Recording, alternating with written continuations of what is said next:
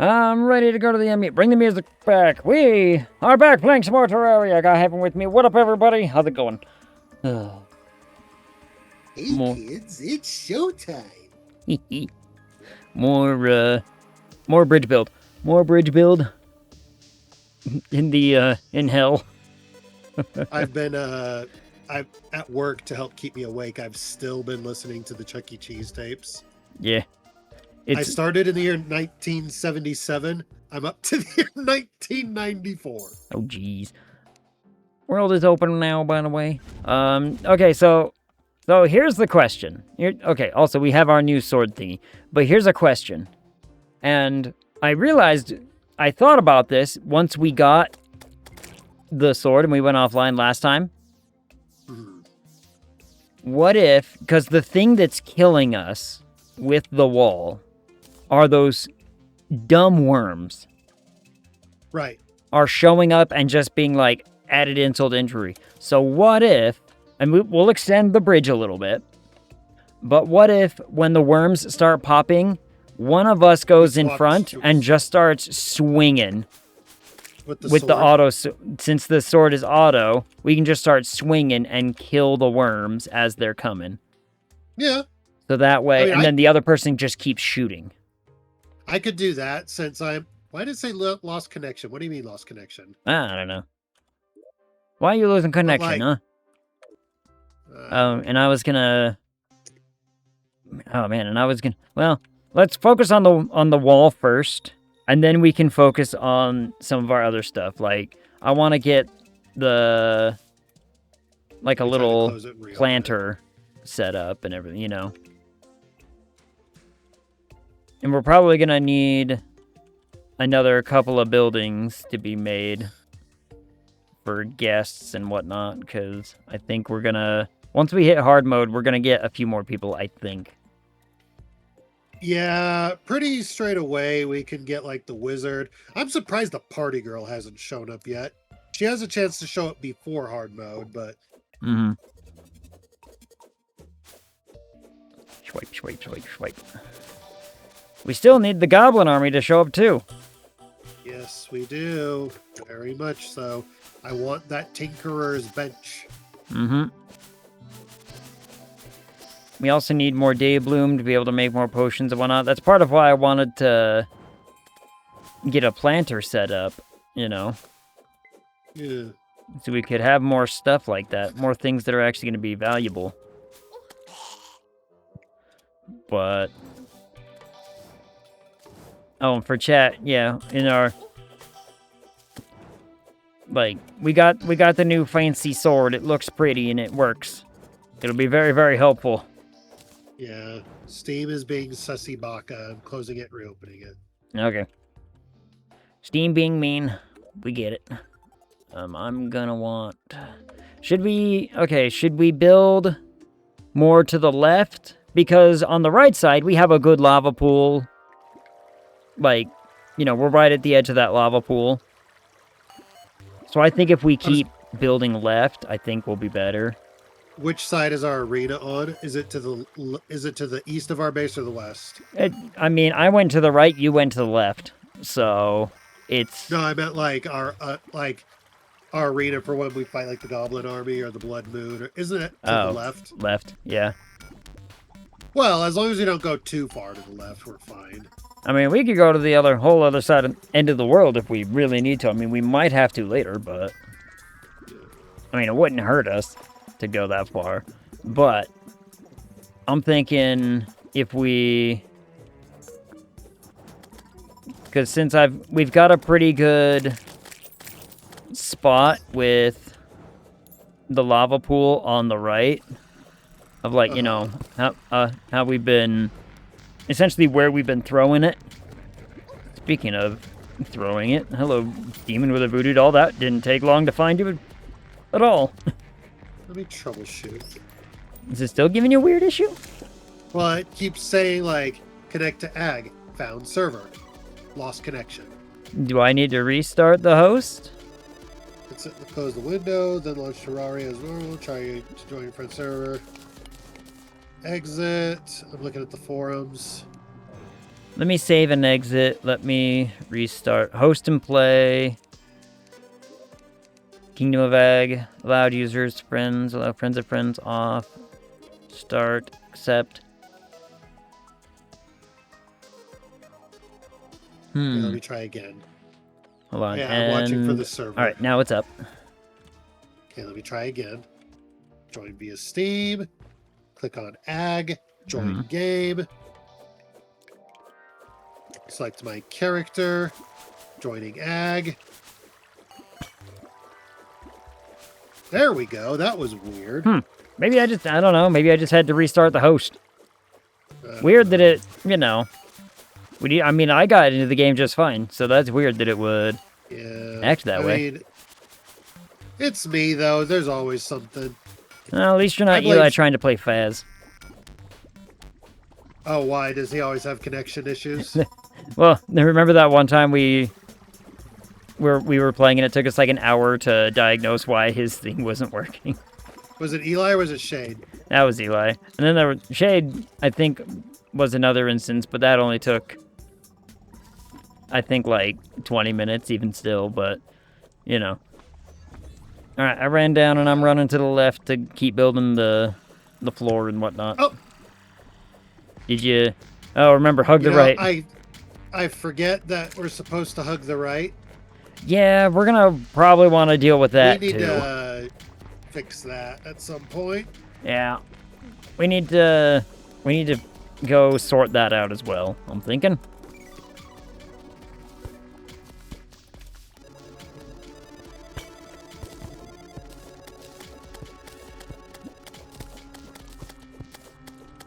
Die, you stupid imp. Alright. Oh. Let me hit the sharpener's tool again. And Skeleton, why are you down here? Skellington? Why is there a skeleton down here? How close are you to the what's name? Dungeon. No, we might be. Yeah. Maybe it's bleeding over. It could be.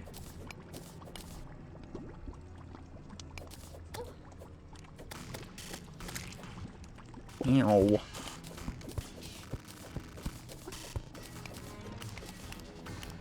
Oh. I think I already told you about this. I can't remember. Did you see that people aren't exactly thrilled with... People aren't too happy with Timothée Chalamet?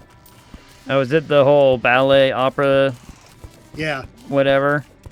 Well, because he said, like... Well, because he was basically saying how he doesn't want his life to be meaningless. Like, he doesn't want it to be something that no one cares about anymore, like the ballet or the opera. That's what he said. And then he said, mad respect to those out there who are in the ballet or the opera. But, and then, of course, everyone comes down on him like, how dare you, And he's like, listen. My mother was in the ballet/opera. My sisters were in the ballet/opera. My grandmother was in the ballet/opera. I know what I'm talking about. Yeah. Well, like, let's be honest. It's the same people getting mad as the same people who get mad that no one's watching the WNBA. It's like, okay, how about you put your money where your mouth is and actually just go watch it? It's like, oh, that's right. You're not gonna. Why? I don't know why. Gooters watch it. But that's kind of like the whole shtick is that people are like upset about things because they're not getting attention. But the reality is like, well, you're not giving it attention. I mean, you can go watch it. Yeah. What's wrong with that? I find that people who try to make the arguments like that of like, oh well, if people just, watched it more, it would be popular. I'm like, it can start with you. Yeah, serious. Like, okay, does that mean you're like for the opera? Okay, you gonna go see Swan Lake? Yeah, like, are you gonna pay to go see the ballet? Are you gonna go tickets are available. Tickets are available. Let's go right now. Yeah, let's get online right now. Buy your ticket. Yeah. Make it happen. Yeah. Because nothing's going to change until you decide, hey, I want to help be part of that. Yeah, exactly. Like, if I said, like, you know what? Oh, balls. Dang bat might get me. Because it keeps pushing me into the lava. You should so. Oh, did you go to the right or? I went to the right. All right, I went to the left.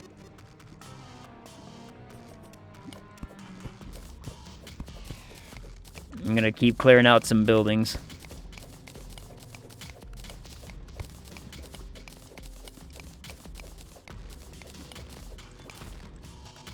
I'm gonna need my, what is it? The lava charm or...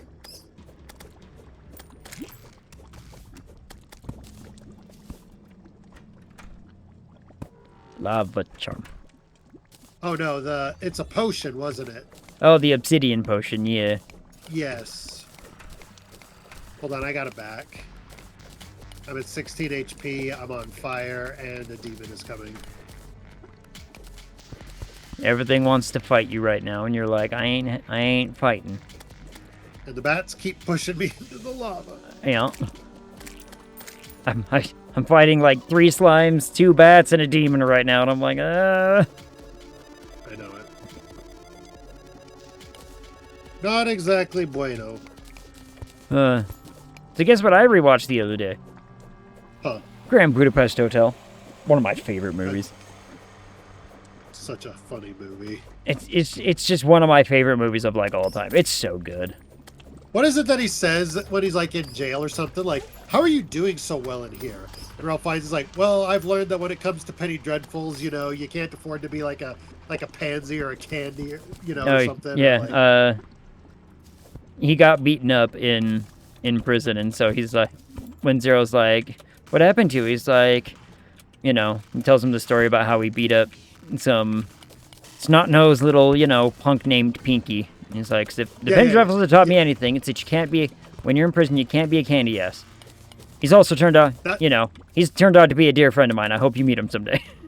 Yeah, that's my 2 favorite parts. I love how he gets so angry at like the bellhop on the train or something, like the bus, the guy who like the bag check guy or something. He gets angry at him at the beginning of the film, and it's like the final scene he gets angry at him again.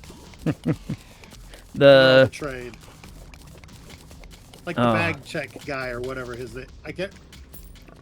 Yeah. It's not the. That was been a while, so I'm trying to remember, but.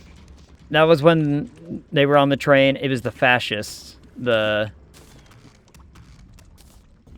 like, because he just goes from being completely mellow to like, yo, shut! He gets so angry. Yeah, it's when, because I mean, granted, it's all a fictional world. Well, yeah. But, or at least I'm pretty certain it's all fictional. I don't know. You know. I've never heard of some of those places, but then again, I'm not from wherever. I mean, Budapest is a real place. Budapest, but yeah, but anyway. But anyway, it's talking about basically it was like countries at war and whatever, and it's just, you know, shifting fascist powers were the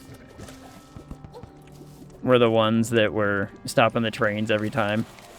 Yeah, that's what it was. And it was the fascist who was coming up to him and he's getting all angry with them. Why are we stopping in a barley field again? Yeah. See, this is what I mean. Wes Anderson has he has a level of humor that, like... It feels so real. And, like, genuine. It does. Well, and again, you see it, like, in The Phoenician Candidate. Like, when, you see it, like, multiple times, where they're just calm and mellow. And then they go from 0 to 100, where like, and they just start yelling, and then like almost immediately, and then they go back to normal. Like, so what do we do? when he goes to meet like all of his Tom Hanks and Bryan Cranston's characters, and I was thinking the one in the nightclub. I can't remember that actor's name, but you know what I'm talking about. Yeah, and when the resistance people show up and are blowing it up, like shooting it up. Yeah. And he gets so mad, he's like, "What? They're destroying my ceiling!" It's like, it's just like, we're here to fund the profit of. I don't care what you're here for. You're ruining my goddamn ceiling. Yeah, it's just like, I know he's more mad about his ceiling. And Richard Aoyama is like, oh. Yeah, he's like, take whatever you want. I don't care. But you know, leave my ceiling alone. yeah, man. you're ruining my place. Yeah. Like he full on is just like, oh, like, yeah, you're robbing my customers. Who gives a shit? You're ruining my spot. Yeah, exactly. But it's just, you know, good conversation. It's the dialogue in his movies are so fantastic. Well, and, like Benedict Cumberbatch's character is just so good. It's just like, oh, you changed your mind that you'll work. He's like, I changed my mind. Oh, you'll work for me? What? No, I'm gonna kill you. And he immediately attacks him. He immediately starts fighting him. He's like, no, I'm gonna kill you. Watch me. No.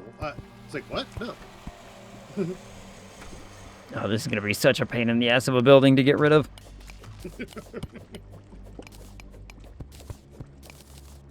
Or like in Moonrise Kingdom when they finally find the kids. Mm-hmm. And like he starts to zip up his tent. Well, it's also the other thing I love about Wes Anderson's films is the pacing is so great. Yes. And the cinematography is... The cinematography alone is why you watch him. It's just so good. Like... Well, it's like with Stanley Kubrick. Like, you could... Like, any scene in the film, you could just pause it, put it up on your wall. Mm-hmm. And it'd be considered art. Yep. And then... Or just... And the way everything... Like, let's look at Wes Anderson again for a quick example. Every scene you watch, there's something going on everywhere. Yes. Like, there's no... Despite the fact that the camera is deliberately drawn to say, look at this, there is always something going on in the background, and there's never a lacking for, like, genuine, normal activity. The space is never wasted. It's not just wasted. It's not just negative space. It's like, no, this is happening for a reason. Yeah. But again, even when it's not happening for a reason, like, it makes the world feel populated.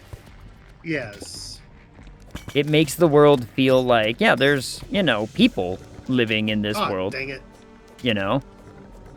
Why? Because this is what people do when they're just walking around or, Right. Like, yeah, there's people in a hotel. They're eating or they're moving and there's waiters bustling around. Like, and the thing I love about Wes Anderson's style of doing it is that it makes it feel natural rather than forced. Like if I watch, a movie and they're in a restaurant and there's a bunch of extras chatting and, whatever, because they're, they're like, well, that's what people do in a restaurant. They sit and they chat, blah, blah, blah, whatever. But right. It's extras. It always feels like extras. I know it doesn't look natural.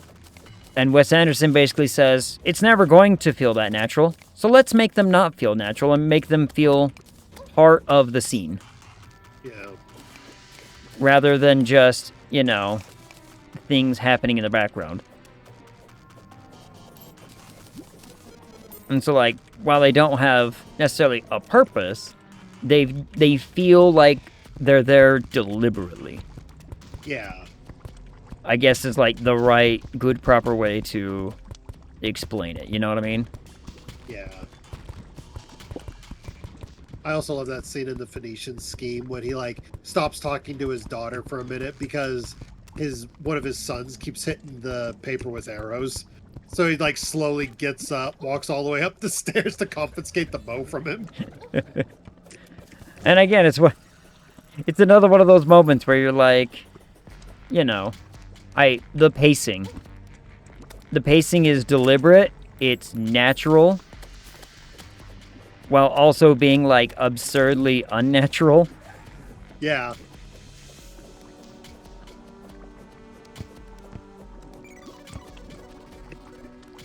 You're like, we're really gonna just stop everything so that way he can walk, up the stairs? Yes. Yeah. And everyone's just going to patiently wait for it to happen. I almost just dashed right into a pool of lava. Oof. Because I was trying to dodge a firebolt from an imp. Alright, I've got a good stretch of just open platform getting built now. So I'd probably have more if the dang demons would leave me alone. Or if my imps would actually attack them, you know. yeah, where are my imps? Did I forgot to resummon them when I restarted the server.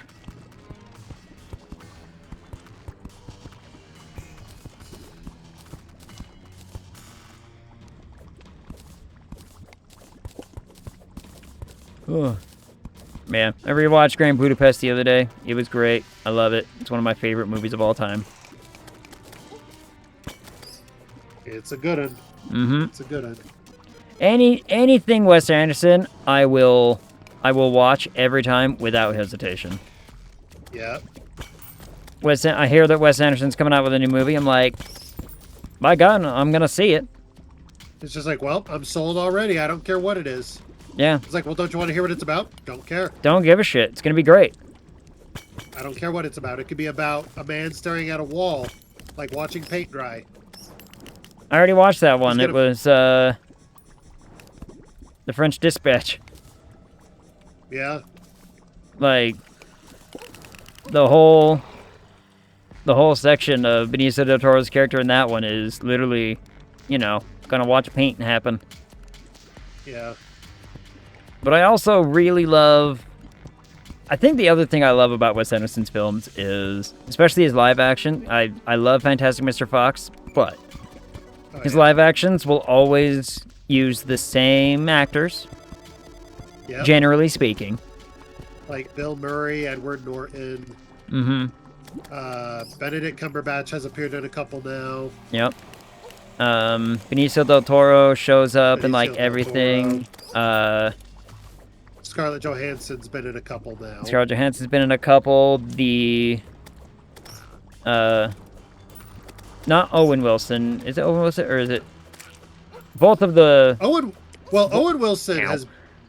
He's Owen been in Wilson's them. been in. He's been like he was in Fantastic Mr. Fox, for instance, but I think both Luke of the. also, yeah. I think both of them have been in his movies, but Adrian Brody and like just all these great actors, and all of them say the same thing: is like if you get the call, such a delight. You show up because it's work, but you feel so enthusiastic to go to work that day, you know? Yeah. It always feels, and I love the fact that they're like, Wes calls me and nobody says no to Wes Anderson because they know they're in for not only a great time, but a great movie. Right, and he's very respectful of their time, too. He uses their time wisely. Yep. Well, so I heard a story when I was watching interviews for the Phoenician Scheme. Michael Cera was like, because it's Michael Cera's first time working with Wes Anderson, and he was like, he has a reputation, and I didn't really know what to expect. Our very first day of shooting, after we were done and after we, were wrapped, he that night, he's like watching from his hotel room, just looking down the window, waving at everybody, and then he shows up and he's like, "Get in the golf cart. We're gonna go drive. We're gonna go get lunch or whatever." And you're like, "This is the director. I'm in a golf cart with. Just it's visceral. It's weird. Directors don't do that." And they're like, "Oh yeah." And then after a day of shooting, he shows up in his golf cart again, and he just takes you to dinner, and you're just like, what am I supposed to do? Say no? Like, you go. Well, yeah. It's just like, hey, buddy, want to go get some dinner? Yeah, it's like, come on, we're going to dinner. And like, him and Bill Murray are all of a sudden already out at the bar getting drinks and everything. You're just like, yeah. I'm going to, like, no one's going to pass up the opportunity to go hang out with these people. Yeah.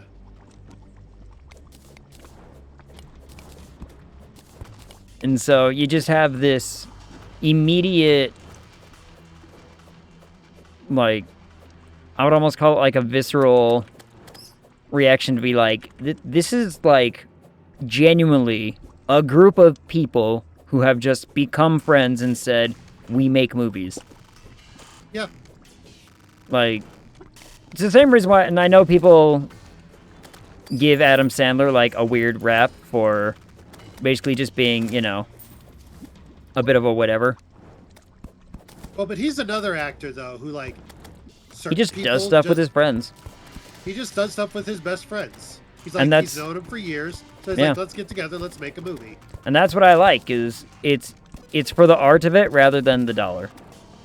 Yeah, that's why like people love Grown Ups, because it's literally him with all his SNL friends saying, "Hey, I want to do a silly movie. You down for it? Yeah, let's do it." Yep.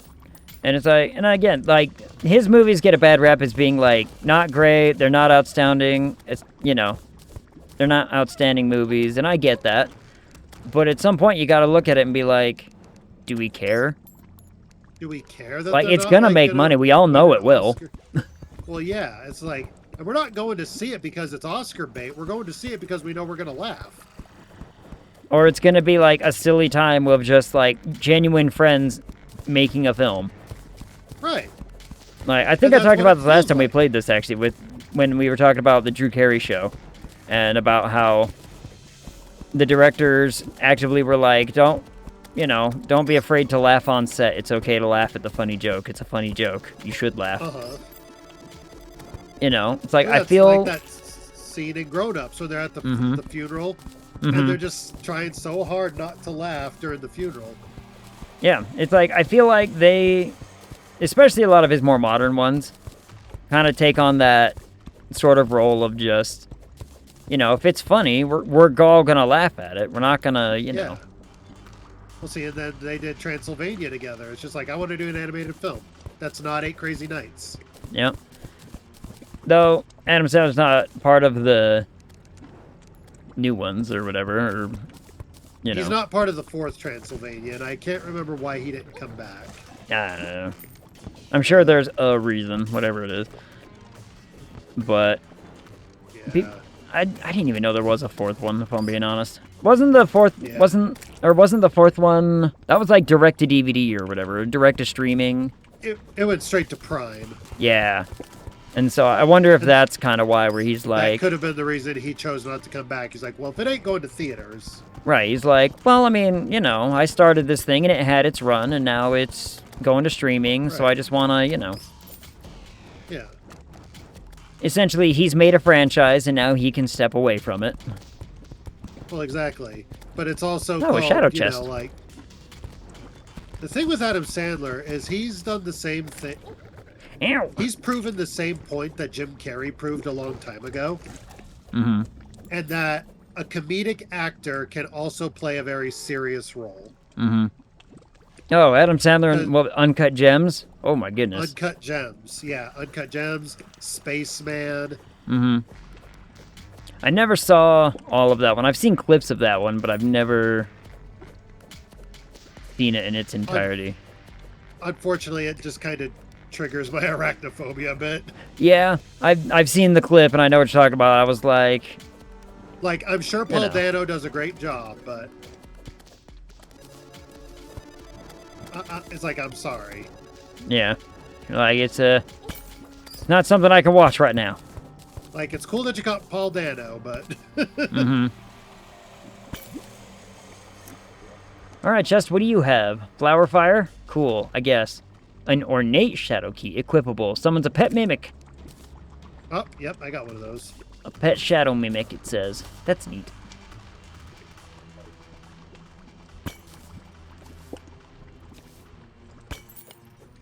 Yeah, I'm getting rid of more building over here on the left side now. Yeah, I'm getting rid of building. Oh yeah, did I talk to you about The Bride? Yeah. Yeah. It sounds like such a bad movie. Well, it gets into certain things that's like, I don't want to go into too much detail, but it goes into certain topics that it's just like, wait, why are we discussing this? This topic, why are we discussing this topic specifically? it was very much a like topic that was all over the news like 15 years ago. Mm-hmm. 15, 20 years ago. And then not anymore, but it's like, no, we're bringing this specific topic back. It's a very specific one. It's coming back. We're going to talk about it, like, I guess. The thing Look, there are things that you can include in movies that are topical to the time in which you are making it. But generally speaking, unless it's going to be one of those things that, like, is capable of surviving for the next 50 years of conversation, don't put it in your movie. Like, no one's gonna care. Well, because there are so many creators anymore who like, well, hold on, but I want to discuss this topic in my film because I think it's important. And even those who advocate for said topic are like, it didn't need to be in the film. Yeah. I think and that's the crux of it, like, every single time is like, okay, you want to talk about this subject, we get that, but why does it need to be in a movie to talk about, you know?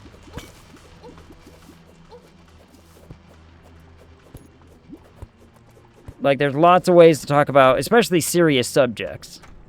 Right. Now, if handled properly, it's one thing, but when it's just like, when you're trying to beat you're like pigeonholing it in, you're like... Hey. It's yeah. like, this is the... Yeah. Which is why I like think... Have you seen that the new Star Trek show is getting canceled already? Oh, which one? Starfleet. Oh, really? Yeah. Everyone's sitting there saying, it's like, despite positive ratings and blah, blah, blah, it's like, it's already getting canceled on Paramount. And I'm like, you want to know why? It's because Paramount is listening to people who actually are telling you, hey, the writing sucks. Knock it off. Yeah. Like, and I've seen clips of it and everything, and I'm like, look, guys, I get what you're trying to do, but this is not why people watch Star Trek. We don't watch Star Trek to watch teenagers grow up to become Star Trek people. We watch Star Trek to see moral complexity handled at an adult level, not a, you know... Not a coming-of-age story. Right. I don't want to watch a coming-of-age story in Star Trek. I want to watch Star Trek with morally complex situations that make me wonder and question, you know... Right. Stuff. From a perspective that says, we're going to handle this in a mature and realistic way. Like... And people are, like, getting mad, sitting there saying that it's, well, all the critics are getting mad because of, like, you know, the gay characters and the blah, blah, blah. And I'm like, but here's the problem. And so, and then they all sit there and try to equate it to be like, well, in the very first Star Trek, it was very progressive in how it did this stuff and with the whole, like, you know, first interracial kiss on television, blah, blah. And I'm like, but the problem that you're not seeing is that it was handled by adults. It was adults handling that problem, not kids who clearly are just acting rebellious because rebellion. Yeah. Like, it doesn't carry the same weight. I'm just saying. I'm just telling you, you know? Right. Like, well, there's a reason, for instance, like in Star Trek Next Generation, there's... Bless you. Oh, goodness. There's a reason people loved the character Q so much. Because he was all about moral dilemmas. Like, Picard would say, we're going to do it this way. And Q would say, are you sure? Yeah. It's like, because we're going to question things. But and you have to... We want... But the crux of it is that we got solutions for those problems with rational, logical thought. Not, you know, not we're going to do it like this because we feel like it today. Well, right. Like, every time Q tested Picard, it would ultimately end with Q saying, "Okay, do you get it? Do you understand what what I've been like nudge nudge wink winking at?" Yeah. It's not like it's problems that actually have, you know, consequence and basis in reality. Yeah. Of like, you know, what would a person do in this scenario? Yeah. Like, that's why I love Q's character, because he's not a villain. No. I mean, they think he's a villain, and he's like, if you think I'm a villain, then you're missing the point, you know? Yeah. It's the whole reason why, like, I love genuinely gray characters. And I say genuinely gray characters to highlight the fact that people keep making morally gray characters and calling them that. When the reality is like, you're just making an annoying douchebag. Well, like, there's a scene where Picard literally goes to Q and says, "I have had enough of your mind games," and Q says, "And I have had enough of your ignorance." Mm-hmm. But it's like, how do I phrase? I see this a lot in Dungeons and Dragons, especially. People will play the chaotic good, chaotic neutral, like, mayhem gremlin, who's like, oh, I'm just doing it because it's part of my character. And I'm like, shut up. You are actively just being annoying. Yeah, where they try to be like the gritty, like, I have a really dark past. No one understands what I've been through. Oh, that's just a rogue. That's every rogue. I'm talking, like, more alignment-based kind of ideal of the characters who sit there and say, well, yeah, I did this because it's part of my character. Like, they do annoying shit and sit there and say, my character would do this. This is part of my character thing, like, you know. I am justified in this action because it is what it's a character trait, not a, not a me problem. And the reality is, like, it's just a you problem. You need to slow your roll. Like, yeah. I talked about, there was,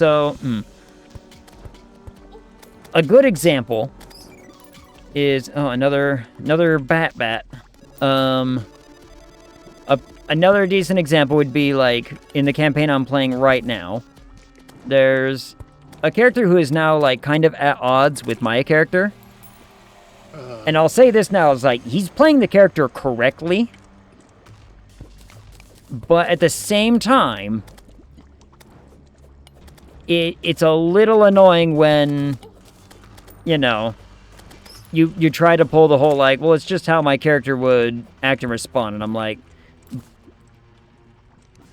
and I have to sit there and look at it and be like, my character has had to make so many compromises for you people, and, as soon as I do, like, one thing to try and, defend myself against another player, suddenly I'm the bad guy. Yeah.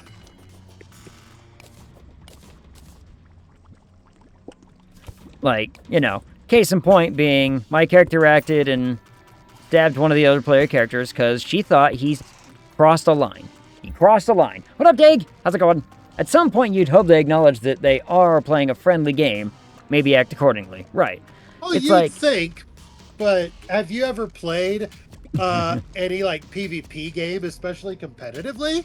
Everyone's maturity goes out the window. Yeah. The window doesn't even exist anymore at that point. Hey, I finally found a building. Remember how there's, like, alternate hellstone blocks? Oh, yeah. I finally found one. Oh, jeez. Ah, dang that. Yeah, no, like, just the other night, I was watching somebody play Marvel Rivals, and, they were saying, like, we have we have an adult person, a full-grown adult. They have a job. They have responsibilities. Like, not even, like, technically, like, just full-blown acting like a 12-year-old. Mm-hmm. Because they aren't getting their way.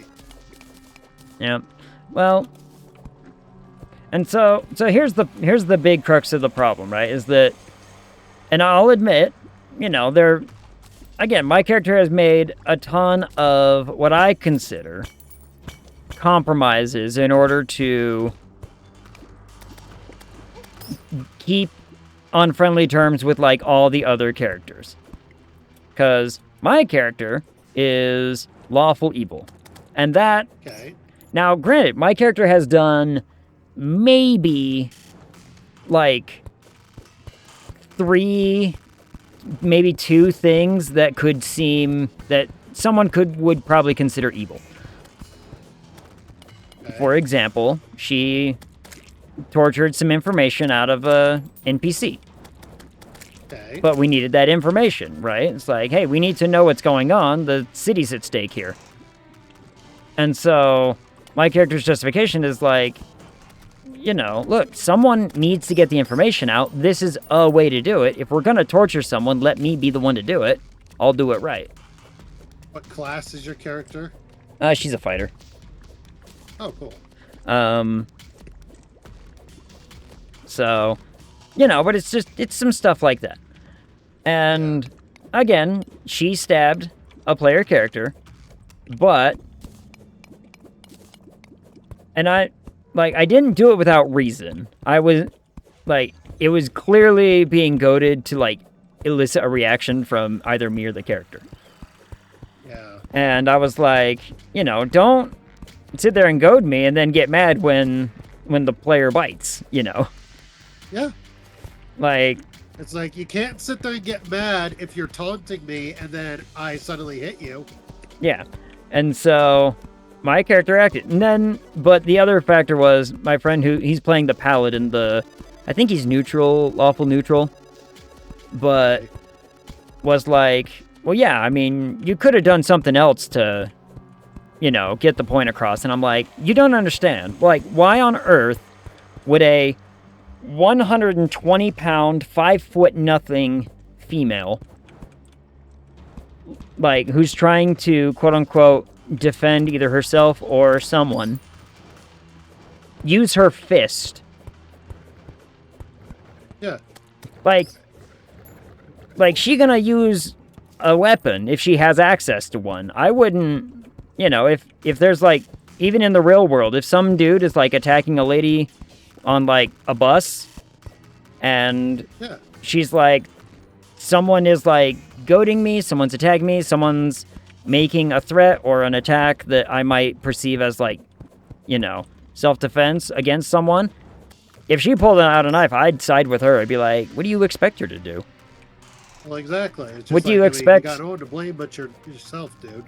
Yeah, it's like, you know, what do you expect this person to do? But anyway, the paladin is sitting there telling me, like, you know, whoever's the aggressor, that's who, you know, my character's gonna go against. And I'm like, and he's getting mad at me for, like, justifying my reason for self. It's like, but it wasn't self-defense. I'm like, as a player, we know that, but as a character, you know, what do you want me to do? I have to play this scenario out because you guys are putting me in there. Well, plus, the paladin is when the paladin says you could have done it another way, the paladin is saying that's not the way I would have done it. Right. I would have done it like this. But, you know, what? I'm gonna... Yeah, the paladin with a 18 strength and, you know, a 24 AC. Yeah, you have options. Yeah. I'm playing a, yeah. you know, a female fighter with a strength of 8. You want me to... And she was in a argument with the other fighter in our class who has a strength of 18. I'm like, you want a strength of 8, a -1 to fight or to, like, you know, punch as a means of self-defense? No. Like, no one's doing that. Yeah. So I was just like, you know, you're rationalizing as a player, not as a character. Yeah. Because the player knows, and again, like, it's not like I attacked the other player with the intent of ever, like, actually, like, if they want to play the, you know, the player knows kind of situation, it's another one of those, like, then you as the player know that I'm not actively trying to hurt the other character. I'm trying to just, you know, my character's Right. probably just doing this to send a warning. Right. Or me as the player is sending the warning and being like, even the character is not going to stab to kill. No. No. If So they were it's- chaotic evil, maybe. Oh, dang but- it. Right. Oh, I dropped 33 gold? Holy crap. Again, Oh, yeah, it's balls. like, it's stuff like that, where I'm like, I love genuinely morally gray characters, not chaos gremlins. Yeah. Well, like Geralt is in the books anyway. Yeah. Is a good example of like someone who is just pure on, just no, I am moral. Like I am a gray character. Mm-hmm. Even his argument Right. with Siri about like being neutral and stuff, and she's like, you can't be neutral, and he's like, actually you can, and here's why. You can. It's difficult to do. But you Right. can do Like it. the whole chapter about how she was getting mad at him because he wouldn't intervene in this war that was going on. Yeah. And he chose to stay neutral, and she's like, how can you be neutral? Mm-hmm. And the chapter basically explains, well, here's how.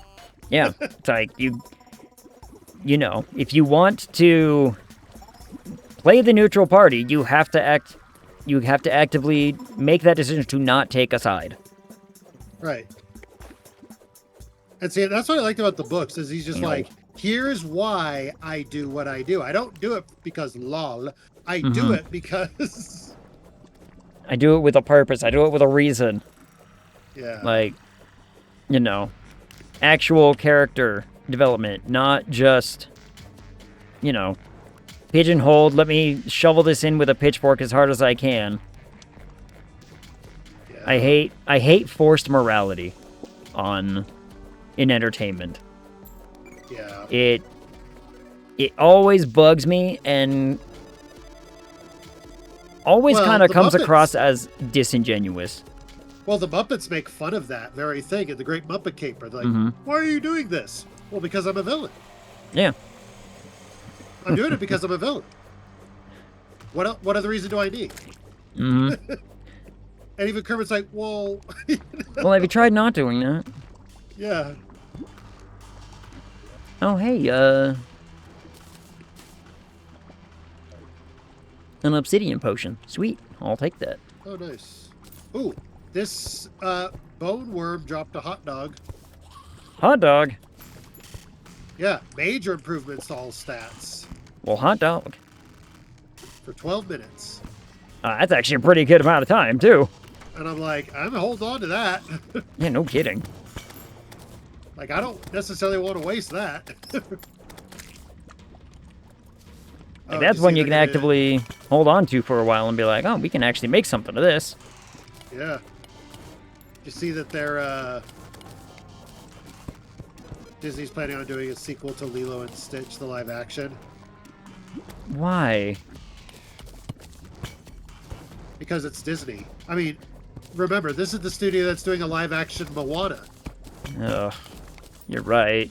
I'm like, I'm disappointed that you're right, but you're right. Well, and I mean, because I saw the latest live action trailer of Moana. I'm Mhm. like, so if you've seen, I saw the trailer. I'm like, so if you've seen the animated movie, you've seen this film already. Got it. Yeah. This entire push to do live action Disney films, I swear it's just a frivolous, like, shilling attempt to basically capture the same audience that they've had for X amount of years already. Well, yeah. It's not an And attempt here's to the- actually gain a new audience. No, and here's the thing. I'm like, okay, look, I don't necessarily like that they're doing the live action remakes, Mhm. but if you're going to do live action remakes, frickin' do ones that need it. Yeah. Like, for instance, The Black Cauldron. Now, Black Cauldron's great. That was a weird one, but it was good. The sort. Well, no, I mean, like, that, if you want to do a live action, do that one. Because, like, no one, I mean, people remember it, but no one remembers it. You know what I'm saying? Yeah. It's like they do and they don't. Like, that's the meme where it shows Odette from the Swan Princess, and she says, I am not Disney. It shows Anastasia. She says, I used to not be Disney. Yeah. You know? Mm-hmm. And then it shows, and I feel bad because I've forgotten her name, but the princess from Black Cauldron, she's like, I am Disney, yet no one remembers me. Yeah, y'all don't give a shit. What was... I mean, but here's the thing. Like, all of the Disney remakes, again, they're literally just... They're not actively trying to get a new audience. They're trying to get the same audience that grew up with these animated versions to re-watch them. Yeah. Like, well, it used to be the case that parents took their kids to see the new Disney movie because, you know, well, our kids want to see the new Disney movie. Right. And now it feels like Disney's saying, okay, how do we get those same kids back in the theater? Yeah. Which I'm like, why would you want to? Why do you need to get, you know... Well, exactly. Well, and the other thing that I don't like is when the live-action remake is, like I say, shot by shot, word for word, the same as the animated. Mm-hmm. That's how it was with The Little Mermaid, for instance, that they did a live-action remake of. It's literally the same film. They've changed. There's only a very few small differences they make. Yeah. Like, they go out of their way to say, by the way, this is being set in the Caribbean. Yeah. You're like, shocker. We know that. Yeah, it's just like, okay, well, I mean, Sebastian has a Jamaican accent, so... I mean, even as a kid, I'm like, oh, okay, well, that's not a surprise to me. But people in the interviews are saying, well, no, because the cartoon took place in the Mediterranean Sea, because Ariel had red hair. And I'm like, who the frick cares? Like, why are you guys making a big deal of it? We don't, like, ugh. You know, and then... Like, you understand that the ocean is a very big place, right? Like, that ship that Eric's traveling on, it goes a long way. Yeah. Oh, dang, I might die. Like, it can go places. Yeah. I know it. But they're like, well, I know, but... We have to justify racial stereotypes by relocating things. And I'm like, dude. Well, and like Aladdin, the one with Will Smith. Mm-hmm.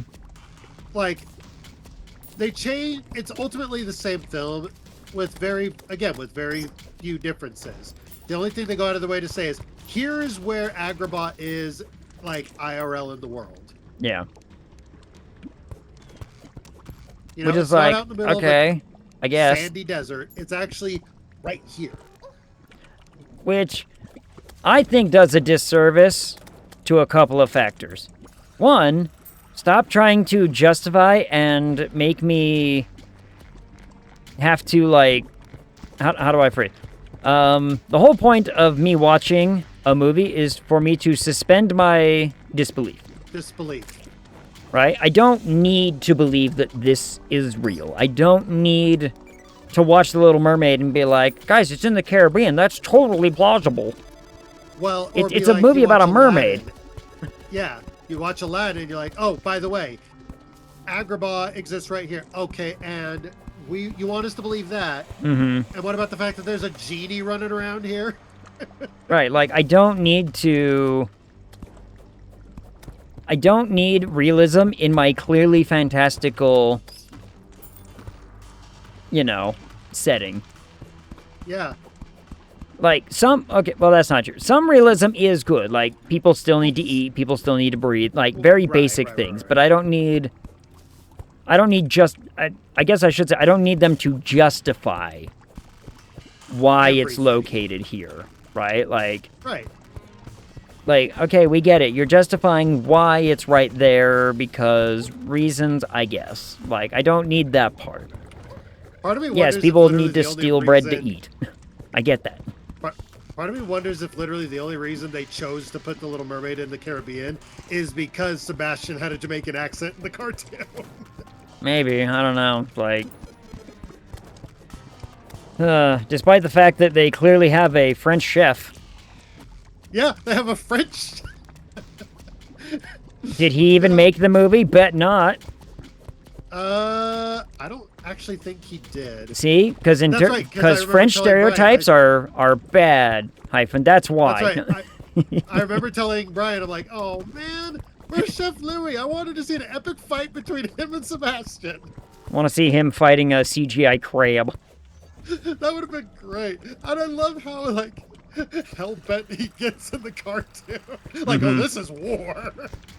Again, Hyphen, it's because stereotypes are bad and we're not allowed to show those. So, we can't show French people being French. That's rude. No, but oh my goodness. A French chef taking his art seriously? God forbid. You want to know who the most annoying character was in the live-action Little Mermaid remake? Was Scuttle. Yeah, I was gonna, the seagull, I bet. It's like... Well, because Aquafina, plays Scuttle in this one, and they have her rap. Oh. Ugh. And her song is the cringiest thing. There's nothing wrong with Aquafina, but the rap they do, because her name is Scuttle. I mean... So she does a rap called the Scuttlebutt. I mean, all you had to say was the seagull raps, and I was immediately like, okay, that is pretty cringe to think about. Well, apparently, the evil queen in Snow White, does a rap or kind of does a hip hop dance or something. Ugh. Gal Gadot. I never saw Snow White. I didn't want to see Snow White. I have no desire. I think the only live action... have I seen any, actually, of the live action Disney remakes in its entirety? I don't think I have. Lion King, if you've seen the animated, you've seen the... Well, and this is another thing that we were getting upset about. Mm-hmm. It's not even a live action remake. It's just an animated remake. Because Yeah. those aren't real lions. Yeah. That's not a real pig. It's not a real meerkat. It's like you made them look like the actual animal. But you know what? But that's not live action. Cartoon. Yeah. So did the cartoon. They make even in a cartoon, you're like, oh well, that's a meerkat.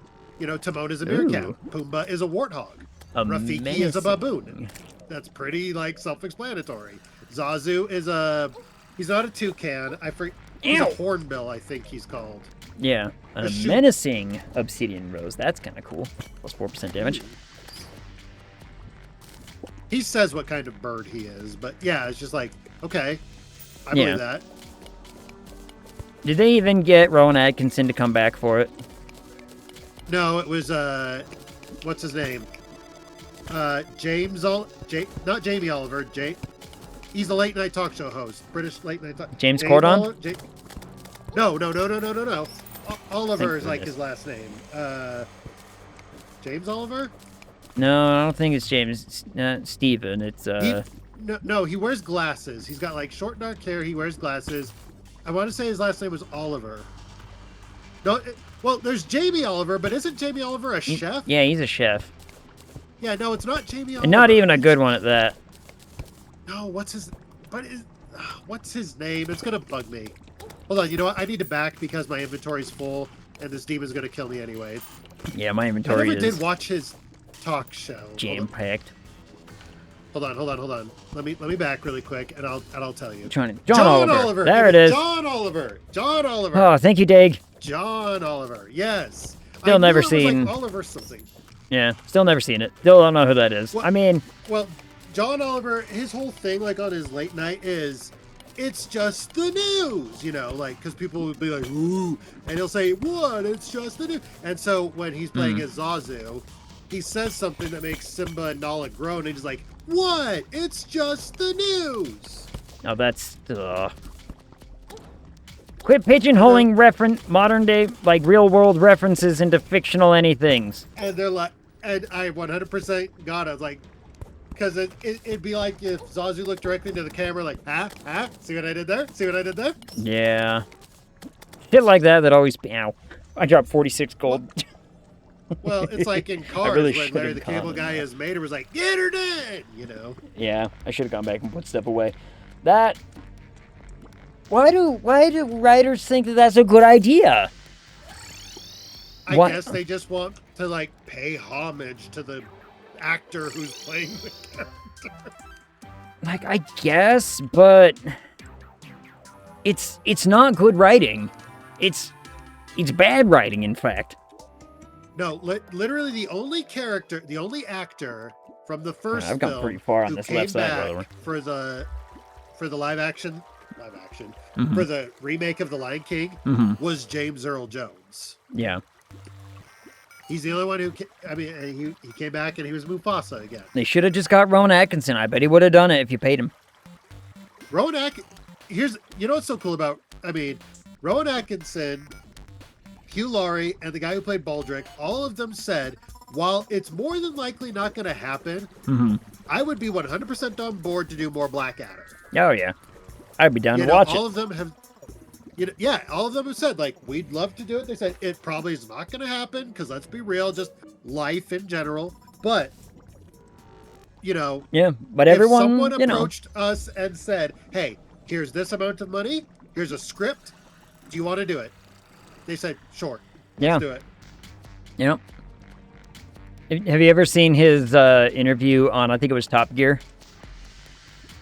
Rowan Atkinson's? Yeah, because he's a huge car man. He loves cars. But he was on there and they were asking him questions about his career and everything. And he said, one of the things that I've always found exceptionally funny about the real world is if you just say something in a particular way, it suddenly becomes funny, despite the fact that you've not made a joke at all. Yeah. You'd have to watch it because I can't replicate it, but he just basically says, like, take the name Bob, for example. And he just says it in a very particular way. It's like, Bob. It's like, it suddenly becomes funny. Yeah. How's it going there, Bob? You're like, well, it's like, why am I laughing at this? And I'm like, he's right. Yeah. I'm like, he's right. I don't know why I'm laughing. Yeah. Well, did you ever see Man vs. Bee? Just the way he says it just makes me laugh because, like, he's in court because he's ruined this rich person's house. And the whole point, like, he's ruined this rich person's house and he's in court and it's just like, Mr. So-and-so, do you have it? What do you have to say for yourself? And he's just like, well, first of all, I'm very sorry, but you see, there was this bee. And the way he says it. Again, you see, it's like you can say a name. If you say it in the right way, it suddenly becomes funny. And there's no logical reason why your brain should say, this is hilarious. Why is this funny? Yeah. But it is. Well, and that's just the reality of it. Did you ever catch that, by the way, how the people who did Shrek actually love Blackadder? That wouldn't surprise me. The amount of influence that, that show has spawned. Well, because all the Shrek movies are titled the same as the Blackadder seasons. Because it went Blackadder, Blackadder 2, Blackadder the Third, Blackadder Goes Forth, Shrek. Did you happen to put 2, some... Shrek the Third. Did you happen to put some voodoo dolls away in a chest somewhere? No. I have 11 on me. Okay. They may have gone in my piggy bank then. Okay. That's fine. But I had one, and I had a bunch of them, and then they went away, and I don't know where they went. So I'm assuming they're probably in my piggy bank, because I put all of my summon items in my piggy bank. And then we watched the Lion King, Mufasa the Lion King, which is like how Mufasa became the Lion King. Mm-hmm. It is... Michael, I have zero interest in needing to see that. Like, there's no reason to see... all the movie does is prove just how shallow of a character Scar is. Mm-hmm. Because, like, in the movie, he's like, well, his name didn't used to be Scar. His name used to be Taka, And we're not actually brothers. More like, I lost my family, and his family took me in, and we became like brothers. And then, basically, we grow up to be on our own, and we've got our backs. We have each other's back and everything and stuff like that. He saved my life. Oh, that's the other thing they did. Oh my gosh, it was so. This sounds like cliche. probably one of the most redundant movies I've ever heard of. Well, okay, you haven't even heard the best part. There's two things that make you just groan audibly. It made me do it.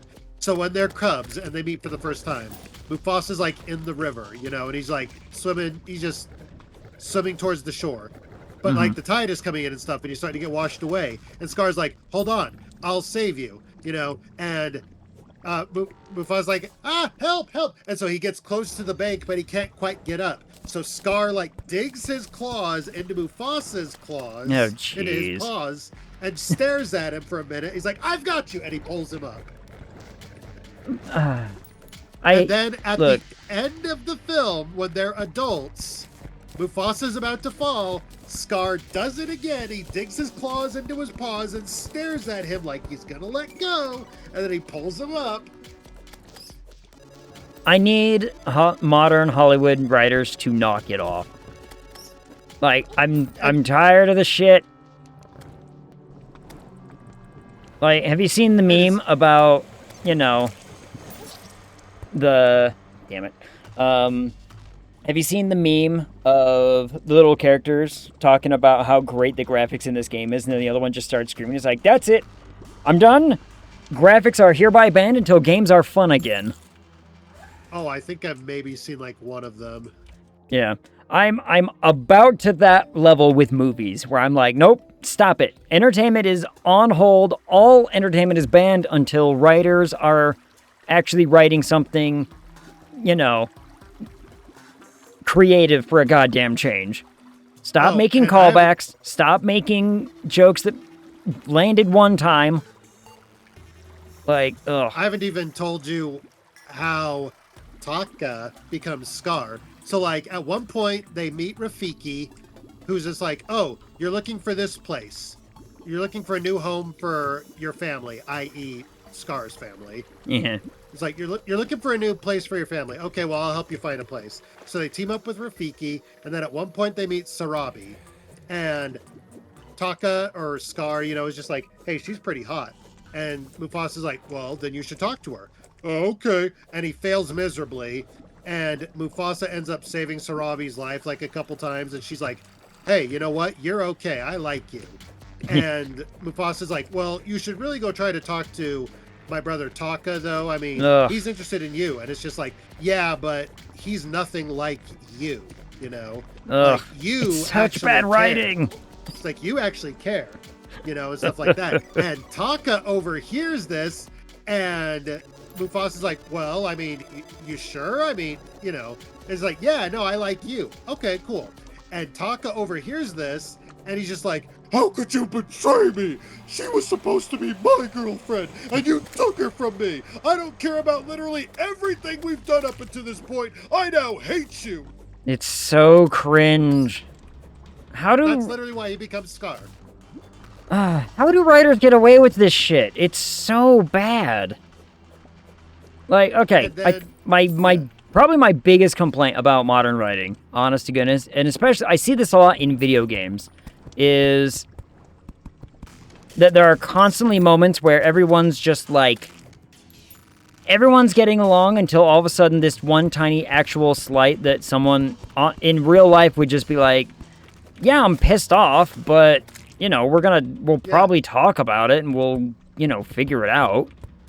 Yeah. But it's suddenly like life-changing, blah, blah, blah, and it's like, they used, I watched a lecture on it recently. They used, like, Dragon Age the Veilguard as a example of all these characters who are just, like, there's no conflict. There's no actual conflict. Like, there's a moment in the game where, a world-ending event is happening to one of these towns. Well, turns out you have two companions who are from either of those two towns. And if whichever one you choose is basically just going to get razed to the ground, and then the other one's going to be destroyed. Or one's going to be saved, one's going to be destroyed, right? Mm-hmm. And there should be, I would think, there should be some sort of ramification for the character whose town just got obliterated. You'd think. Yeah, you think.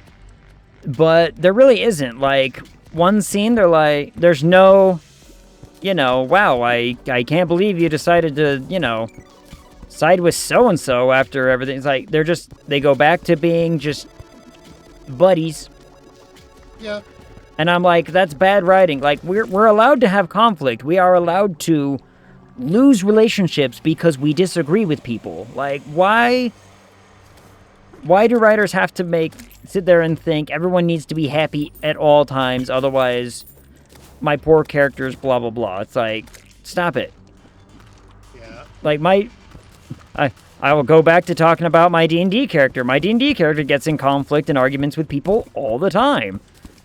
But it's like, okay, look, we're working towards the same goal.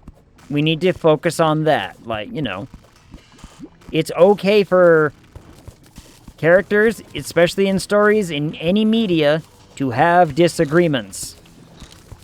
It builds character. Yeah, it's what it actual friends do. Yeah, serious. Like, like if characters never disagree with. Here's a perfect example. So Mickey and Minnie, they're seen as like the perfect couple because they never find fault with each other. BS, there's been many times when, it's always usually Minnie, but she'll get mad at him because of something he did. Yeah. I'm angry with you even if I know you had to do the thing you did. Yep. It's like... But the thing of it is, it's such... Again, it speaks to bad writing when you can't have characters be upset about something with each other. Like, I've heard... Me and my friends have gotten into more arguments about where we're going to eat than people in, like, Dragon Age of Elgard. It's like... Like, what do you mean we're like... You think that we just agree on absolutely everything? Be like... bitch, I'm not in the mood for curry today. Like, you know. Well, you also want to be careful, though, that you don't do, like, where all they do is argue. Right. Like, that was, like, in Pokemon, Ash and Misty literally butted heads 24/7. And everyone's like, they love each other. They do it because they love each other. It's just like, my dude...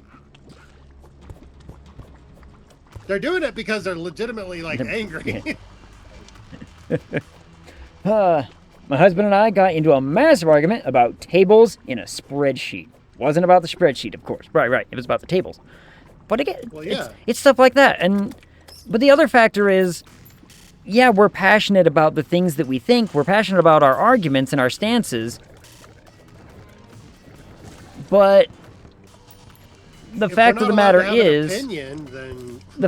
is, like, I might get in an argument with, like, my brother about something, and I might not talk to him for a day. And then I'll see him again in the kitchen one night, and I'll just be like, hey, what's up?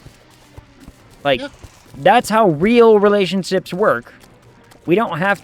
But if all of a sudden, like, a friend of mine said, hey, so it turns out your hometown with, like, all your friends and family inside of it, there was a nuclear warhead inside of it, and I chose to save this town instead.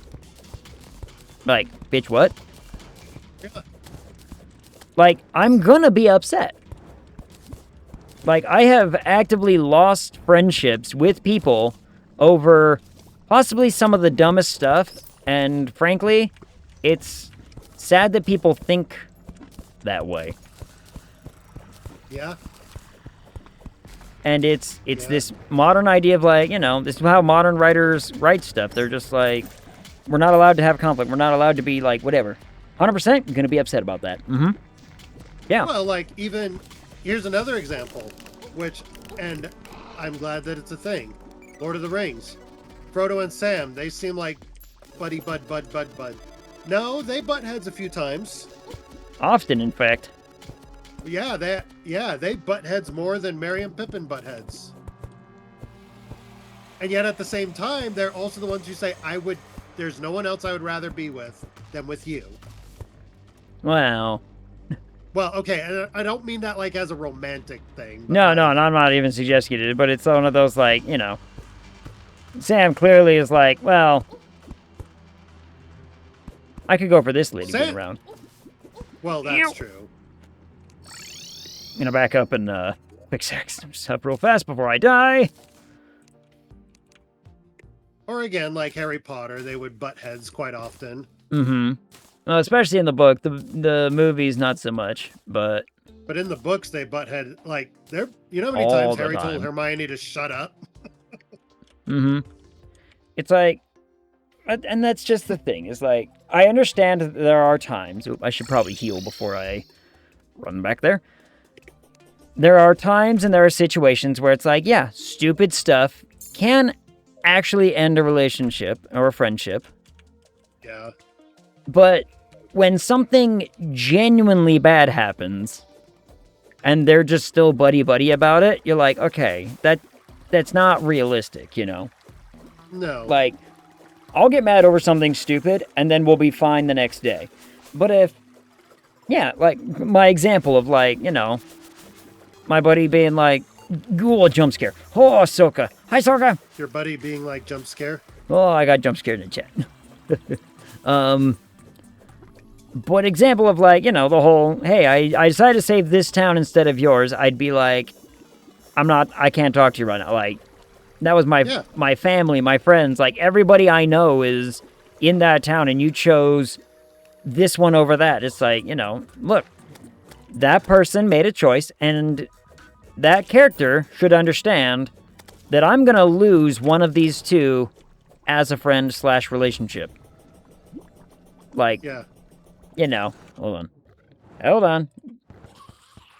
Here, I'm gonna back really I had to quick, break that. 'cause I had to get rid of I had to kill the bot. Inventory is full and I need to check something really quick. Yeah. So it's, you know, stuff like that where I'm like, Here, I'll be right back. real world, I would not talk to that person probably ever again.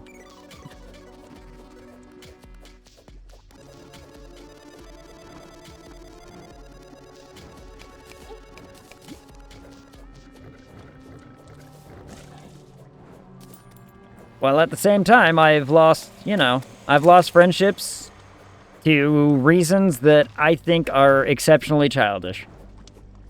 But what are you gonna do? Whew. Dash across the slime.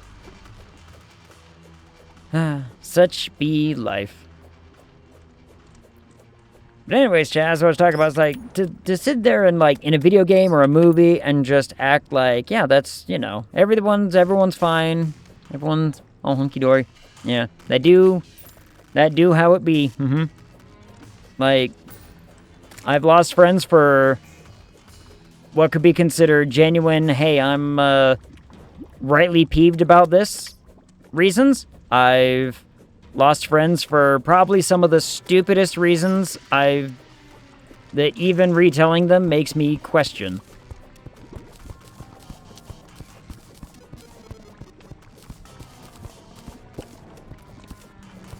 But, you know, what are you gonna do? What are you gonna do? Or like in Stardew Valley, where everyone's monogamous, they're just like, oh no, you cheated on me, I'm so sad. Anyway, moving on with our lives, yep. Oh. Speaking of, I think I've talked about it, but there's a mod came out where I can actually finally date the perfect woman in that game. A mod came out. Someone released a mod where you can date Jody, but they do it in a very, I would say, a pretty respectful way, where they actually go into her story a little bit and say, look, you're not actually, like, you're not playing the game as a homewrecker, basically, right? You're playing the game as someone who, oh boy, you're playing, the mod goes into how Jody actually, like, divorces the husband that she's with and everything, and they settle stuff. There's, like, a whole story involved and going on, and I was like, okay, that's a very good way to, you know, do this, I think. But she is the best lady.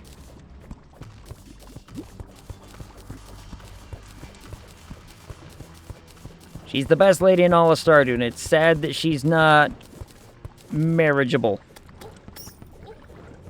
Oh. Huh. Okay. But you can date a dragon in Fields of Mistra. Ooh. Really? I have a D&D character who's been flirting with a dragon. Kind of. I don't think the dragon sees it that way.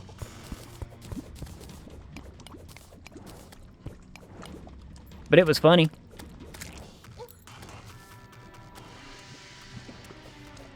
Not in the one that I'm playing with my fighter lady. Different one. But even still, it's still funny to me. Oh my goodness, can you things stop? Ow!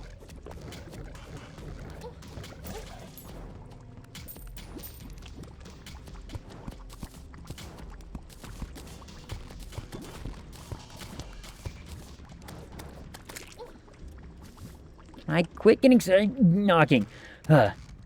Yes, you can. And it's great. What kind of dragon is it? What sort of dragon are we talking about? Can these slimes knock it off? Ugh. I'm running into so many slimes all of a sudden. So many slimes and nothing to dissipate any of it.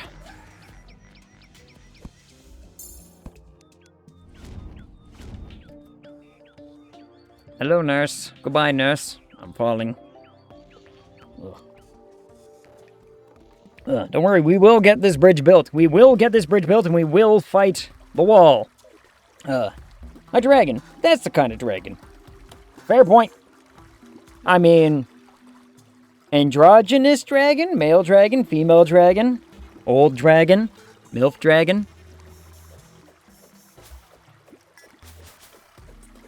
You know, silver fox dragon? What are we talking? Just dragon? Just dragon. What was it? I think it was Rick and Morty where they had a whole episode about dragons, and they're apparently, like, way overly sexual about everything. You're like, huh. Didn't realize dragons were, that sexy all the time.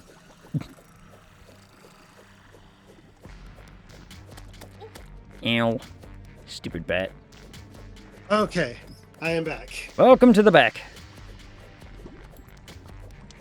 So what's this I hear about you can date a dragon in Fields of Mistria? Yeah. Apparently you can, date a dragon in Fields of Mistria. Are they like a humanoid dragon, or are they full-on, like a full-blown dragon? Soka says, a dragon. That kind of dragon. Okay.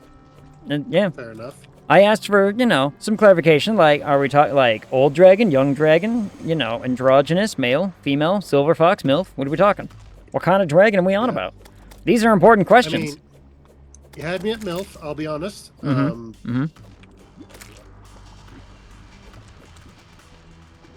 Another obsidian rose. My god, I'm dropping so many obsidian flowers. I'm gonna get through this next patch here, and then I'll probably come check on what you're doing, and maybe we'll prep up and, Listen, see what we can do. If said dragon says "ara ara," that's gonna do things. Ow, ow. Die things. Why all these things? Dragon. I ain't gonna spoil it. Fine. Yeah, fair. I guess I just have to find out. I guess you just have to play the game and find out. Yep. But it does mean that you have to romance said dragon. Yep. Who knows if I'm ever gonna be able to do that properly. Well, Donkey did it. Yeah, but have you seen how charming he is? Yeah. Like, let's be honest. Donkey got game. But who's more charming, Donkey or Puss in Boots? I'm gonna go with Donkey, actually, because Donkey is real life charming, not just, listen to my accent charming. No offense to Puss in Boots, but let's be honest. that's where, you know, what some people call it charm. The reality is it's like, it's just an accent and, you know, you're fetishizing an accent. Yeah. I'm not saying that an accent can't be sexy. I'm just saying that, you know, people who mistake accent for charm or whatever, it's not the same. You know, I'm in pain. Yeah. Well, and again, speaking of like movies and stuff, how many times have people been like, "Oh, I love a man with that kind of accent," you know? And so the person with said accent's like, "Oh, you're easy. Okay, all I have to do is talk." Yeah. I'm like, damn, all right. Didn't think it was gonna be, you know, that simple, but okay, here we go. It's just like literally all I have to do is just speak. That's all it takes, and that's why I say it. That's why I say donkey, because I'm like, he's got more genuine, hey, you know, let's talk, as opposed to just, you know, listen, you know, whatever. You get my point. Yeah, I get what you're saying. Yeah. Hell, I'm even gonna say, I don't even think Shrek has any game. Shrek has no game. Well, no, I mean, he didn't try to win Fiona. He's just like, hey, I like you. He's just a dude. He's just some guy. Mm-hmm. Literally, the only reason he and Fiona got together was because he accepted her for who she was. Ew, lava.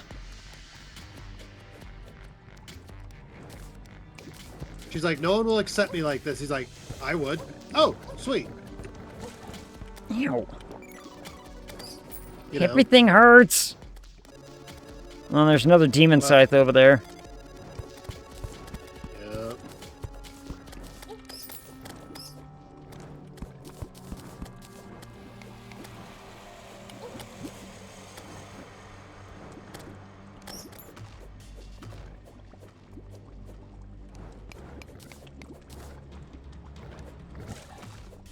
Yeah, I'm gonna get over this last stretch here, and then I'll come see how your progress is going, because... Did you tell me you had seen Puss in Boots' Last Wish? No, I haven't seen it. I think you should, because earlier we were talking about, like, you hate, like, forced morality on characters. Mm-hmm. Jack Horner is the example of a character who's like, I am a scumbag, I know I'm a scumbag, and I couldn't care less. I'm gonna keep being a scumbag, and I'm gonna, you know, like... Well, like, a character literally calls him out saying, you are an irredeemable monster. He's like, oh, what was your first clue? Yeah. That's a sign of a good, bad character.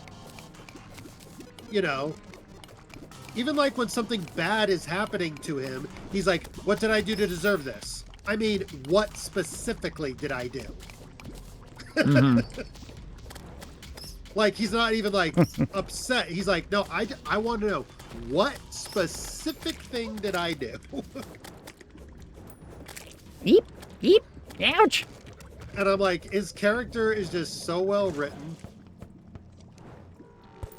Because he's like, his character is, I am evil because I am. Like, Because evil. It's, what is it? Like the Big Bang Theory taught me this. It's Munchausen's trilemma. I am evil because I am evil. Yeah. It's like, it's nice when we can acknowledge a character being what they are. I'll also make the argument, though. I don't think...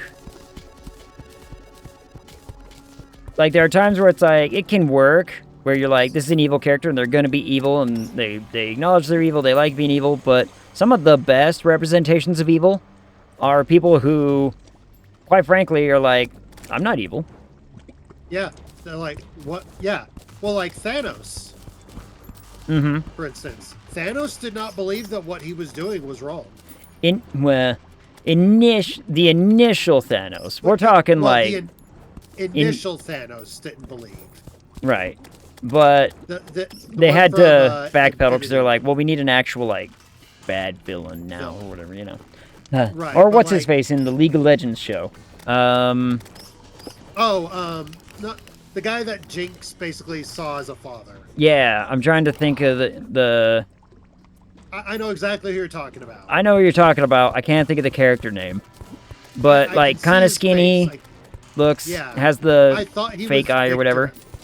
I thought he was Victor at first, and then I thought he was Jin, but he's neither. But I know exactly who you're talking about. Yeah, I was thinking a different guy, but they're both great examples. Other guy. Wait, are you talking about from season 2? Because I haven't seen season 2. I haven't seen all of season 1, if I'm being honest. I've been told I should. I've heard it's a great show. There's but... a scene in season 1. I won't spoil it, but there's a scene. It's a fight between Echo and Jinx. Mhm. Boy, howdy. I'm not going to say anything, but like. So, speaking of Arcane and recent entertainment news, apparently one of the guys from the studio who did Arcane, one of the art directors, I think, or whatever, somebody important. Somebody who like, oh, this is like, you know, one of the people behind Arcane kind of thing. Apparently is now going to be working on animated Wheel of Time adaptations. Really? Yep. They're in talks of doing like games, animated shows, and I'm like, honestly, guys, they should have just. Amazon tried, and I blame the showrunner and his bad writing. Again, it's bad writing in Hollywood. For why Wheel of Time live action didn't work, because the reality is like had they just stuck to the book, everyone would have been like, this is fantastic. I mean, why do you think people love season 1 of Game of Thrones? Because it's stuck to the book. It's literally just the book, practically verbatim. Like, I mean, there's a few exceptions to that, but generally speaking, I can go read the book and say, yep, that's Game of Thrones season 1 right there. Or I can watch season after reading the books. I have read the books, some of them. I've read 1, 2, and 3. I stopped after 3.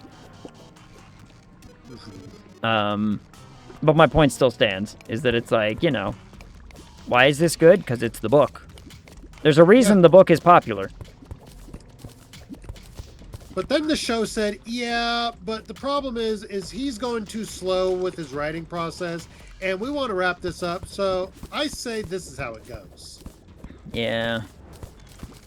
And I mean, some of it, George R. R. Martin has actively said, like, yeah, some of it is what I have in mind for the book, and he's not saying which parts, but people are really hopeful that they're like, please tell me it's not this one, not this bit and this bit, or whatever, Please you tell know? me it's not this, yeah.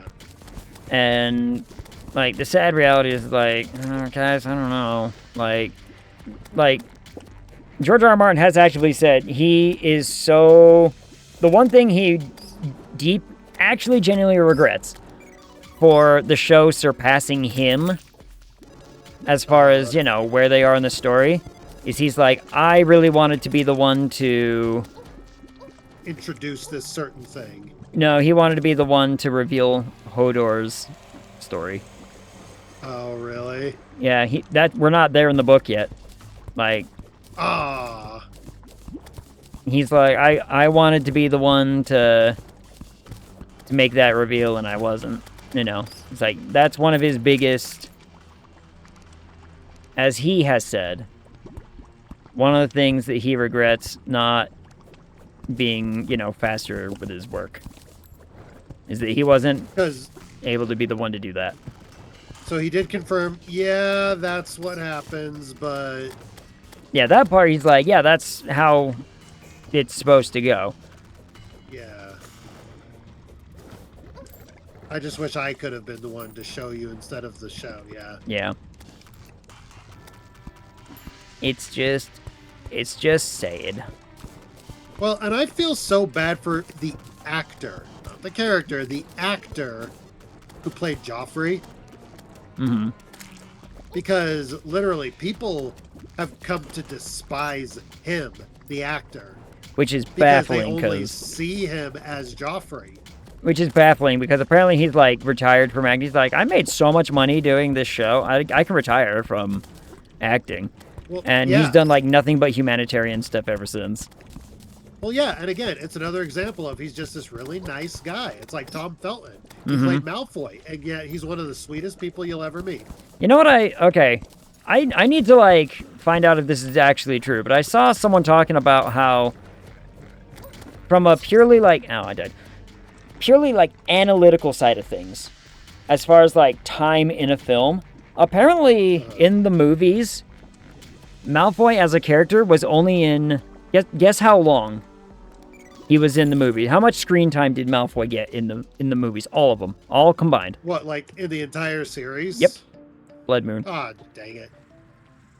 I don't know. Across all 8 movies, maybe less than 2 hours. 15 minutes. In total? In total. It was like, I think it's like 15 minutes and some seconds or something like that. I'm like, the whole series. And they're like, yeah. Right. Hey, I don't know. I mean, it doesn't sound right, but it doesn't sound wrong either when you really think back on it. I guess maybe it's true. I mean, like, one of the most iconic characters of that story, and he has, we'll just round up and say 16 minutes of screen time. Screen time. That's pretty sad. Yeah. I was like, but again, thinking back on it, like, you see him really for see him 15 often. seconds when he says this. You see him for maybe like 30 seconds when he does this. Maybe it's not wrong, you know? Which again, that's pretty sad if that's the case.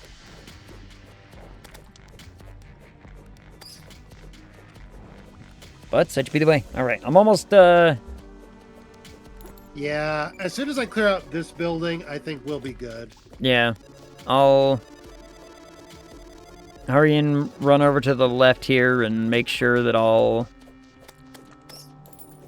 is clear up to a point. Like, I'm just finishing up a spot here.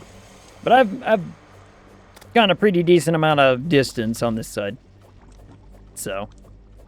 I would say it's the same for me. Oh, I'm going to take full advantage of the 10 seconds.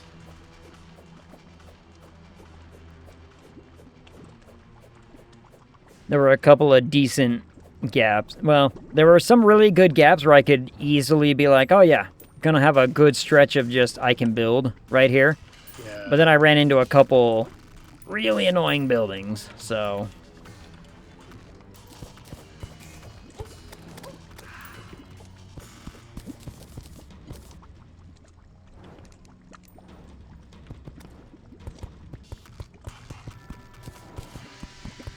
Haha, stupid slime.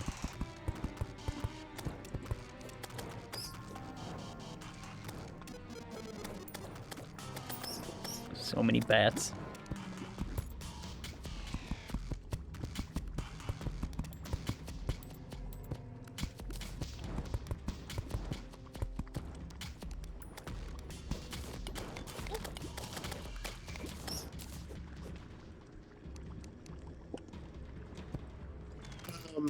I've also heard they're going to do an Incredibles 3. Yeah, I was hearing that, which, honestly, I'd be down for an Incredibles 3. Like, Yeah. I thought the first one was really good. I thought the second one had some really good, like, character moments. Yeah. I won't say I'm, like, huge on all of 2. I think, like, probably the first quarter I was pretty meh about, but everything else I was like, oh, I'm down. Like, this is great. Yeah, no, I mean... Squeak, what up, Shiny Gecko? Good. How's it going? Yeah. Oh, I gotta kill bats. Someone was actually saying, like, who would win in a fight between, like... Or what villain outside of Marvel could be considered an Avengers-level threat? Outside of Marvel? Yeah, and for a lot of people,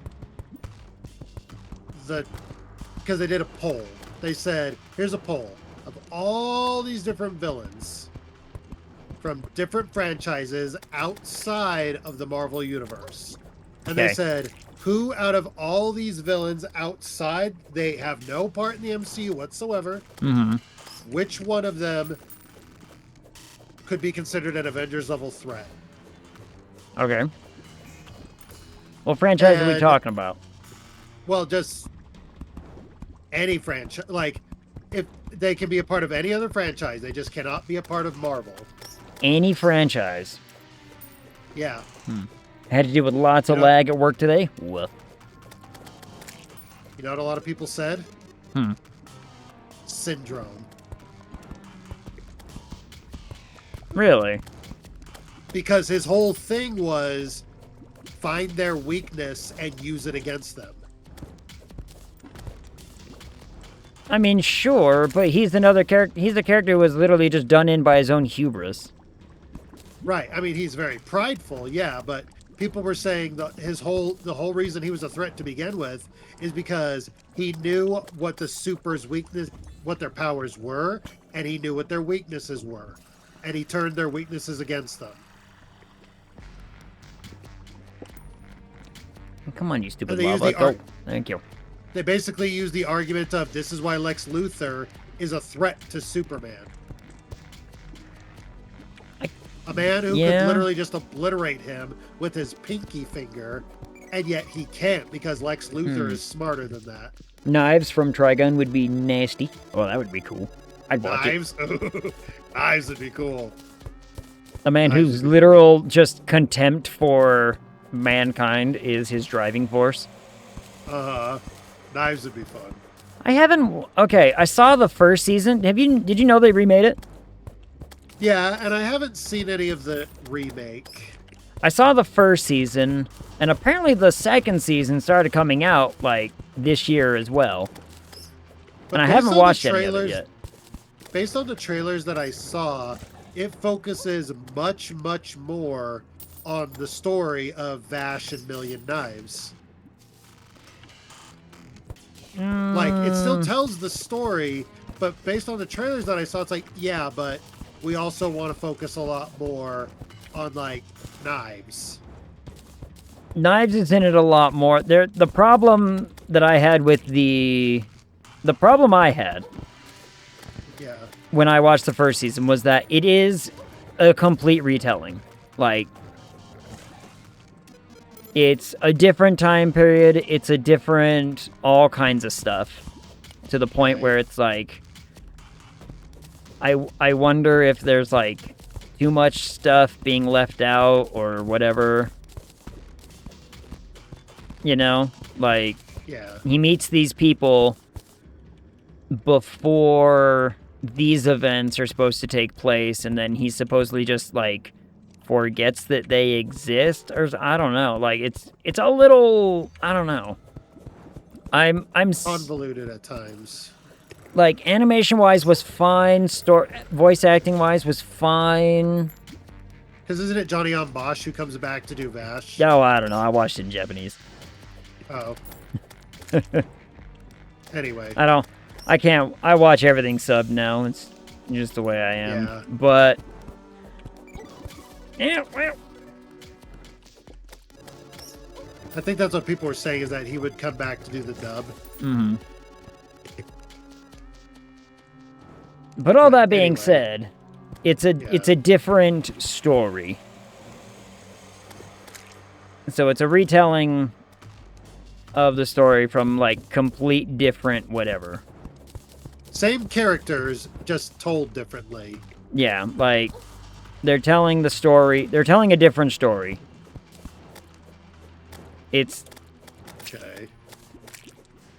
in essence, you could think of it as it's the same story, but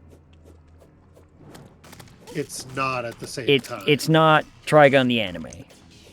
Right. So, Like, here's all the characters you know, but, I mean, do they still basically act the same, or is it like, nah? yeah. same story, different universe. Kinda, yeah. It's hard to... It's one of those where you just, like, as soon as you start watching it, you would completely understand what I mean. Yeah. I get you. But what I like about that, though, is it's such where it's just like, okay, so it makes it so that you could still go back and watch the original Trigun, and it still feels like its own thing. Yeah. I mean, I don't know. Like, I've got opinions about it. It's not bad, but it wasn't like, oh my god, this is my favorite Trigun ever, you know? Right.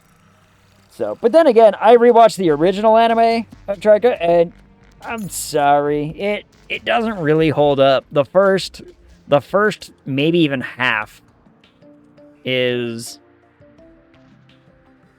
It aged poorly as far as, like, the type of comedy the anime does and the type of... and just tropes in general in the anime scene. Is that it's, like... It's so tropey, it's not very great. Then all of a sudden, the second half happens, and you're just like, this is the coolest thing ever. Yeah, so. Yeah. It's basically about the point when Legato shows up where you're like, here we go. Yeah, now we're getting somewhere. Ever see Project Echo? 1 gray is 2 blue. I don't think I have seen that one, actually. I don't think so. This one seems new to me. I'm going to go collect my stuff on the far left, and then I'll run over to the right. Yeah. I was going to say, I did see Legato in the trailer for one of the Trigun remake trailers, and so I'm like, okay. Mm-hmm. Because his character is like... I always liked his character, because he's like, you know... Mm-hmm. His character is just so interesting. Because it's like, I am forcing you to be something you don't... I'm forcing you to do something you don't want to do. One of my favorite... Okay, we're talking about... I can't really say morally gray characters, but characters who... Okay, so Wheel of Time. I love Wheel of Time. I recognize its flaws. It has them. Fine, whatever. But the Ishamael is the character I want to talk about. He's a character that... In the very, very first book, you think he's the big bad, but he's not. Like, you know, and there's a reason for that. Yeah. But I won't go into the reason for that because I want to talk about just him as a character. And him as a character is such an interesting examination into evil because he's a character who... His whole justification for essentially choosing the side that he chose is because he was like, I've seen essentially like the reality of things. He knows that everything is cyclical. Everything is going to, you know, happen again, you know. It's like, that's the whole point of Wheel of Time, is that when the cycle finishes, we're like, okay, run it again. Yep. And he sees that. He recognized because he got pulled away from the normal turning of the pattern and the wheel and the whatever, as you want to put it. So he saw that. Yeah. And he said, and he made the logical reasoning to say, wait a minute, if this is just going to happen again and again and again, infinitum, until the bad one wins, in which case everything falls apart and we don't do this anymore, that means inevitably it will happen eventually. Like, evil will have to win eventually. And so that's why he chose the side he did. He's like, so why prolong the inevitable? Right. It's like, sure, we could be through this 1,000,000 times, but the 1,000,001th, it could be the one. Like, if this is going to happen infinitely, eventually, rationally thinking, it has to go in this direction at some point. Like, what do we do then? You know? So, okay, there's a scene where they show Eiko and Biko in different worlds, and in every one, they're fighting, including a scene from the 4-part AOV. OAV? OAV, Wait, sorry. Wait, I don't is know that the the? Is that the? I think I might have seen a clip from what you're talking about. Is there a Whoops. thing where they're like both at a vending machine, and they both look over and like see themselves or something? But they're doing the exact same thing. They look over at the exact same time, and they see each other at the exact same time or something. So they're fighting just to fight. Yeah. They're like, we're mad because mad. I'd watch a show. I'd watch a show like that. No. No, Well, okay. that's There was fun. a clip I saw where like they were both at a Oh, vending got to machine, know something exact I same can- God damn time, it. and they like see each other at the exact same time. And I got a superior cascade. Ooh, 38 melee damage yo-yo. That's not bad. I got an unpleasant Sun Fury, which does 80 melee damage. I somehow got another forceful Sun Fury.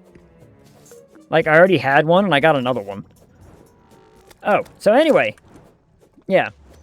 I was talking about our strategy for this wall here. Here, I'm running to the right now. Are you still over there? Yeah, I'm just finishing this last building. Okay, I'm running. So yeah, once the worms start happening, I think if one of us pulls out our sword and essentially is in front, you know what I mean? Yeah. Then we should be able to kill those little worms while the other person in the back is still shooting up into the wall. Yeah. Yep, you popped up on my radar now. Still 1,000 feet away. My goodness. Project Echo 1 Gray versus 2 Blue is a sci-fi fantasy parody. Ooh. I do like when a good I do like parodies. I like good sci-fi. Like, Yeah. I don't think there's enough sci-fi that's good.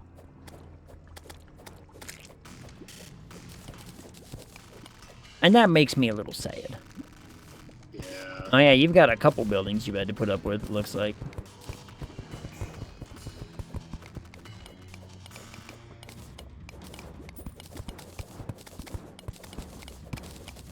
Oh, never fear, I can help you. Ouch!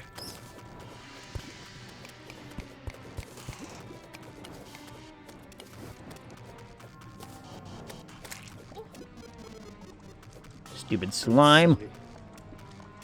I know, right? I got a bone serpent kite. Ooh. I got a kite. Yes.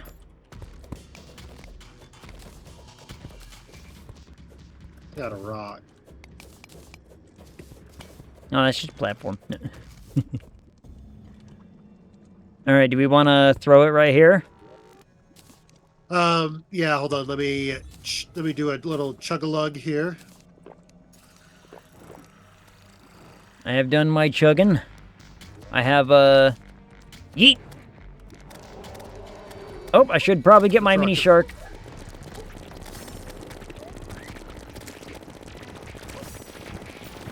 Oh, can our lasers reflect can our swords reflect those lasers? I don't think so.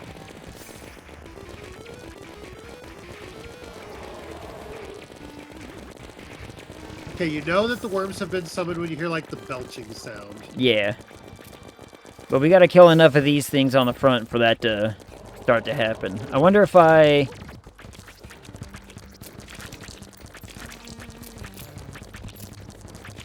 help get rid of some of these things by doing this, you know what I mean? Yeah, just mind. Oh, the belching's happened. Oh, yeah, you're like decimating those worms. Yeah, we're killing these little things pretty good and quick, so... I don't want to get into melee with the wall, though, because that could... Oh, boy! If I don't, you know, space myself just perfectly, it could go badly. I'm trying to aim at the tendrils. But me jumping around right here is doing pretty good work on these little mouths, so... You might be deflecting the lasers, too. Let's find out. I'll back up a little bit. Nope, they feel like they're hitting me. I think I'm just moving enough to... Alright, well... I've got 5 seconds on a potion. Oh, I've got a what here. You want to switch for a second? Okay. Here. Yeah. Just kind of hop back and forth and just kill the mouths. I'll target the face and the eye and whatnot. We've got, I think, quite a bit of ways of space to go. All right, we're like... Oh, I'm at 68 HP. Oh! The eye lasers. I've got 25 seconds. Yeah. Oh, dang it. That worked out real well, though. Yes. I think that worked out real well. I think so. One Gray versus Two Blue used to play on Sci-Fi Channel back in the day. How long in the back of the day? Huh. Which I've been told are standing names for anime characters before they're named. Gotcha. I dropped 11 gold, by the way. 90s? Like oh, damn, all right. Gold. So, a good chunk of time. I dropped like 16 gold, sadly. All right, we got a lot further that time, though. Like... Okay, hold on. Do we want... Hold on, let me see something.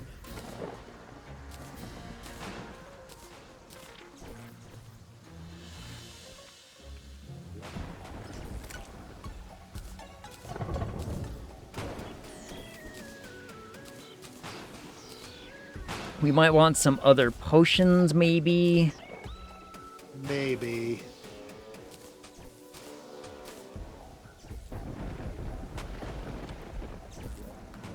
I'm gonna grab this. Gonna grab that. Gonna grab one of those. Back in the day when Sci-Fi Channel played, you know, Saturday morning anime. Yeah. Or late night anime sometimes. Oh, yeah. Like, that's when I first learned about, like, Crest of the Stars. Crest of the Stars was good. What was Aeon Flux? Yeah. That was a trippy one. But that was a good one. Like, but, I mean, that's French, but, you know. Right, no, I know what you mean. Alright, I used the last of my, Iron Skin potion there. Okay. What do we have, though? What can... Let's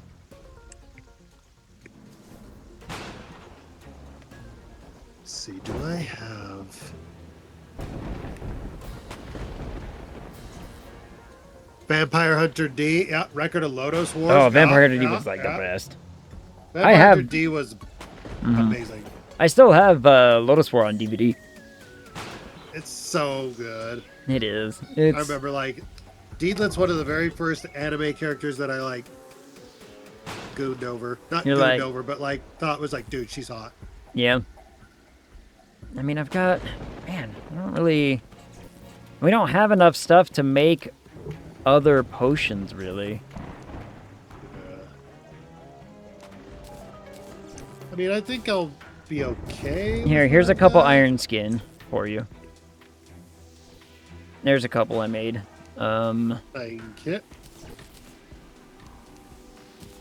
Here's a regeneration one I just made. That should be good. Oh. Swiftness we don't really need. Splunk we don't really need. No. Battle is bad. Titan doesn't do us any good. Yeah, I think this is... Oh, do we want to build campfires all along the path? Ooh, yeah, let's do that. That Any could little probably bit of be... regen is helpful. Yeah. Don't need it to be like a specific campfire. I was able to build 8. Need to be a campfire. Oh, are we all out of wood? Yeah. We're all out of wood in the chest here. Let me go. Let's go collect a little, I guess. Let me just go out into this storm and go cut down some trees.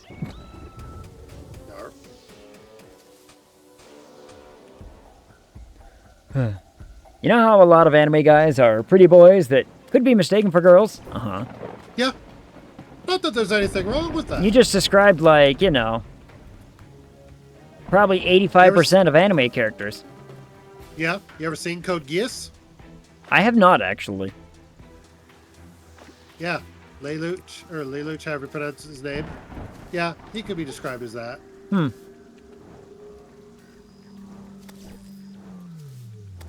Or what about what's-his-face from Berserk, the white-haired dude? Oh, Griffith? Yeah. Yeah. I think he was When I designed first to saw be... Well, yeah, he was designed that way, but like... You want to talk about great villains? Oh my goodness. Dude, I know, right? Like, absolute game changer. Yeah. Oh, Dig, are you talking about Integra from Hellsing? And there's, yeah, pretty boys that are actually girls. Mm-hmm. You talking about Integra from Hellsing? Or what was it? It was Danganronpa 2. Chiharu. Looks like a girl, speaks like a girl, acts like a girl, dresses like a girl, is a guy. I was waiting for, like, turns out he's just girl. No. Steins Gate, there's Ryuko. Looks like, dresses like a shrine maiden. Alright, I just put a whole bunch of, like, 500 wood in the... Very feminine, very, you know, eyelashes, very, like, you know, just everything, but is a guy. Alright, I made And 25 even- campfires. Oh, I'll God, go- He goes out of his way to say, like, I'll walk yeah, left. she's very pretty, but he's a guy. But as far as pretty boys who are actually girls, what's her name from Persona 4? I should remember her name. Naoto? Naoto. From Persona 4. Like, Here's another one. Oh, wait. Pretty boys that are actually girls. Oh, yeah. There's a pretty girl who's actually a boy. Gwendolyn from Dark Souls 1. yeah. Yeah. His model even has breasts and everything. Mm-hmm. Well, but everyone's like, no, it's just padding. I'm like, Yeah, huh.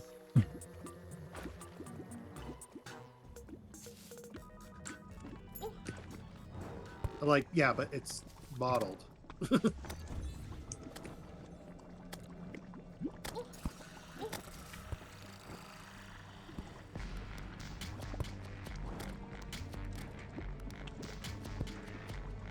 Here, I'll go the other way here. Yeah, I went left.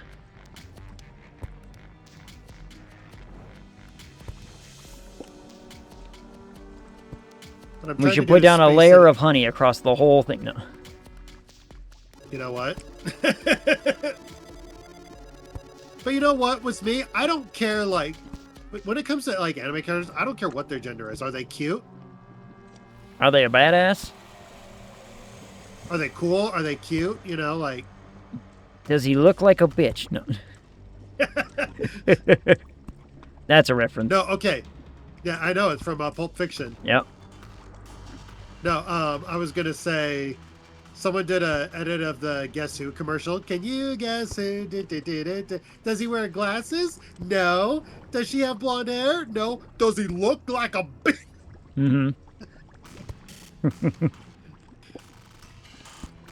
Hi, Tall! I've officially placed my last one, and I've got... Oh my goodness, so much space still left to go. What up, Shade? Thanks for the lurk. Hi, Tall again. Shade. How's it going? We got Shade and Tall. I placed 25 campfires before I reached the end, so... Nice. I don't know how many you made. I was only able to make like 8. Oh, in that case, I'm going to make, like, you know, 30. I made 20. Well, yeah, 30. I made 30.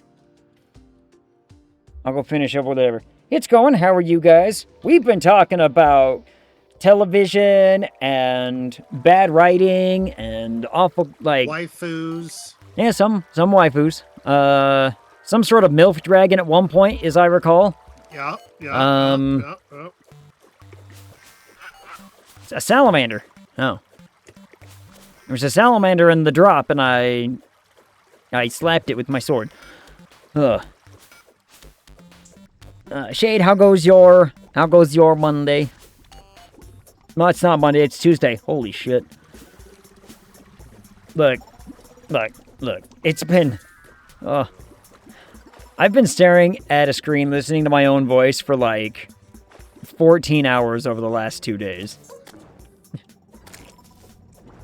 I can't be held accountable for my delirium. Poor salamander. Yeah. That's the point of delirium. Yeah. Poor Oh my little God, salamander. Here we go. Salamander. Well. But other than that, lots of extending of the bridge.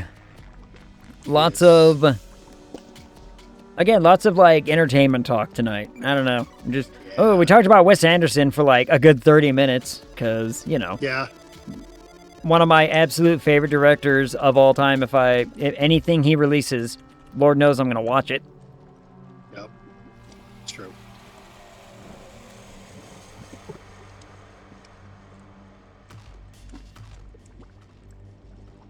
The man could, you know, write a movie about practically anything, and I'd be like, I'm going to love this show. I just know it.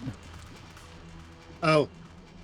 Word is that apparently the next project Tim Burton is going to do is Attack of the 50-Foot Woman. Interesting. Okay. I mean... Yeah. That's like going to be his next like movie project, apparently. Why would I want the 50-foot woman to attack me? You know. This I just mean, sounds like a good time. I was going to say, like, I don't think he understands, or maybe he does understand, that's why he's doing it. It's just like, do you understand that if a 50-foot woman approached me... You ever seen the meme of the really big rabbit and then the small rabbit? Oh, There's a...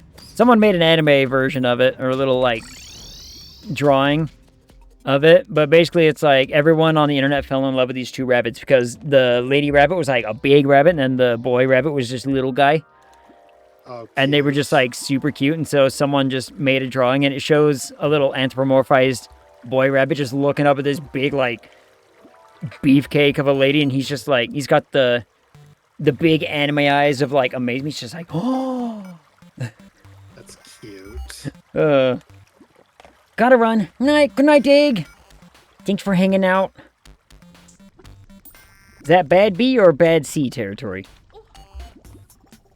Oh. Yes? Nutty. I'll find the meme and I'll send it to you. You'll know what I mean. Did you make more campfires? Yeah, I've got 26 of them in my pocket before I reach the end of my side. So...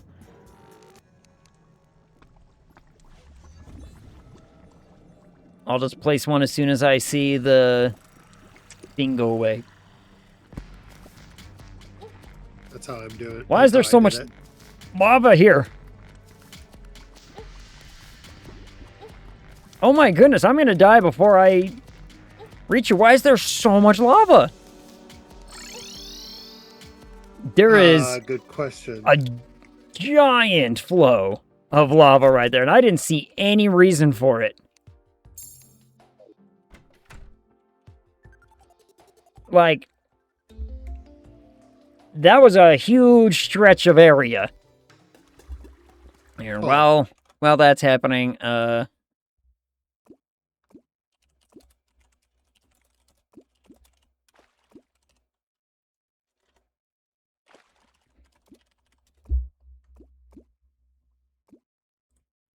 let me find it.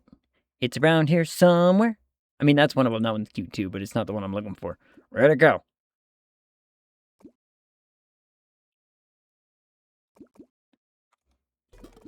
I'm about to say, I better not be drowning.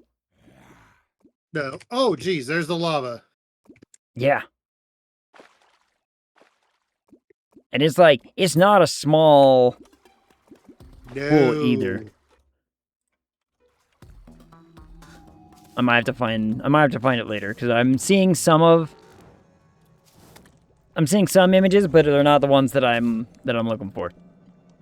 Okay, I think it's draining. Okay, because the...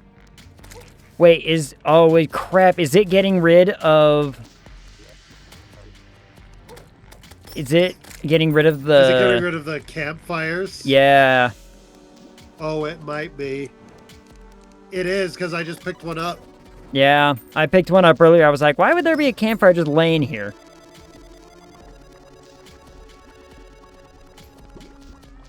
Yep, it is. It's getting rid of them. These are the campfires I placed down. Well, that's annoying. Yep, Hi. I just picked up like 4.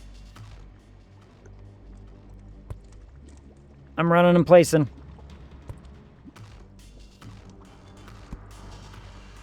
No, probably didn't need that one, but that's fine.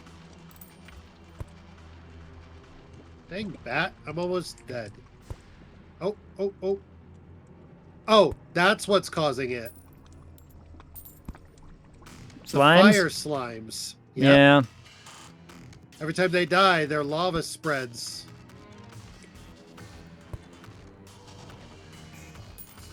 And it gets rid of the campfires. Maybe just put a little drainage spot around each campfire. Yeah, good idea. Because we can run over a single vacant block. Oh, except I might die. Yep. Well, I picked up a voodoo doll.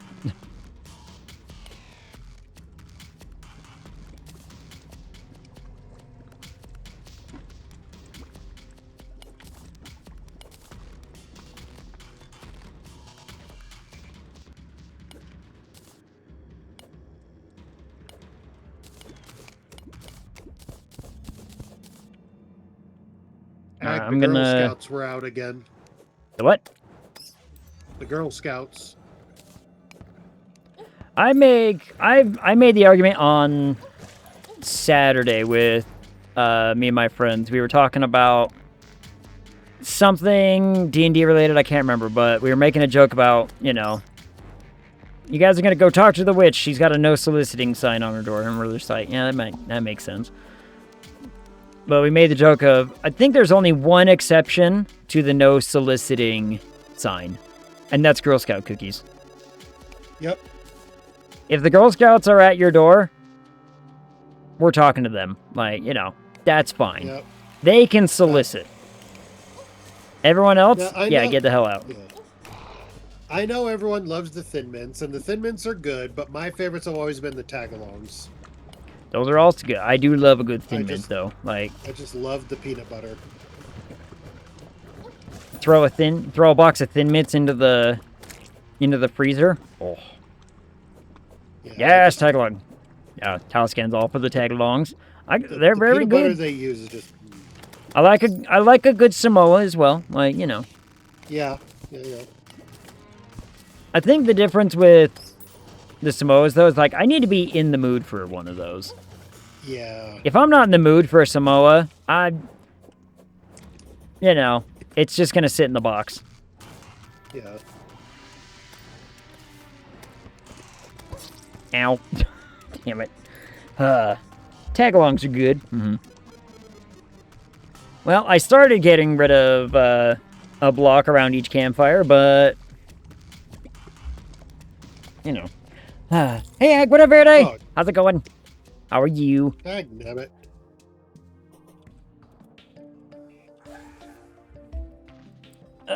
We're fighting the wall. We're preparing to fight the wall again. I will get this wall. We will get this wall. We will enter hard mode. Everything will be great. To think if I had spent like 20 minutes building a little like planter box area, we could have all kinds of stuff by now. Hooray! Oh, yeah. It'll be fun though. It'll be fine with our... I gave you a regeneration potion for the fight, yeah? I believe so. Okay. So with a regeneration potion, with a iron skin potion, we should have a decent chunk of, you know, ability. These bats, they're like everywhere, and it, like, you know, I keep accidentally picking up the campfire when I want to pick up the block. Yeah. And I think I think what we did before with the whole, as soon as those worms pop out, one of us just goes up there with a sword. I think that was working really well. Yeah.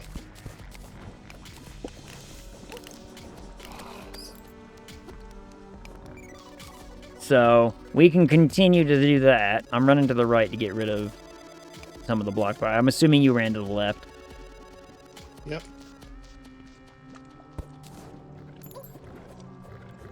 Alright. I got all the ones on the right done. First time I killed the wall, I was not prepared for the hollow. Yeah. I don't think we're going to be prepared for it either, if I'm being honest, but we can The overcome. Hollow is such a magical place. We can Full overcome. of We can killer persevere. unicorns. Oh my gosh! I killed this slime directly on top of the campfire. Well, what'd you do that for?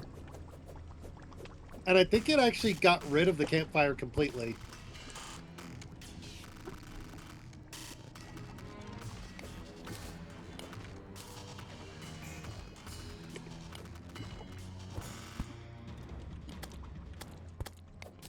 Whoops. That's very funny. Whoops. That's a bat. I can fix that. I can fix it. Don't worry. Chat, you know what else is very funny? Fly marrying a bumblebee. I got it. Mm-hmm. Yeah.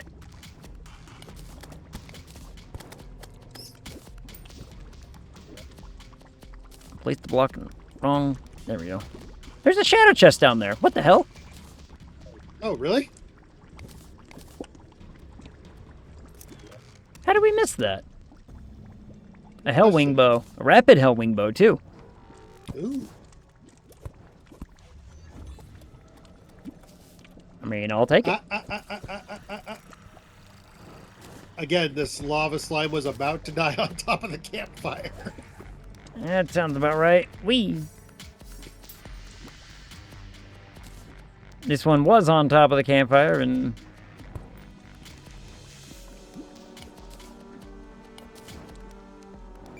Whew. I did not know this, actually. But the whole, I told you I'd shoot, but you didn't believe me. Why didn't you believe me? Mm-hmm. That was an actual quote from the show Bonanza. Yeah.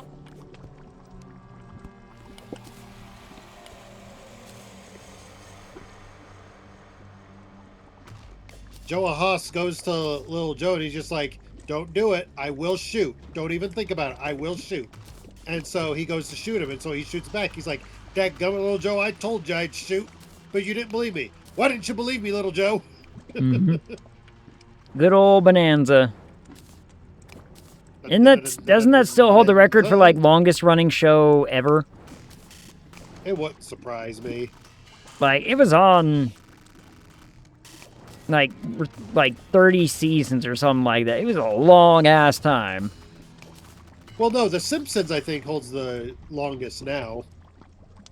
As far as I know, animated it. Simpsons has held it as far for as animated, yeah, chunk of time. Like live action.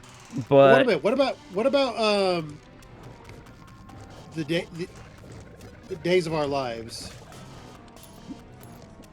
That wouldn't Soap shock opera. me either.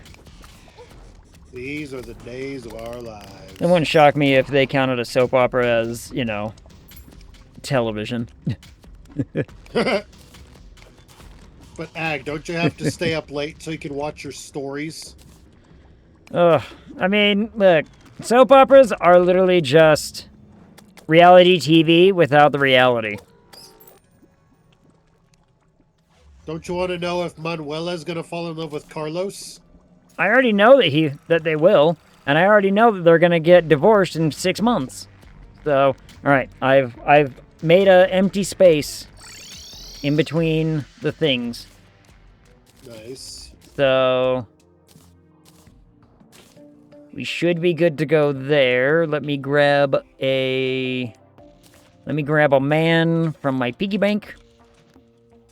And we'll run to the right and we'll try this again. I think we're, oh, I probably should have healed first, but I'll just, Yeah, rapid Hellwing bow. Plus 15% speed, plus 10% velocity. Not bad. Nice. Here's the thing.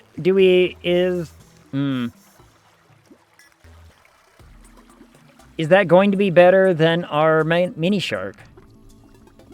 There's really only one way to find out. You know what? I'm gonna... It turns wind arrows into flaming bats. Huh? I might try it over that. So soap operas Yeah, are sure. as predictable as Hallmark movies. Yep. Only without the wholesomeness. But if we're gonna do that, I'm also gonna grab an archery potion. I mean, the only difference is the Hallmark movies teach us the true meaning of Christmas. Family. Yep. Or presents. I would, take your pick. Or love. Yeah. There's Right. 2 campfires over here that need to be placed. Oh, okay. Well, I trashed mine, so I've got 9. I've got 9 left.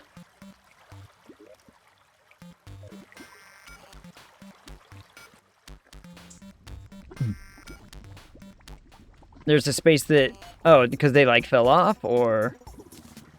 Maybe. They were just sitting here, though. Oh. Did you pick them up and replace them? Yeah. Okay. But I guarantee you, there's families out there that love to just sit around and watch the cheesiest Hallmark movies ever, every holiday season.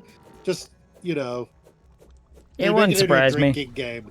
Take a drink, take a shot every time you see, a country road or something, or take a shot every time the wise old grandpa says something, or I don't know. What are you trying to do? Kill me? Right? That sounds like a surefire way to get alcohol poisoning. Like you'll be dead the first 20 minutes of the movie.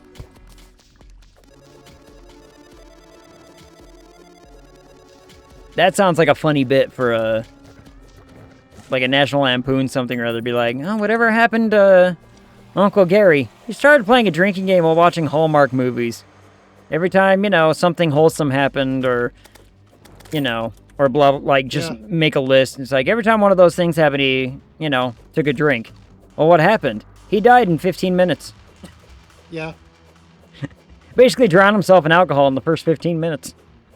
Yep. I love that from Big Bang Theory when it's just like, all right, potion time. Slurp. Slurp. Yeah, ever since my Slurp. Uncle Gary was CBB. What is CBB? Killed by badger.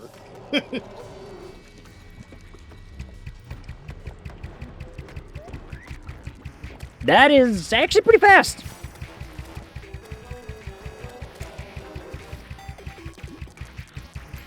The wall decided to take a long time in getting over here.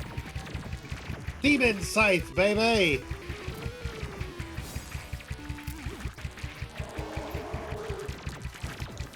I mean, I think this is working pretty good. I would think so. I mean, our HP is doing pretty tasty, and I'm demon scything it up. Every time I hear a laser, I'm just jumping instinctively because the odds of them missing me are better. Yeah, we're about halfway there. Hold on, I'm hearing worms, so...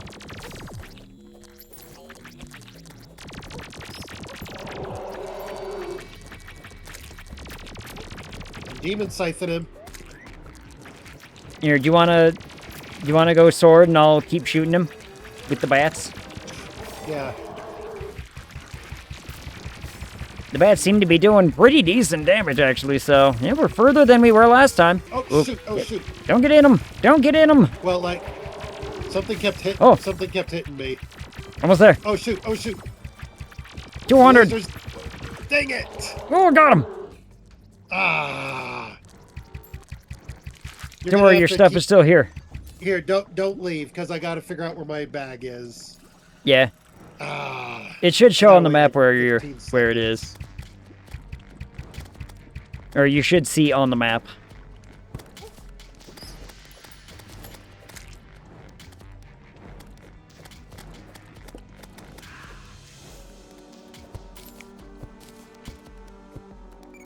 You know what?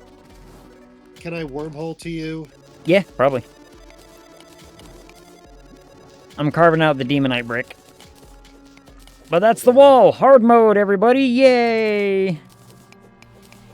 We don't have any wormhole potions. Well, we should have a bunch of them. Ow! I spawned you into a slime, by the way. Ow. And I'm almost dead again. But you got your bag, right?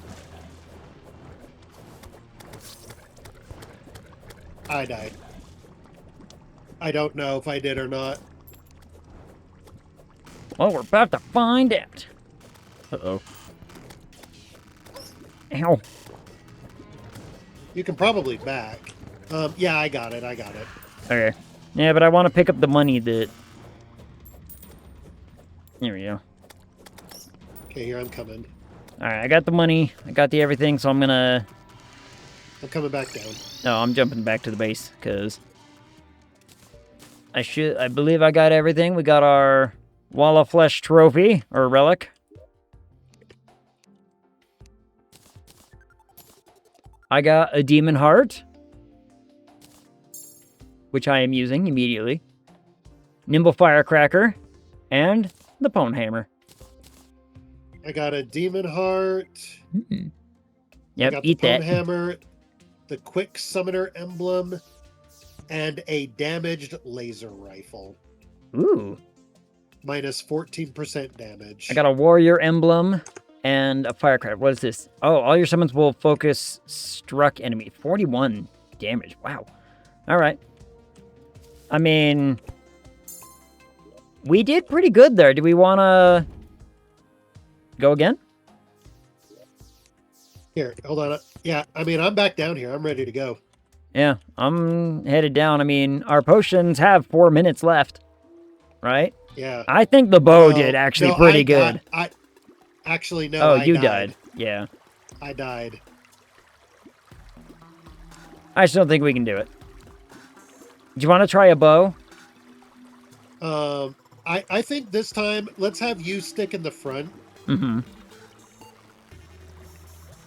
I'll shoot him with the bow until the things start Here, I'm gonna happening. before we go down, I'm gonna get some potions going here. Yeah. Get one of the archery potions if you want to try a bow. And get one of the hell wings or whatever. I think you should already have one, yeah? I don't know. If I do, I don't know if it got quick stacked.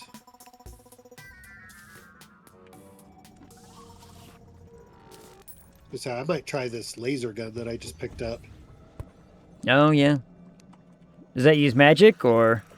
It uses magic. It does 28 magic damage, minus 14% damage, but it's very fast. Yeah. Doesn't hurt to, you know, throw down with it. Skeleton archer. Oh, no. Well, remember, we're in hard mode now. Yeah. Skeleton archer just fell from the ceiling and was looking at me. I'm like, oh, no. A tortured soul! A tortured soul is here! Uh-oh. That's the tax man. Yeah. He's dying. I killed him. Well, don't do that. He had to die. Doesn't that mean we get the tax man now or something like that? I can't remember. You were supposed to purify him. Oh, yeah, we gotta throw him purity powder on him and cleanse him. Well, I ain't doing that until I can, you know, afford it. So, and I don't even... The druid should have... Or dryad, whatever we want to call her. Should have those available now. She should, yes. Alright, I'm almost all the way to the right. You might be faster just a wormhole. I can't find a Hellwing bow, so I'm just not going to worry about it. Okay, that's fine.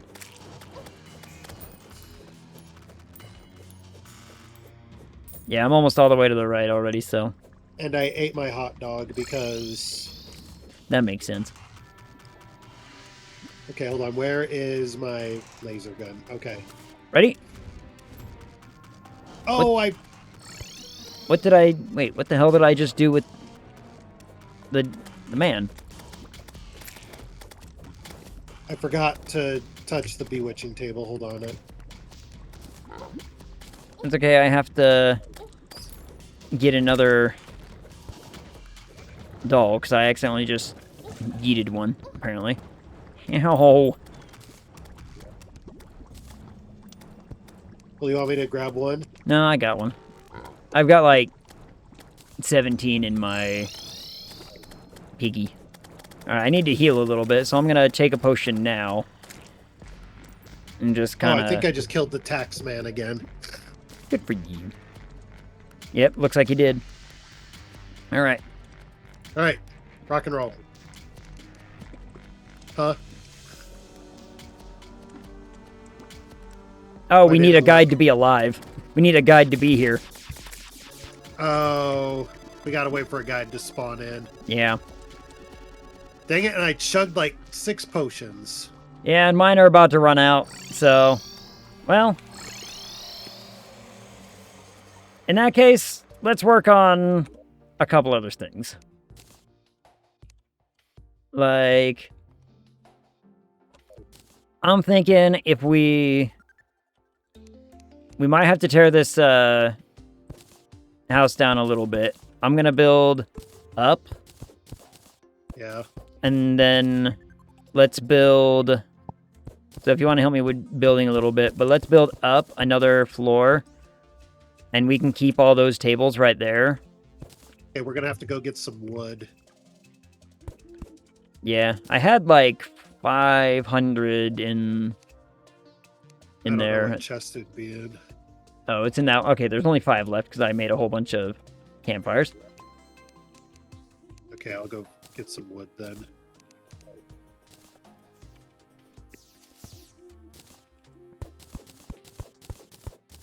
But I will build a little greenery, like a little greenhouse or whatever, that we can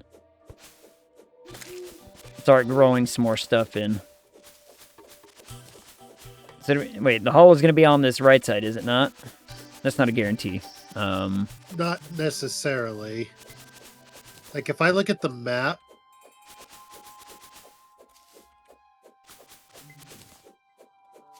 The hollow is on the right side, because I don't see it anywhere on the left. Unless, is that it? Maybe. I don't know. I think I have to actively go see it before it shows up on my map. Oh, no! Oh, oh! Maybe. Possessed armor. Oh.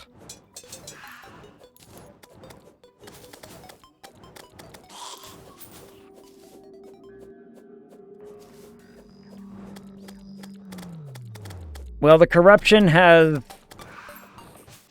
expanded on the right, on this right side. It's taken over a lot of the desert. Souls of Night we'll need.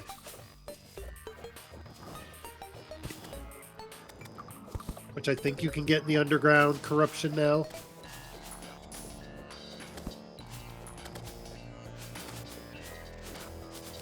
Okay, that means I think the hollow's on the left, because this looks like the corruption went mad ham and took over a bunch of stuff, even got rid of the sunflowers.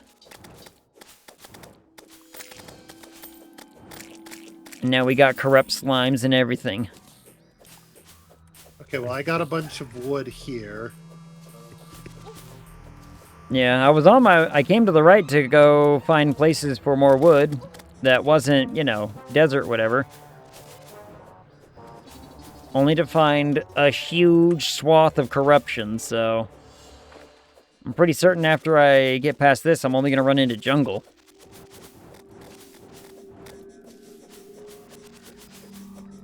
And now there's giant corrupted worms in the corruption as well. Cursed flames. Those are actually useful for later.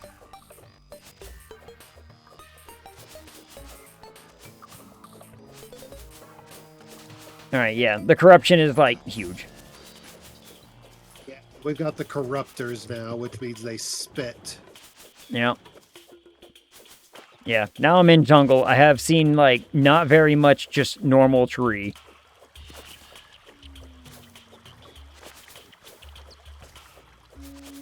Ancient Shadow Scale Nail. Yeah, dash, dash.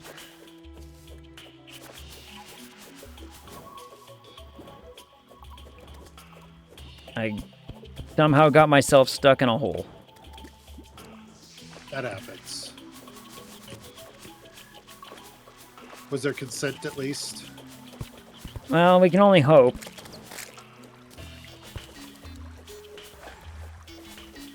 Good news. Yeah.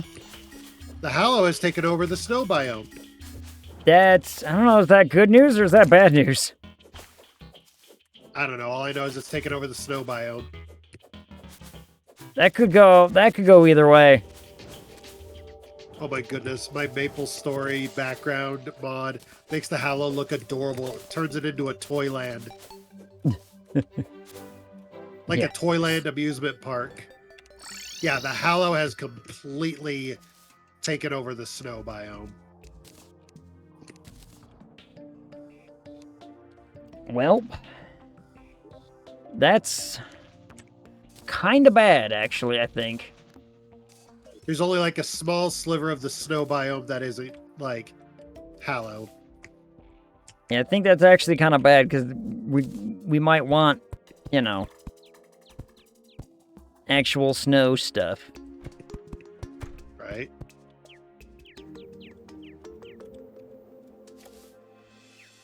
Alright, I have reached the dungeon. Fantastic. I'm building the house upward.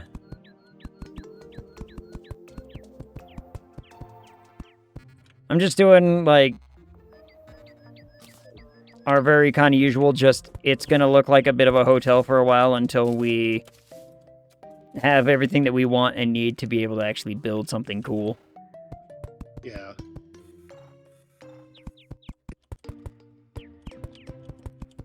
But I'm gonna turn... Alright. I can confirm that there's only one section of Hallow, Well, that's something at least. and it's in the snow biome.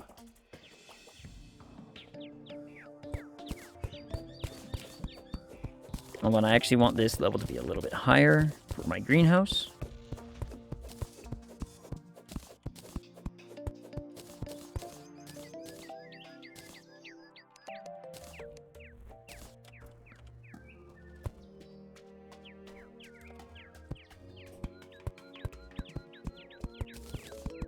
Because I'm gonna do a thing. Alright. Nice.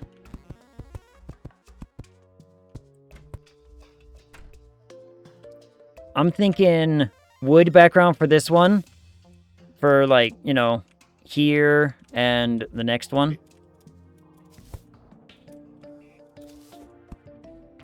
But for this one, I don't want wood. I don't want wood background. I have an idea. We're gonna do something neat. You're thinking more like a glass, maybe, with the rainy clouds? I'm thinking a cloud background with the rainy clouds. Yeah. Or something to that effect, you know, because I like putting the little rain blocks above the greenhouse because it makes it look neat. Yeah. Is that a thing I don't need to make like a grow bed or anything. I can just place dirt or whatever, right? You Or should it's just mud. be able to place like just dirt. Yeah. It's mud or dirt or something like that. Yeah. But I want it to look nice, so I'm gonna... Where have I kept seeds? Seeds are here.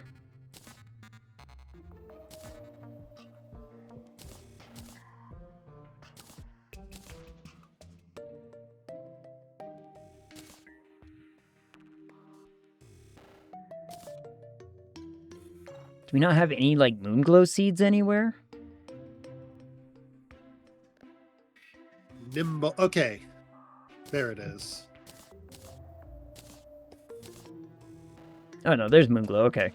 Link root, then we got some deathweed, some silverthorn. So I have 1, 2, 3, 4, 5, 6. 6 things that I want to plant. Okay. And let me remember. Let's see. Because there's very specific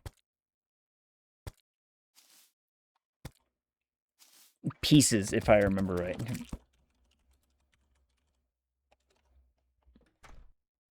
Boop boop ba doo.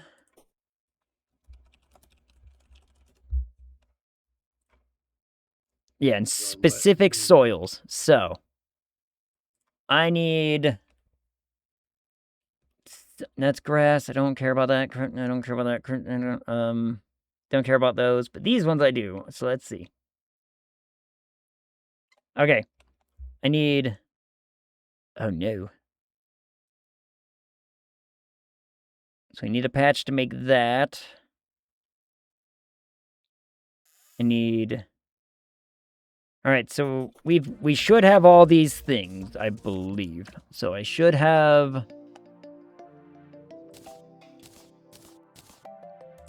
I have some snow. Some day bloom is just dirt. I know we have dirt.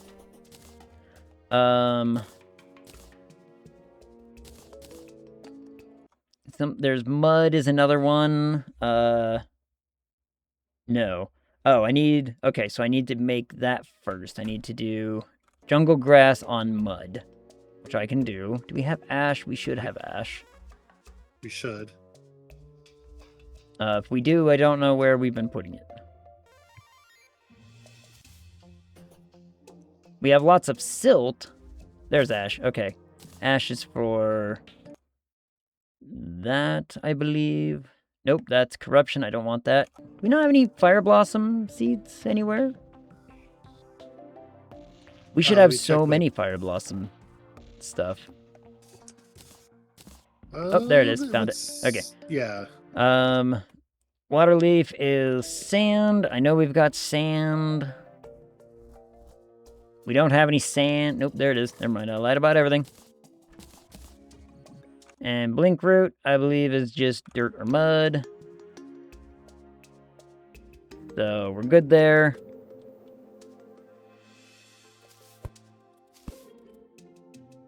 So, how do I want to build this? I want to build one up on these. We're gonna do...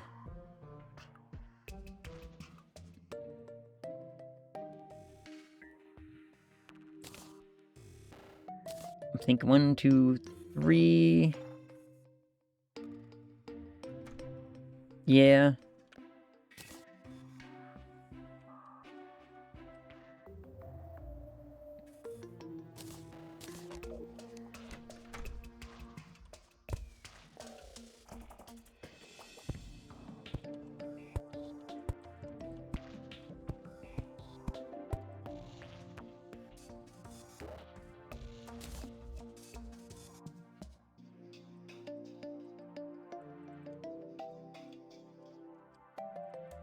Plant, damn it.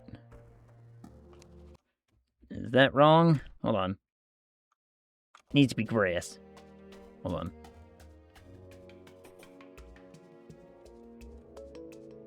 Oh, and I forgot to get the seeds to actually turn some of this stuff into, like, I need the jungle seeds to make mud jungle grass. And what do we need to make? Oh, also, Normal I know what grass. I know what I can do really quick. Do we not have any grass seeds? We should have tons. We should. But they're not in where all the other seeds are, unless we've been putting them somewhere else, because they're different.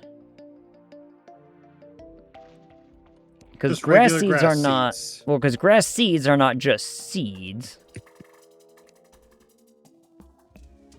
Well, I know there's, like, day bloom seeds, mushroom grass seeds. Yeah. Because, like... So, for instance, like, up here, I need a certain amount of these things. So then I would take, like... So let's see, hold on. If I want to do... Patch those.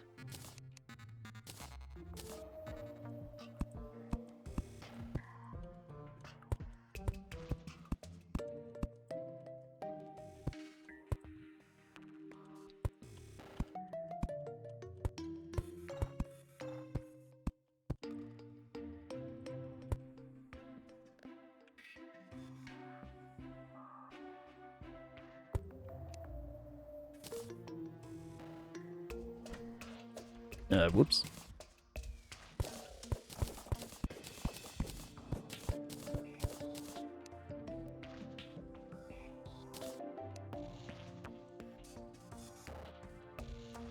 It should be 1, 2, 3, 4, 5, 6, 7, 8, 9, 10, 11. Which should be 1, 2, 3, 4, 5, 6, 7, 8, 9, 10. Yep, okay, so everything should be groups of 11 right here. But I need it to be grass. Oh, and this one needs to be mud.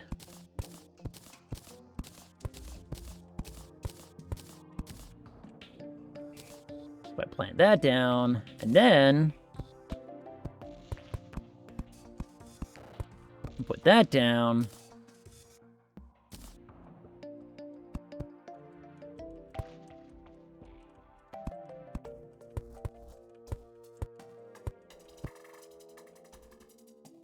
And I can do that. So, but without grass seeds, how do we not have just grass seeds? Cobalt. Oh, you're over there breaking stuff? Mithril. You break. Adamantite. Hyphen's breaking Cobalt. stuff. Hyphen breaking stuff.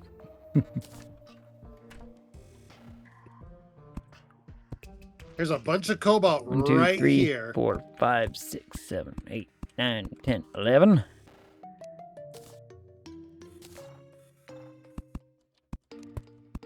Mithril.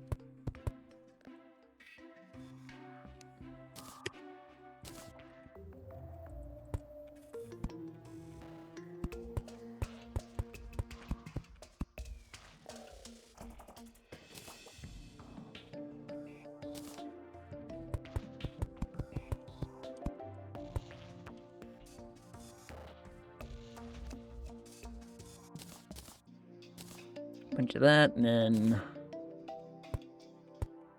lastly some snow.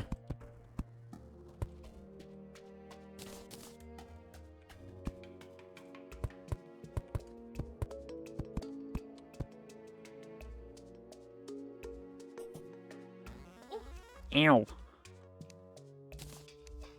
Alright, so until I have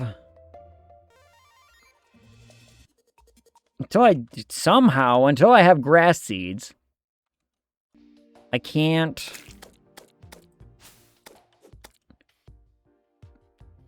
Why am I able to fight the guide?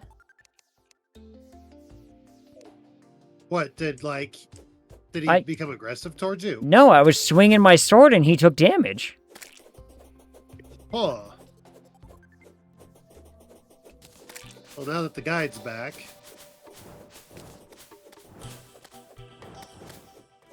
Because I need to get my revenge. Yeah, but I still need to make these pieces of grass actually grass. Oh, I'm not saying right now. I'm just saying at some point. Yeah, is there... I mean...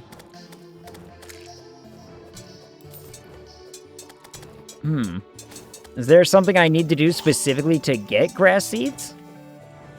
And this is for the what now, you said? For, like, day bloom and whatnot? Well, day bloom seeds just come from day blooms themselves. Right, and I've got those, but they need to be grown on a grass block. Not just a dirt block. So I need to turn dirt block into grass. Did you talk to the Dryad? I have not. But I could probably go talk to her.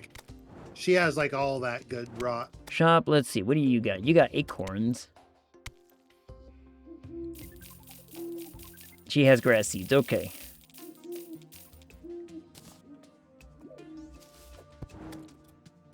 So I'll buy those.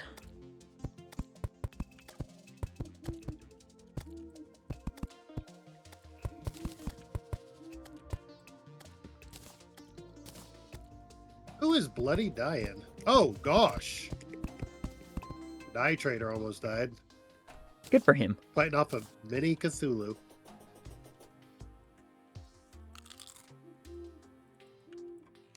Wait, Blink Root doesn't... What? Oh, Blink Root is just dirt. God damn it. Wait a minute, wait a minute, wait a minute.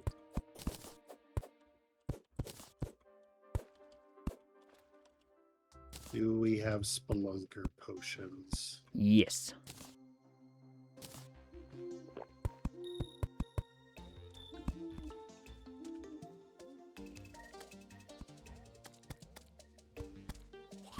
Not seeing any in the chest. Our people need to learn to close their doors. They'll never do that. They don't learn those sorts of things. What are you talking about? Ooh, a jousting lance, 74 melee damage. Ooh. The zoologist sells it.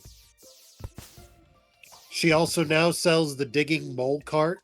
Will dig through blocks and lay new track if carrying minecart tracks. Only digs one underground.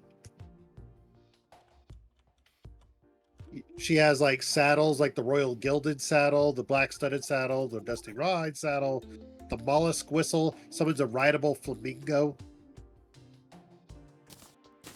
I mean, that all sounds good. Down there, Yeah. down from their torch. I mean, the jousting lance is okay, but it's a lance and it's fast speed, insane knockback. But you know, we don't necessarily need it Yeah. at the moment. Okay, so this is done. Need to build.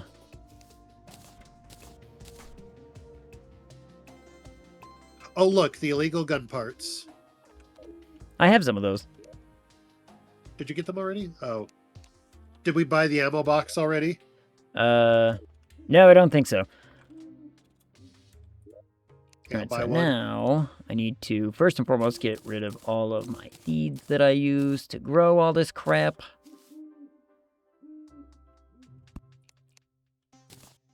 Put away the dirt. 20% chance to save ammo. Put those things away. Then I know we've got... I know we have rainy cloud block somewhere. Where do we put that at? Yes. That's probably got to organize all this stuff. I know it's here, though, somewhere. Yeah, it's not... I see cloud block, but not rainy cloud block. Oh, you know what? We may not... I know we had at least a few. I don't think we have a lot. But I know we had some. Yeah. Well, and we could always just go get some more if we really need to. Just buy those wyverns. Yeah. Yeah. They're going to be a problem because they're around now. Those wyverns. Yep. But they have souls of flight. Yeah, which we're never going to be able to utilize for a while. We need so many feathers and whatnot. Do you want to fill in the wood of these two layers that are not covered yet? The wood wall, you mean? Yeah, the wood wall. Yes, I can do that. Is there a reason that you diagonaled the wood here? We had a diagonal ceiling it before. That's right. But since we're getting rid of it for right now, until such time as it's going to be more appropriate, I figured, we'll just, make it square. And it also gives us more room for more growing. A biome sight potion shows the location of infected blocks. Oh, that's nice. That'd be good for when we get the Clementator, what it's it? Yeah, when we start actually trying to clear out all this, awful. Right. Where is... Because we're back here, I just want wood wall, please. Thank you. Let me just type in wall. Nope.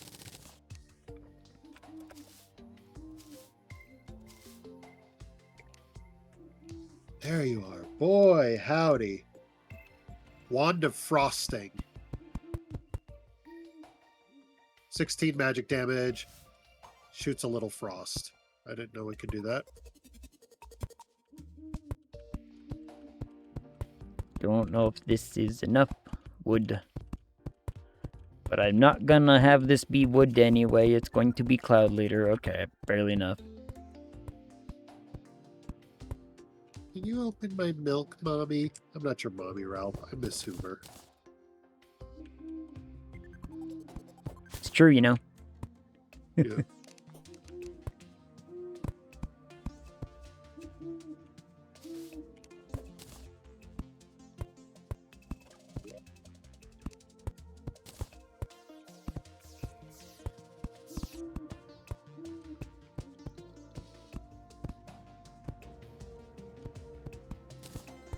And then we'll fill that in like that.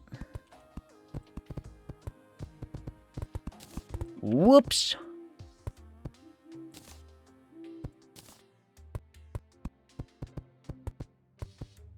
Don't worry, I fixed it. Put that like that.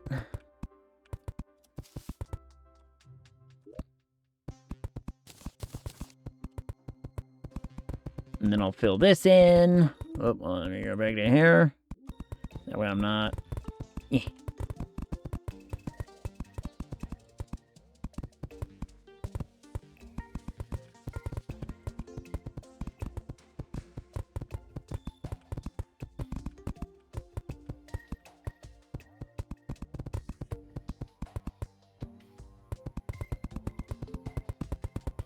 Right.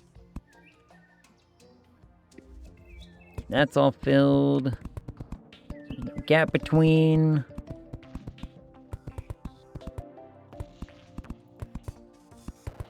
I mean, we can always go get some rainy cloud block. Yeah, like I say, we can always go get some. Just mind the wyverns. Yeah. How dangerous do you think they're gonna be? I mean, Honestly, they're probably pretty dangerous, I would think. They're going to be little snots, is what they're going to be. Because I know we had some Good night. stuff.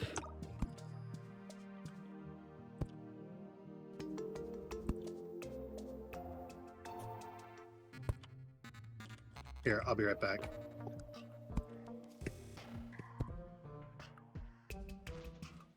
He's jumping out of hell, everybody. Nope, not that far down. But I see cobalt. Oh, sweet. Oh, you're already getting some stuff. We are going to need that. I've made 19 cobalt bars. Can I make cloud doors? I can make glass doors. I do want glass doors for this, actually. That sounds kind of cool. That'd be fun.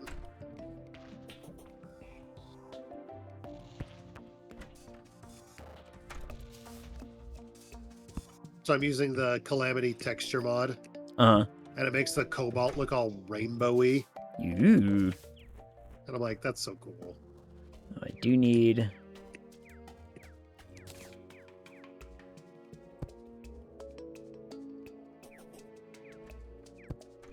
There we go. And then I will replace the wood here with the right stuff later, but this looks nice. We are going to need... Well, do we really actually need... Oh, the truffle! Yeah, I forgot about the truffle. Ah, frick, he needs an... well, if he wants to be happy, he needs an underground mushroom biome. I mean, we can make Okay, that. That's just mud It doesn't blocks. have to be underground, but No. it just needs to be a mushroom biome. Yeah, I was about to say, we can make that. Oh, wait, where is he? I don't know. There he is. Okay, remember that if we don't have a house for him by the end of the day, he'll bounce. Yeah, you know how long it's gonna take? Oh, well, you can build just a house, right? Or will he only go into a house? Okay, mushroom cap, strange glowing mushroom, my son, dark blue solution, and okay, he doesn't really sell much at the moment. Yeah, do you wanna... You know what? I'm gonna divide the painter's house because he doesn't need all that space. No, he doesn't. We also need a second door, but We do need that.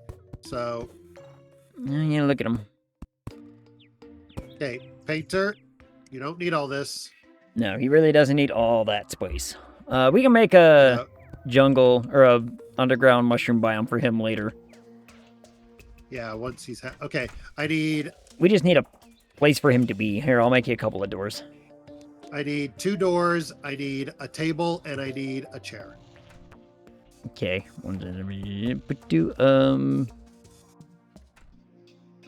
Man, this is so poorly organized. I don't know.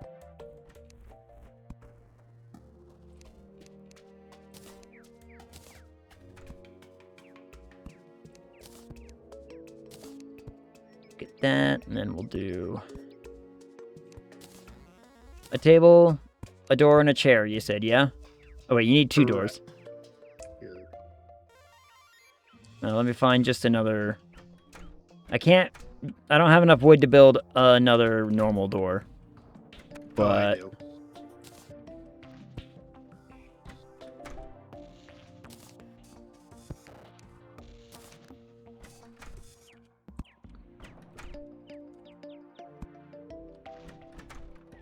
I made a mushroom door for him. And he should move into that, I think. Painter, you go there. Shiitake. This housing does not meet the requirements for a truffle. Yeah, so he needs to be in... He has to be in a mushroom an actual biome. mushroom biome. So... Dadgummit. Which means we're going to need a lot of mud, and we're going to need mushroom seeds. Well, I've got mud, seeds.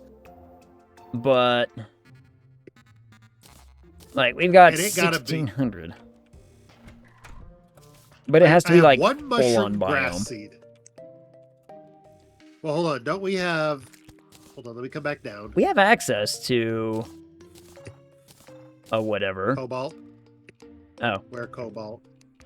Yeah, I'm coming down to see if I... Because didn't we pass a mushroom biome, like, all the way to hell? I mean, I'm sure we've run into... you know, a few places, but... Oh, just a teeny tiny little bit of cobalt right there. Let's see what else can we not have in here that's taking up a ton of space. Holy crap. Statues, you don't need to be in there.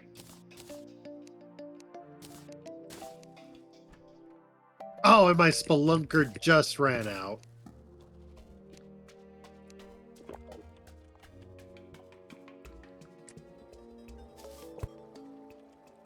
Tavern Keeper, why you almost deed? Where did you see some... Did you see some cobalt? Oh, there's some cobalt. Do you have a spelunker? Yeah. Yeah. Well, that's an armor that's gonna come try to fight me. Hold on, let me just stand over here so he can't.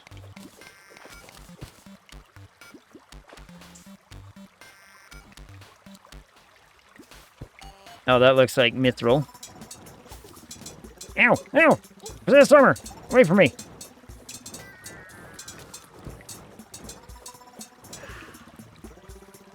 Whew! That looks... What is that? Is that titanium? That doesn't look like titanium. Titanium is, like red and whatnot, is it not? Am I remembering that right? Be. Or is that adamantine? That's adamantine. Adamantium is the red. Yeah. Titanium. Mithril's this, you know, green stuff that I can't break. I was going to say, I can break the cobalt, though. Yeah, we can break cobalt with what we got, but we can't break the... We'll have to upgrade to get the other stuff.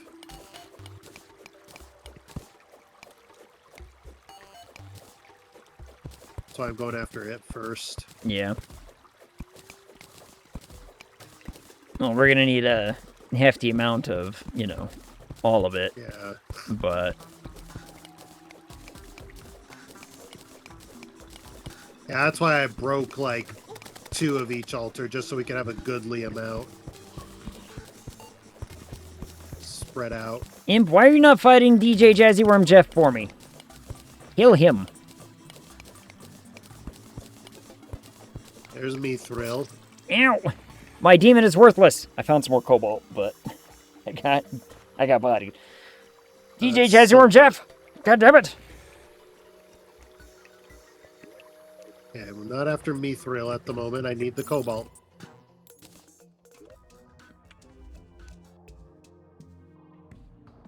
I can make a teapot. Yeah, because I can't touch mithril. I need cobalt. I can make the lights. Hold on, don't we need something? We need... Oh, we need a mithril forge to make what's it? Yeah. Oh, Bound Wizard is somewhere nearby. I believe in you. What the frick? He got killed by a slime because he's an idiot. Wizard's gone.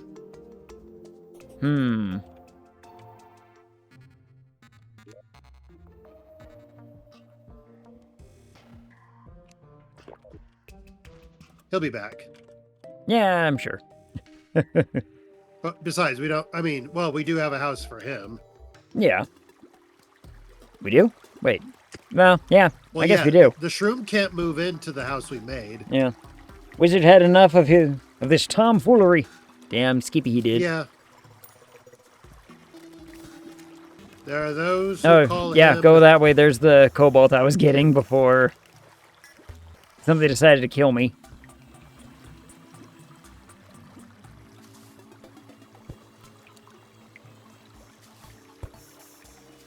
The greatest part about that scene is he was supposed to say some really long, like, really newfangled name. Like something that no one could pronounce. And he couldn't remember it. Mm-hmm. So instead he just said Tim. Yeah. There's some that call me Tim. And it's jokes like that that survive and, honest to goodness, are just better than, you know, what was written. The Bound Wizard is somewhere nearby. He might be in the mushroom biome. But I cannot see him.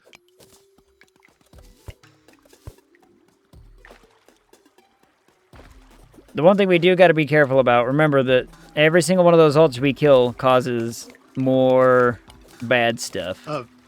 More corruption to spread. Yeah, that's why I only broke. Well, not just corruption, but like, you know, certain things. Rock Golem. Like that's what dictates how many possessed armors can be on the map at one time, and yeah, stuff of that nature. It's high risk, high reward. Yeah, like at some point we'll be able to say, yeah, open them all up. Hey, there's a chest just right here. What the hell? Where is this bloody Bound Wizard? It says he's like right here. Except well, I don't have the life format. Well, I have the life form analyzer, but I can't like. Well, he's bound to be there somewhere.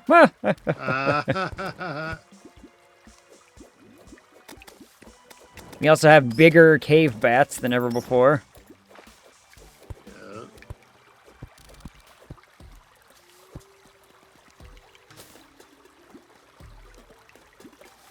There he is. There's some adamantine over there. Found him. There's a life crystal.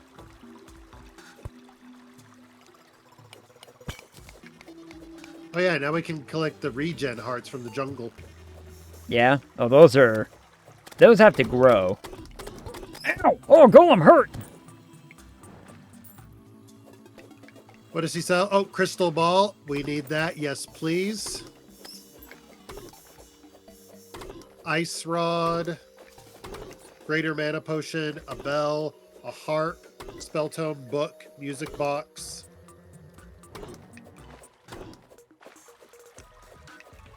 Oh no, he's chasing me. Sorry, he was choking me.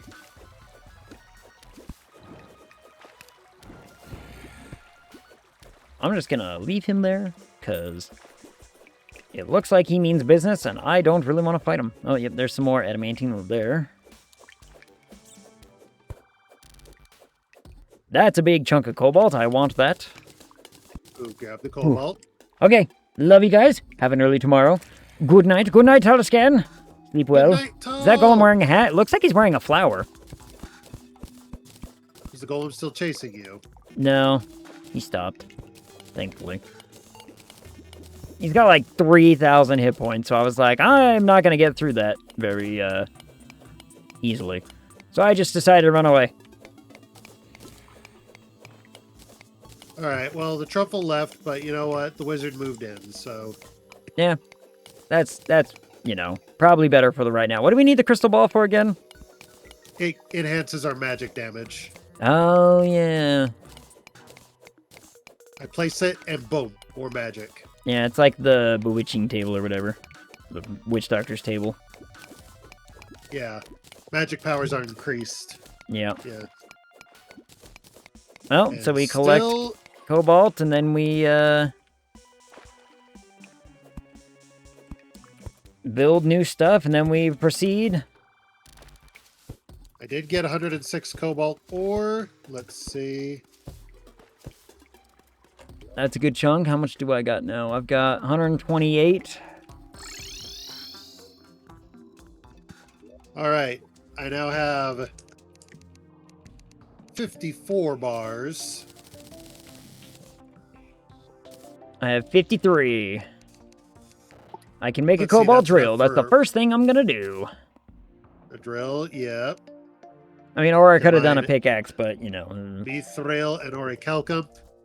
Let's see here. I'm not gonna 20. make a cobalt armor right now. I think 2020. I think it will be better if we Wait.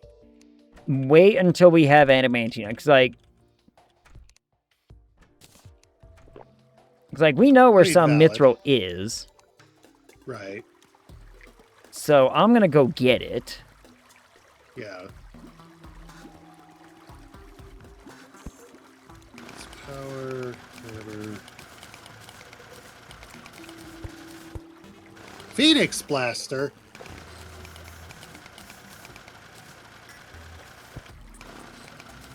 Snapthorn.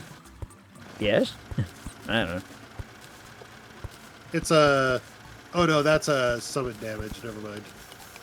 There's the Rainbow Phase Blade. I forgot about that. Yep. Won't do any good. 11 times. All the times, in fact. Alright, I'm getting some mithril up in this bitch.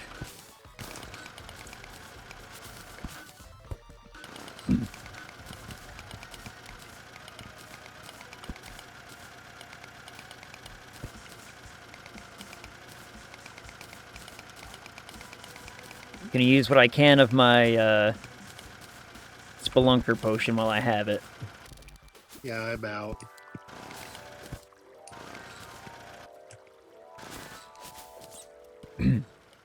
Well, there's some more right there.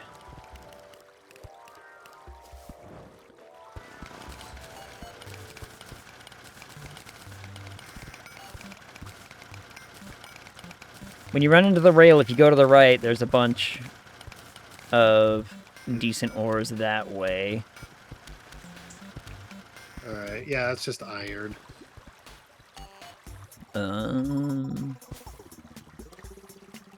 So I remember seeing some over here to the right. There's like adamantine right here above and below me, but there's some mithril right here. Oh my goodness. Oh, Ham! What up, Ham? How's it going? Here, I am! Ivan, if you want to come mine this one, I see some underground over here that I'll start working towards. But since I can see it, you know. Were you playing some Fortnite? Fortnite. Fortnite. Hi, Ham. Me and Hyphen are playing some Terraria. We're on hard mode now. Was it just you, Ham? Indeed, or I did, was. Like, Wolfie join, or It was fun. did Wolfie or Fruity join, or Everybody joined. I don't know. Either everybody joined or nobody joined. We don't know. Was there any more? Might be on the news. You don't know. I don't think there's any more. Oh, wait, there is some over there.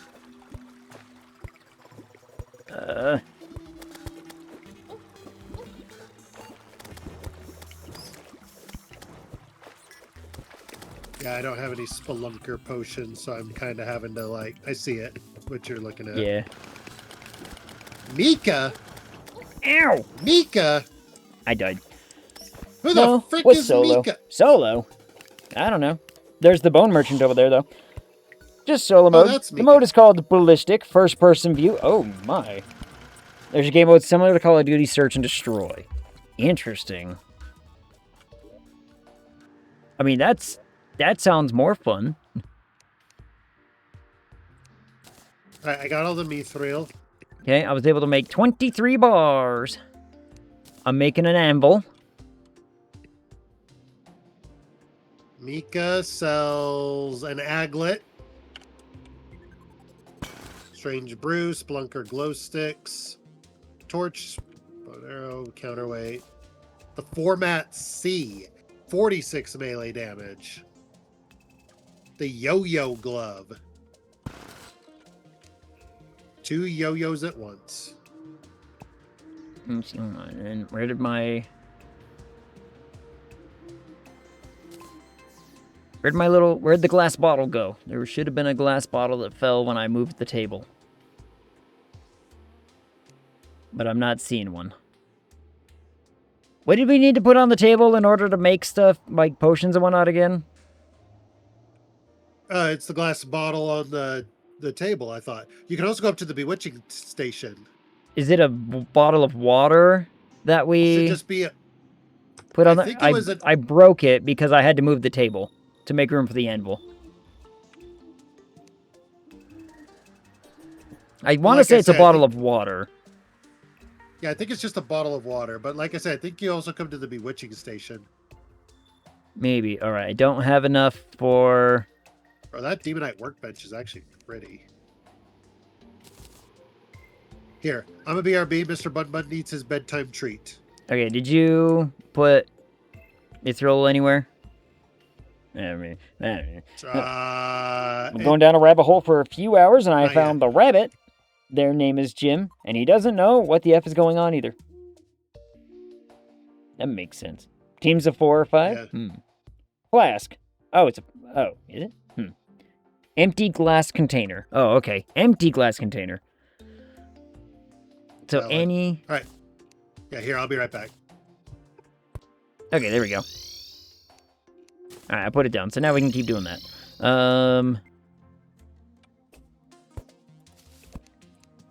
Let me put stuff away.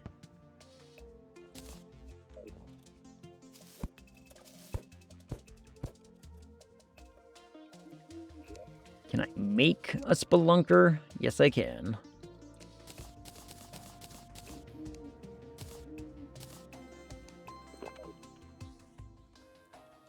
Let's make a spelunker potion and head back down. Get more mithril. Get more mithril. We need more mithril. What's happening here? What up, Scrooge? How's it going? Mining some mithril.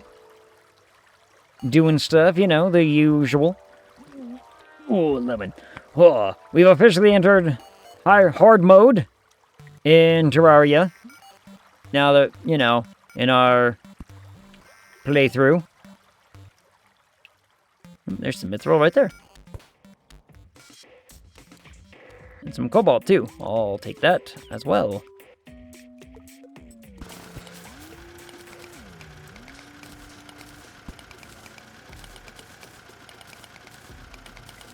Is that another rail right there that I've just never seen? Huh. It is a rail right here that I've just never seen.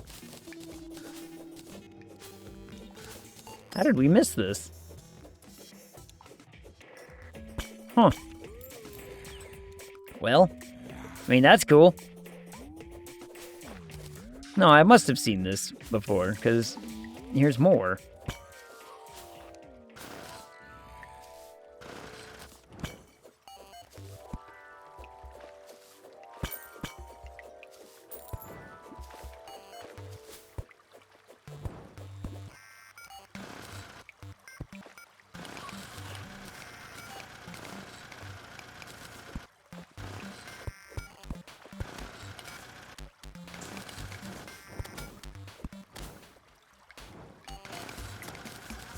Drilling my way into here, fighting bats. shooting stuff. Oh. Think about to change my name. You thinking about changing the name? What would you change it to? Not gonna be Scrooge no more. Gonna have to switch it up, do something different. I get it. I've wanted to rebrand my Twitch name to Just Ag, if I could, for a long time now. But I'm in other communities that, you know, don't have that necessarily. Where I am, you know.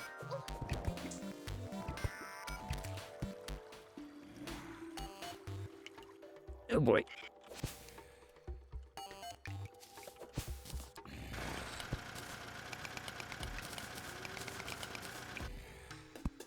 And I just don't have the, you know, the wherewithal to do it. I can't commit.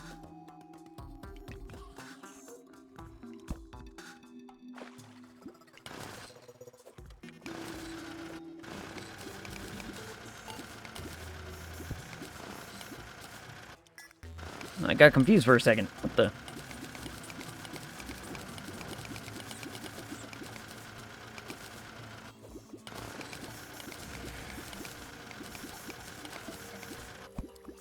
Breathe. There we go.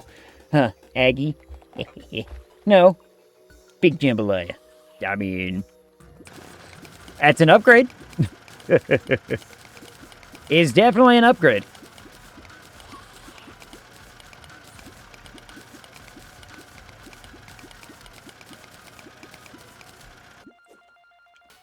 Let's see, where do I want to go from here?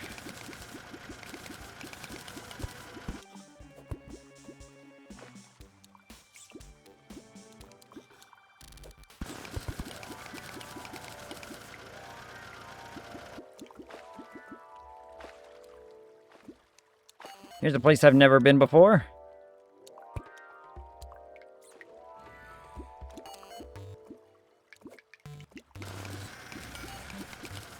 A bunch of people are dying back at our house. Huh. I mean, sucks to suck, I guess.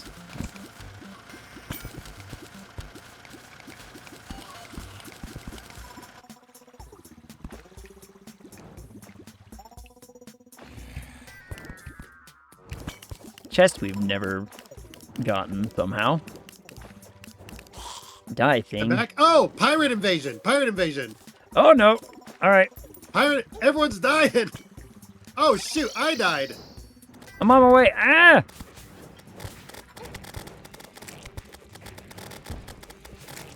I just come back to see myself dead. I'm like, what killed me? Yeah, I saw the words Corsair, and I'm like, people are dying back at home, and I'm not sure why. I guess we found out. We don't. Oh, what do we get from the pirate invasion? A bunch of gold stuff. We gotta get over to the arena is what we gotta do. I agree. Let's head on over. Come on, pirates! Nope. I died. Well, they'll follow me, maybe. I died.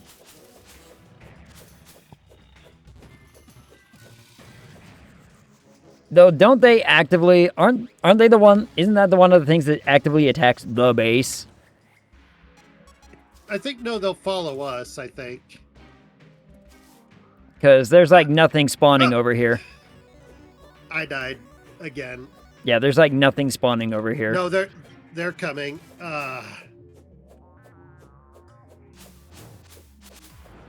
They're coming your way. The nurse is gone. Yep, there's a few.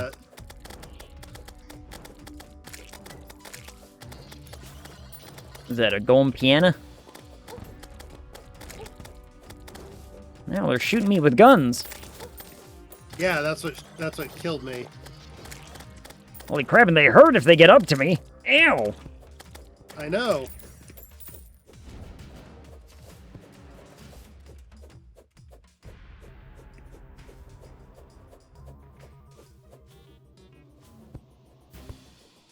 Yeah, see, there's like nothing over here. Nope. They're only at the base. Yeah. Nope, they're not here anymore either. Nope, there they are.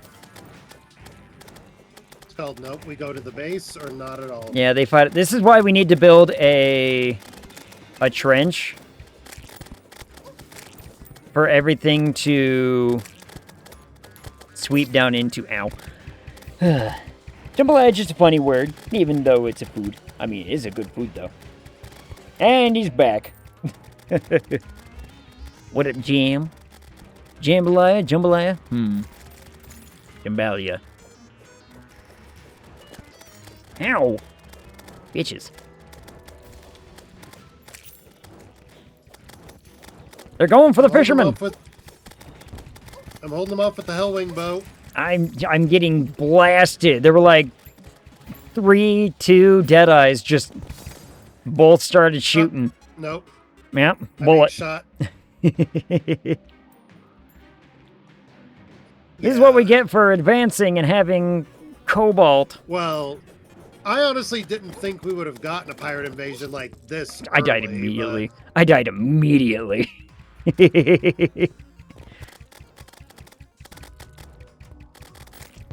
Like, I spawned, I walked over there, and they shot me. Ah! I spawned! Oh, shoot! You know, I'm glad they can't, like a real pirate, I'm glad they can't steal our stuff. Oh, they shot me again. Well, we're gonna have ghosts show up, just FYI. Big Jam it, something you could call me. Big Jam. It's true. Big Jam, just Jam. All the jam. Oop, you're getting shot from behind. I'm getting shot from in front. Oh, This is going to be a graveyard before too long. Oh, yeah, it already is. And we haven't even gotten to the pirate ship. Nope. Oh, the crow is here, though. Or the vulture. Ow. Huh? Now, the bird that shows up, that might be the vulture because of the graveyard, though.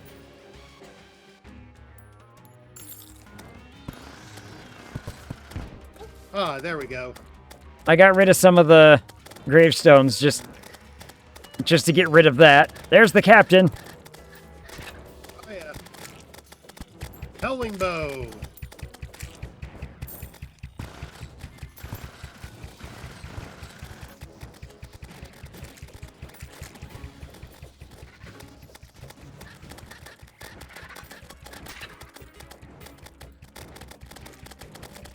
Is it master mode? Skibbity guy 67. You're yes. Sure, you are gosh dang right it is. What up, Skibbity?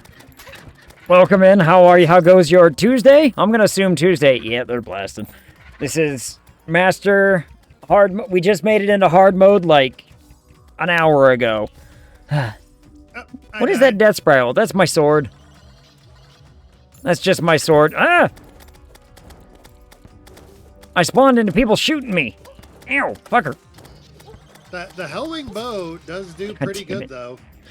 The Hellwing bow's doing good. My sword's doing pretty good. Nope. I was shot by a cannonball. Well, the pirate captain is down there with 9,000 HP, the bastard. Ow, I spawned right into a man. You spawned inside of a man? Ooh. Right inside of him, yep. Oh. Yeah, we need a trench. We need to build the trench. Shot by a cannonball. We need this event to go away, because it's 35% cleared. It won't. Not until we clear it.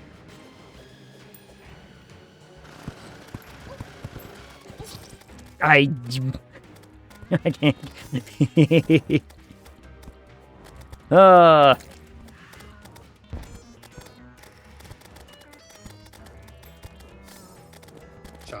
Choppy, chop. Ow. I keep getting shot. Yeah.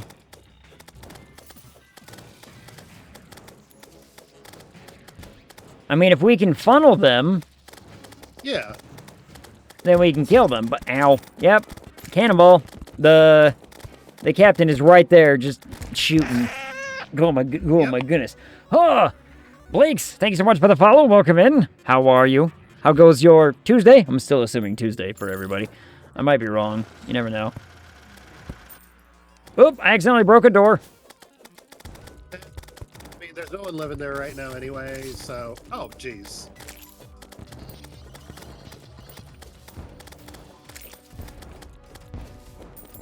Maybe I need to take the high ground and just... Shoot at them. Yeah. You know what? That might be a good idea. Get him!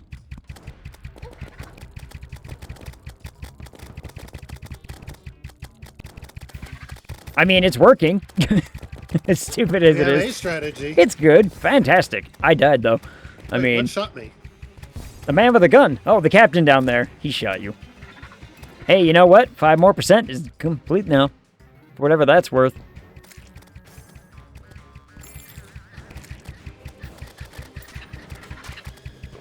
Ooh.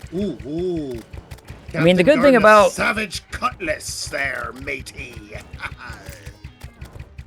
The good thing about this bow is I can just line them up like this, and usually it does pretty good. Do you have unpaid interns in your basement?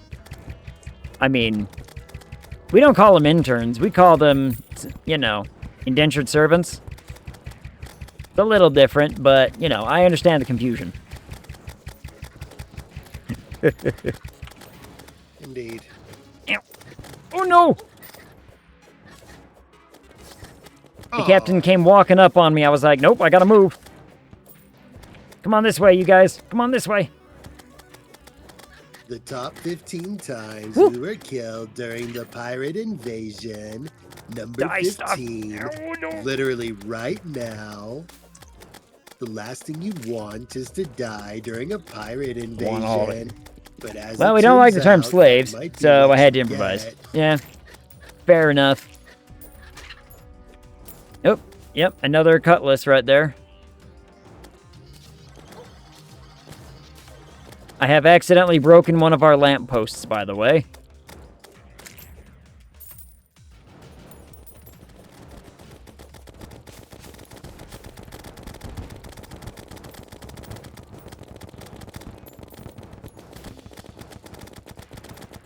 If we have a trench, we can, you know, fight them much easier. Oh, boy. Yeah, like if we can get them into the trench. Yeah, like the pirate captain, boy. Oh. How'd that work out for you? Well, he's still in the trench. He's still in the trench. Which is good, but that's not the kind of trench I'm talking about. I'm talking... I'll have to build it and show you. Watch out behind you. Yeah, see him. Once we get the...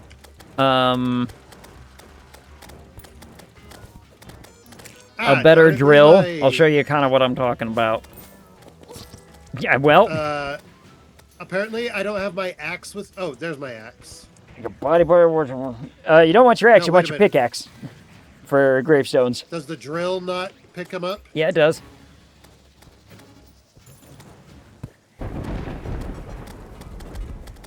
But now we've got a graveyard, so... It's because my inventory's full. There's that too. I wouldn't worry about picking them up. Just break them.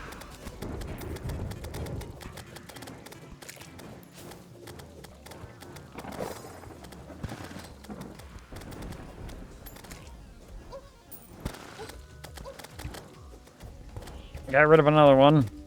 So now we're at least not graveyard status, or at least, you know. For now. Yeah. For a minute at least. Did you get the captain? No, well, I don't know where he went. Nope, he's over there. He's shooting.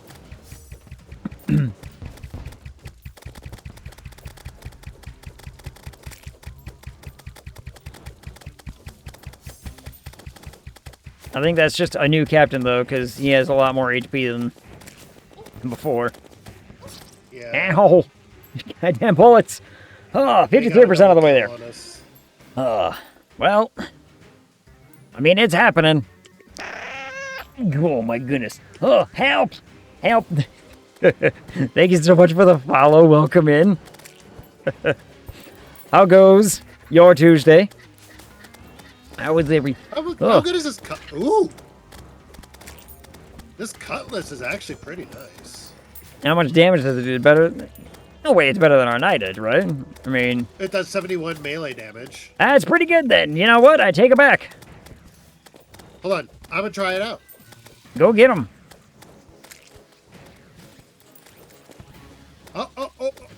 Ag problem. I see that. If you look to the skies, I'd rather not. you will notice that we have a tiny problem on our hands. We have a tiny bit of a problem on our hands. I mean, I'd rather not look up at it, but...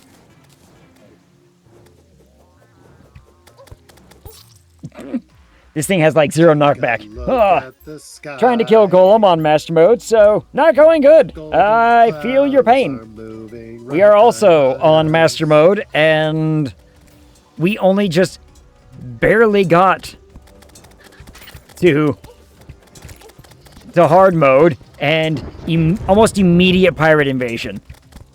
Like, Yup. Did you accidentally throw your pickaxe on the ground?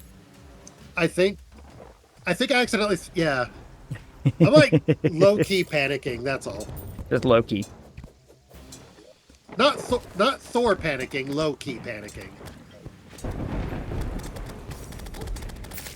Oh, and I couldn't even pick it up because my inventory is full. Witch Doctor, why are you down here? Well, he sealed his fate. He left the confines of his high tower. All right, he's dead. Complete chaos. Yep. Like, I mean, he has no one to blame now but himself. I think we killed the wall less than half an hour ago. We got a little bit of cobalt, and now we're fighting pirates. And there's just a whole slew of them just standing right there. How are we ever gonna fight the dumb ship? Good question. But, you know, oh, the Dryad, no! Why did she leave? I mean, I think... She's... Oh, she gonna die. I think technically, we don't have to kill the... Ow. I don't know if we have to technically kill the ship to make this go away. We just have to clear... No, because the ship is spawning more of them. I guess so long as it exists up there somewhere, it means it has to be fought. Yeah, no, this won't end until ship go bye-bye.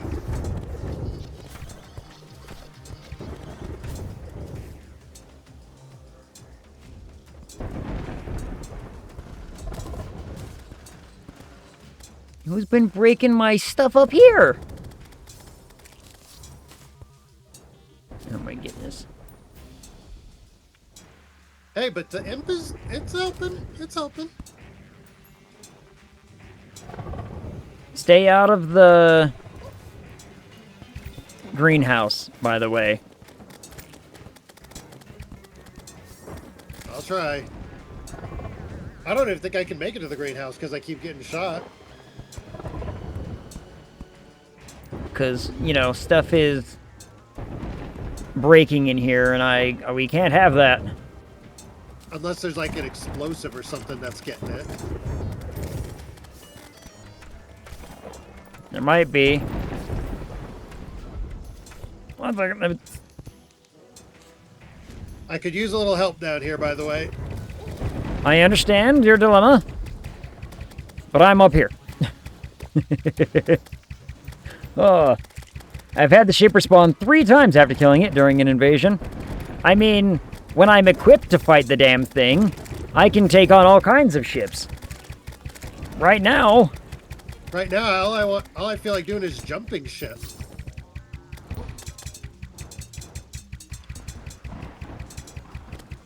Alright, I'm attacking the ship from up here. For whatever that's worth. Careful, it's got flaming arrows. Yeah. Well, and it keeps throwing dudes directly onto my roof. Zoologist, don't you dare move. I have an idea. If I go over here... Oh, he's moved! No, it can't move. Our wall is keeping it there. Good, keep it right here. I might be able to just do this. Ow! Or it's just gonna light me up with cannon fire. You know that too. Always a good option.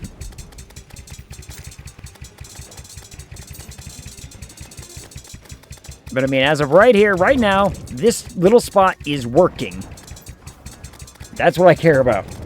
I was just saying, even if you kill it, It will respawn if the invasion isn't over. Yeah. Oh, I know. I just want to kill it, though. I kind of want it to be... But if we kill it, we get rid of a big chunk of that percentage. Yeah, it's true. So doing that will be helpful. And we're at 78% right now. And like I say, our wooden up thing is keeping it from flying. It's somehow working. I mean, this wasn't the intended purpose of any of this, but it's working, and I'm going to take full advantage of the fact. I think our zoologist, I don't want to say anything because I will jinx it, but I think our zoologist is the only one who's still alive. Oh, and that slime. And that slime right there, that one whole slime. That slime is a trooper. I mean, we're to 85% now. Yep, not bad. Hopefully one won't spawn, but who knows. This is probably the worst place I could stand for, like, for gunfire, but look at them. They're just... Oh, come up here with like I am, with the grappling hook. We can keep him in, like, one spot. Oh, pick up your what's it there. I got the black spot. I got a black spot. The black spot's a pirate's death sentence. Yeah. Well, it summons the black spot mount. I got a mount. But I have a chillet, so what the hell do I want, to swap that out for? Alright, we need those dudes to be up here. Okay, I can't pick it up because my inventory keeps filling up. Do you want to try luring those dudes over to here? Yeah, sure. Lettuce! Lettuce! A violent lucky coin. Huh. I wonder what that is. Where are you? And a golden chest over there. Looking through my inventory real fast. If I had my yo-yo, I could spank them.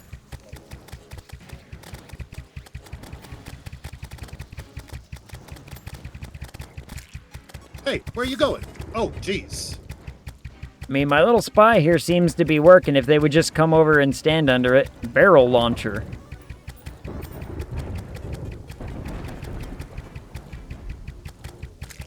Help is something I think we definitely need right now, Ag. I mean, we're making progress.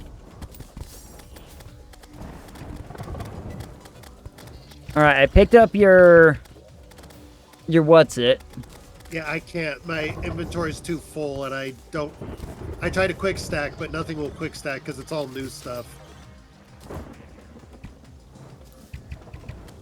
So that's why I couldn't. And every time I went to pick it up, I'd pick up something else. Holy crap, there's so much. Barrel launcher, 101 range damage? Holy shit. Ooh, equip that one right now. What does it use? He's nuts as far as I'm concerned.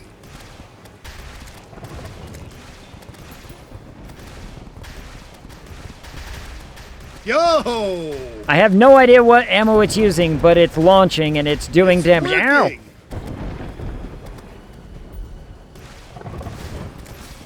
Ow! Ah. Ow! He finally got reach on me. All right, we're at 98%. We're so close. It's not using magic. I don't know what it's using as ammo, but... Ooh, it's not using magic? No.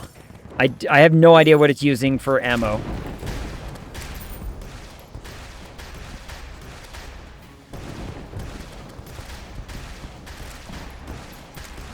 "100% cleared."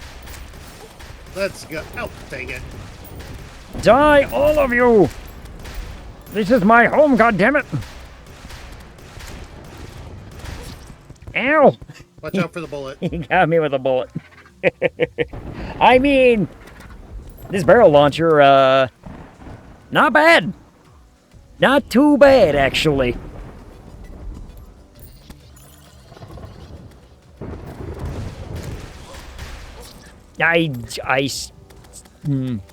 A grave marker.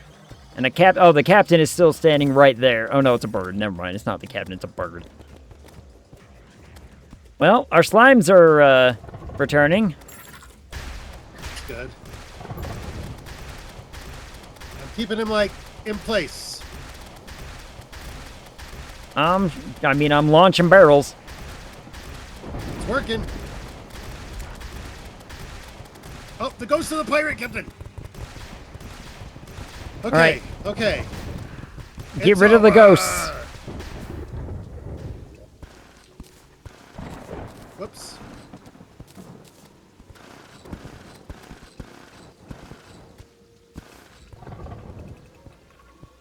Ooh. Oh, jump scare. Oh, Soka. Why jump scare? Who am I? Okay, I don't Oh, why do know we if have... Why do we even have, like, gravestones in a chest somewhere? Oh, I don't know. We don't I want must have that. just started to hoard them. No, we really don't want that. Oh, here's your pickaxe, by the way.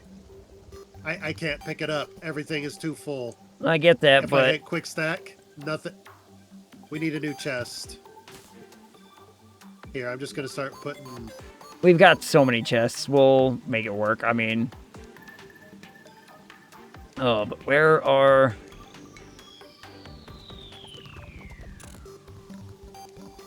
Where are our chests happening?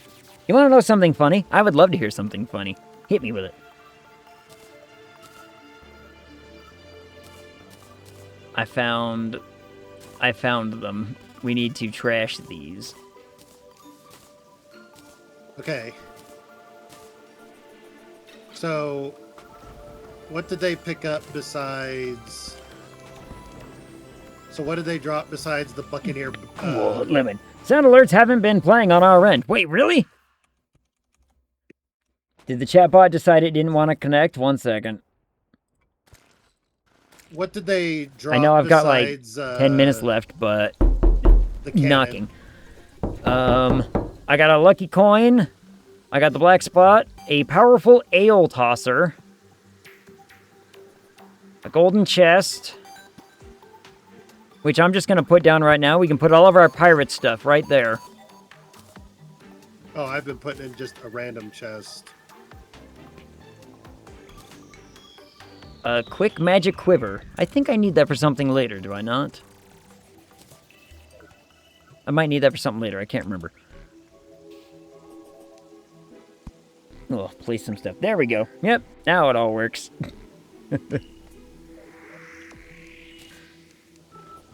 I got a Flying Dutchman relic. I'll put that with the relics.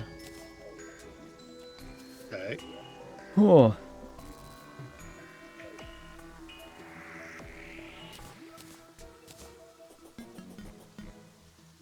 Picked up some more gravestones. Trashed those.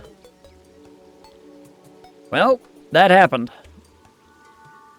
Yep, it did. And still no goblin army. Yep.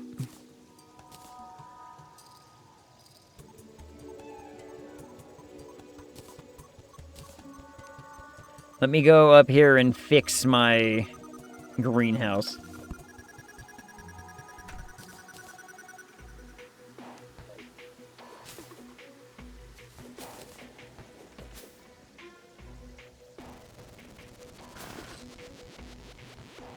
Yeah, we can't go up into this room with swinging swords because it breaks the stuff. So I didn't even know if I went up there or not. I don't know. It could have been NPCs. It could have been all kinds of people, but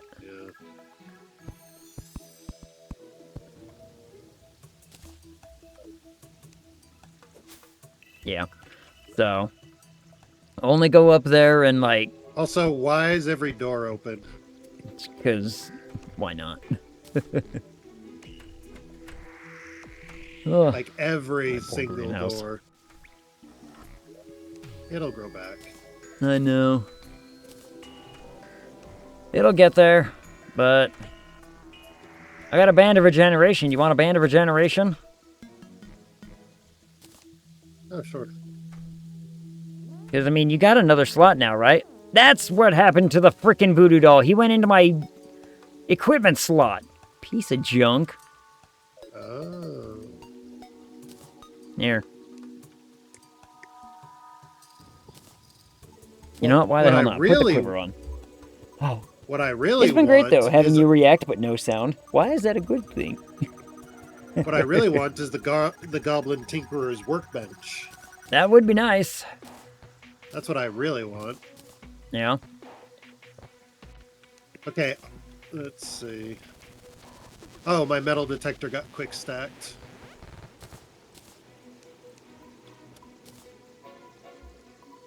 All right. Well, we live. We survived. My Hellwing bow went somewhere. Oh, it's down here, I think, in one of these chests. Yeah, probably.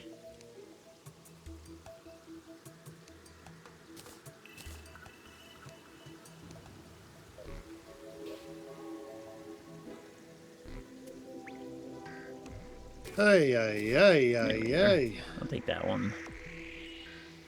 Then I'm gonna put my knees in there because I don't forget. Oh, well, that happened. I mean, Okay, be sure to hit your. All right, be sure to hit all the ammo box and the bewitching table and the crystal ball.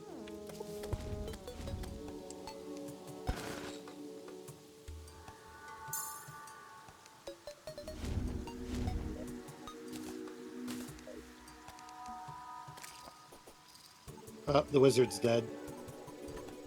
yeah, yeah. At this point, I'm like, yeah, good for him. Does he not realize what I had to just go through? Yeah. A lot of adamantine right around here on the surface, but I need mithril. I want mithril. So I'm gonna go look for some. I'm scanning for it. I mean, damn, we only have... I only got 5 minutes left. Can you believe it? You want to go round 2 with the wall? Maybe we could. Do we want to... Well, Do I want to go round 2 with the wall? What else can the wall offer us right now? Let me pull it up.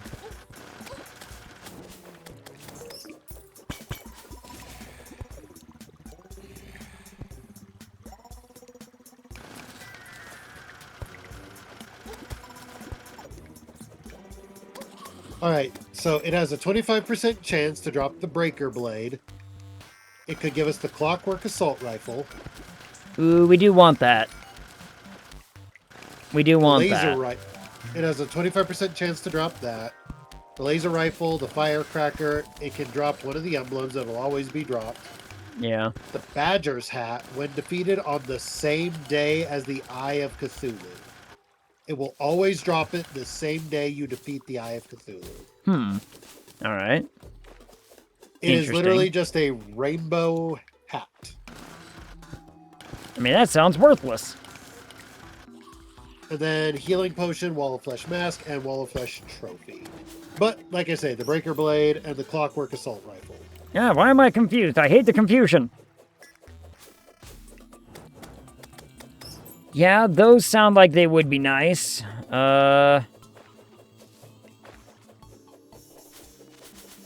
Is there even a guide in our base right now? Yes. Look, the wizard isn't good. At least in Wicked. But what about here? Is he okay here? I mean, he does give us the crystal ball. So if you're going for a magic build, he's pretty good. Oop, there's a bunch of stuff right here. Sweet, I'll take that.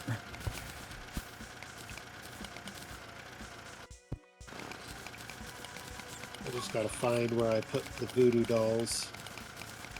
There they are. I've got a bunch. But I found a whole bunch of come back so we can potion up. I found a whole bunch of cobalt though, real fast, so I'm gonna, you know, eat that.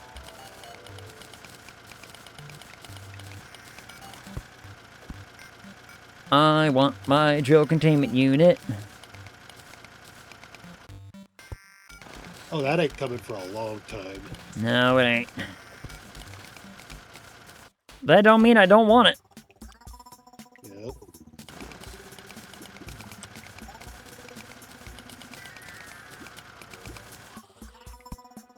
Alright. Ow, friggin' silt, ow! Bitches. God damn it, silt! Hey, there's a chest up there we never got. Oh. I wonder what that's all about.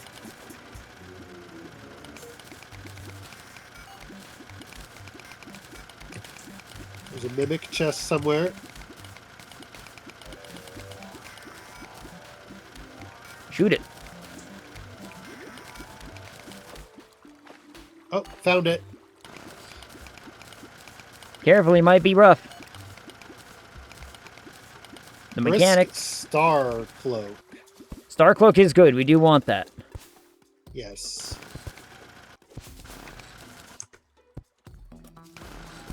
That mimic almost killed me. Oh, come on, you freaking...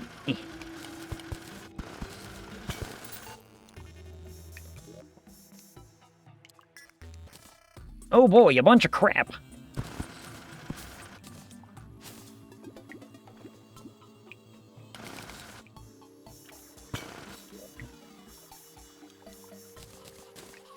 I got a froggy neckband. All it does is make you ribbit when you take damage. Yeah. I don't know where I got it, though. Let me go over to here. Let me...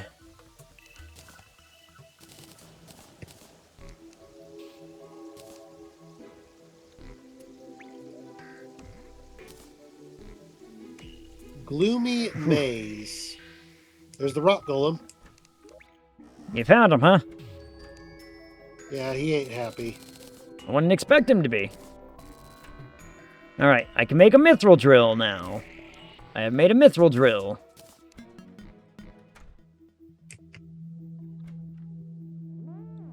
Can't make anything else, though. Can't make anything else. But it's fine. It's fine. Now I have mithril. Soul of Night. Which means a lot of that adamantine that I saw...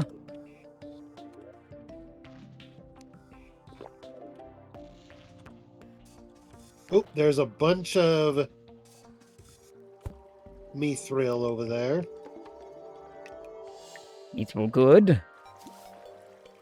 Except it's surrounded by lava. I think that copper, I think that's copper, I think it's...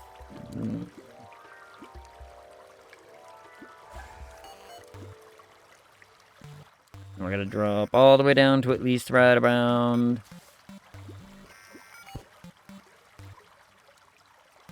Oh, do we have purifying powder for the tax man? Oh, I have no idea. Let me ask you, yeah. I was gonna say, how much do we care about the tax man right now? Right now, probably not terribly. Yeah. I mean, he's easy to find. We can always come back for him. Yeah, and I found a whole bunch of titanium, so I'm getting it.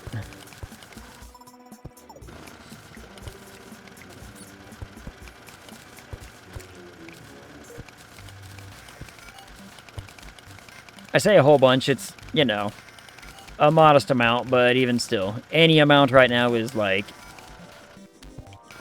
you know, treasure. Ow! DJ Jazzy Worm Jeff! Died of my drill! Holy shit! He suddenly lit on fire and all my health went away. I don't know what that means, but that's what happened. What'd you attack him with? Nothing. My drill.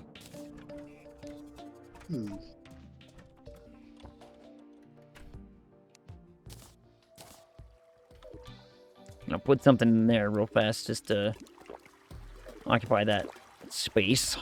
That way stone doesn't keep going in there and I Don't have to keep throwing it away. Get back to the rail, get back to the adamantite, because I got 42 adamantine ore. There was another adamantine over there I just passed, but...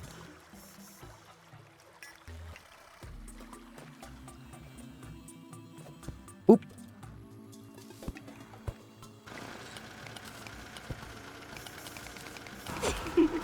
Cool laughter.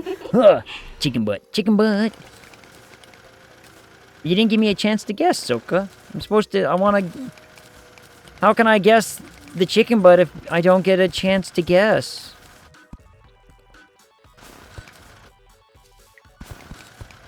I mean, you should know that it's always going to be chicken butt.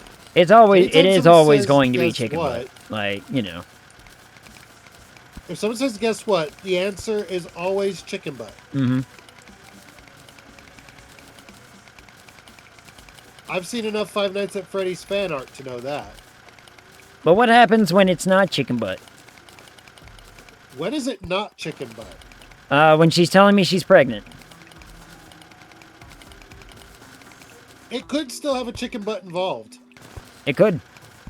I don't know where she found that chicken or how it worked. I mean, how did she get pregnant? I mean... Yeah, I don't know where she found the chicken. Get involved? But who am I to argue? I'm gonna go look for more. I've got 93 adamantine ore. Well, it's like the Eurythmics say, who am I to disagree?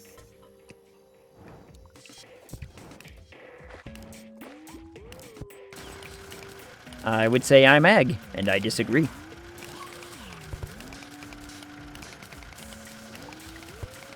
But have you traveled the world in the 7 seas? No. No, that I haven't done. Yeah, no pregnancy here. I would assume that that's probably for the best, because, you know. In this economy, I would say so. Well, not to mention the fact, if it ever, you know, catches you by surprise, that's when it's really worrisome. Mm-hmm.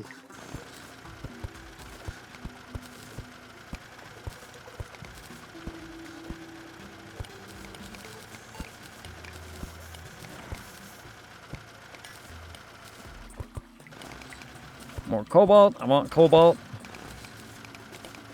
All right. Since it's time, do you want to try and quickly fight it? Sure. Let me sort some stuff. Let me...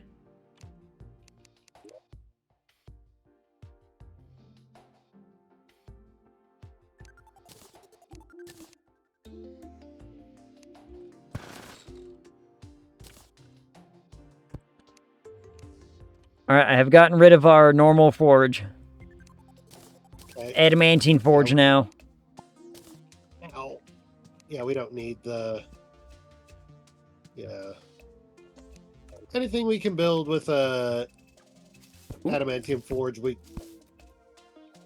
Anything we can build with an iron forge, we can build with an adamantium forge. No kids here. Not even goats. Not even a goat, huh? I mean, okay. The goat I've got to disagree on. Goats are cute. I mean, they can be.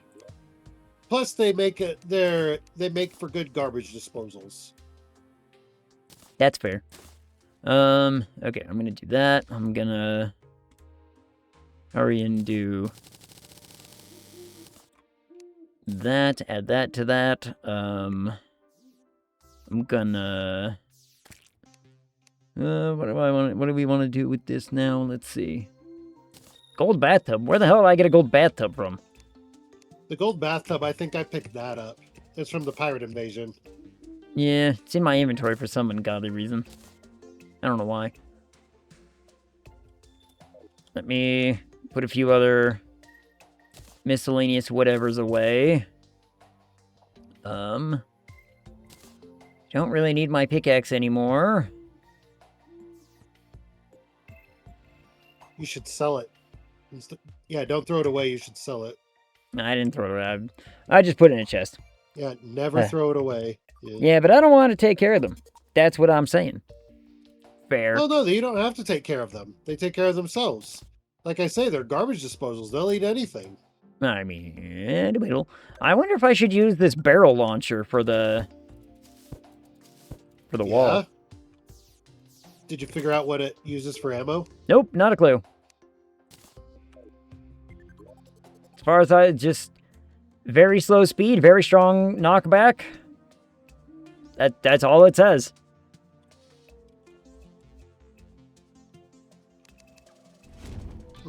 I mean, I'm gonna, you know. Oh, I forgot to double my imp. 1 second.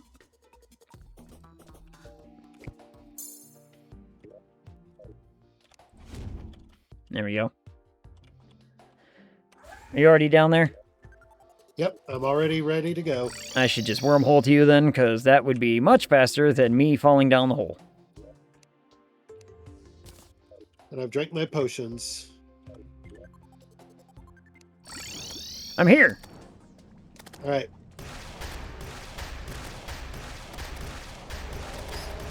Did I just... Did you just what? Why are they...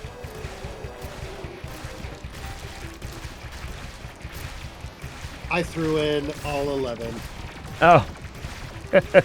I've got like 15 more, for whatever that's worth. Alright, Well, this is doing quite a bit of damage. I'm not gonna lie. No, the problem is like 10 of our people just died. It should only kill the guide, though. I don't know what happened, but it just said that like 10 people just died. Well, I'm sure they're fine. Oh, I forgot to drink my potions. Whoops.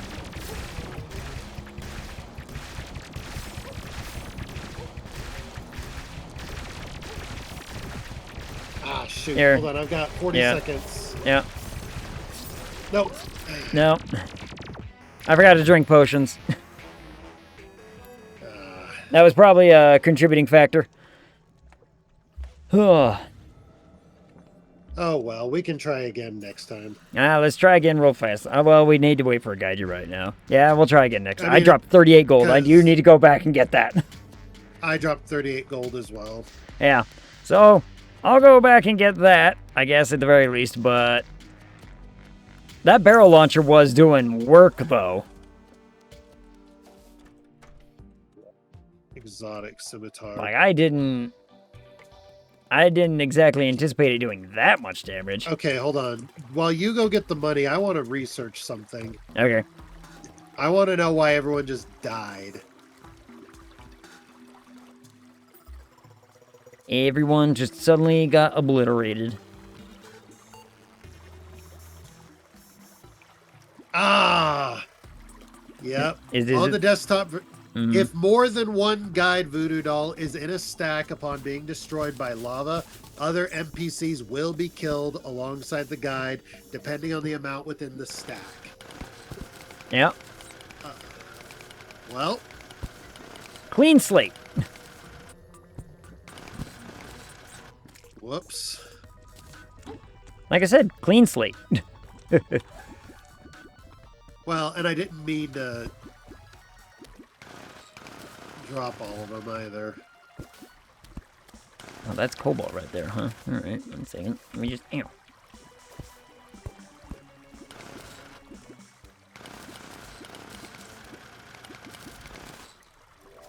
I like cobalt. I like having things. Ow! Woo! Almost died.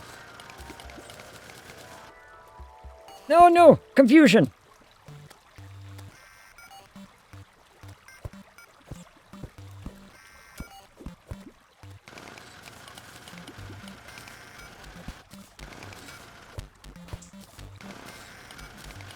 My confusion almost killed me right there. Alright, got some more of that stuff.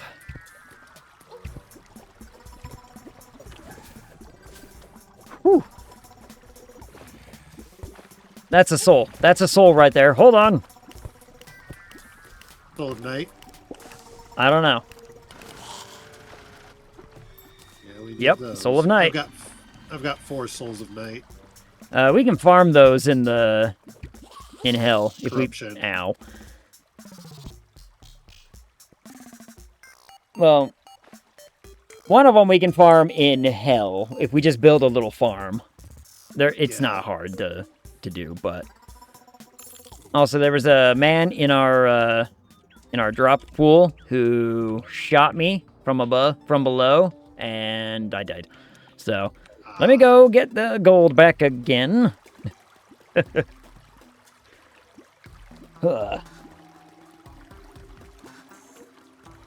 What an eventful time. Ever since we killed the wall the first time, everything's just been going absolutely mad. Well, we have learned many valuable lessons. One is, remember that the pirate invasion is a thing. Yep. Forgot about the pirates, second, I'm gonna be honest. Second, don't throw more than one voodoo doll in. Yep, learned that the hard way. Yep. Don't eat cheese before noon. Don't put Twinkies on your pizza. That just sounds like you're trying to stifle my creativity.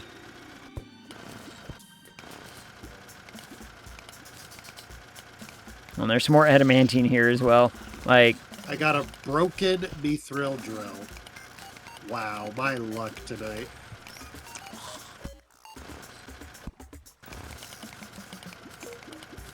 keep all your drills. You do need, like, all of them. Because, remember, we can build them into one. Once we have one of each. Right. So, but we need the goblin for that, I believe. Yeah.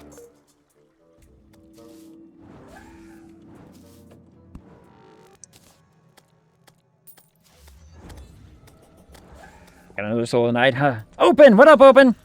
How's it going? Wait, Tweaky's on pizza? I'm listening. As well you should be. Hi, friends. What up, Open? How's it going? How are you? Are you just getting off work? What's happening? We made it to hard mode, Open. Have you made it to hard mode yet? Hard mode is hard. Ugh. Only if you want it to be. Most times I prefer it. Seriously, where is our... Oh, here it is.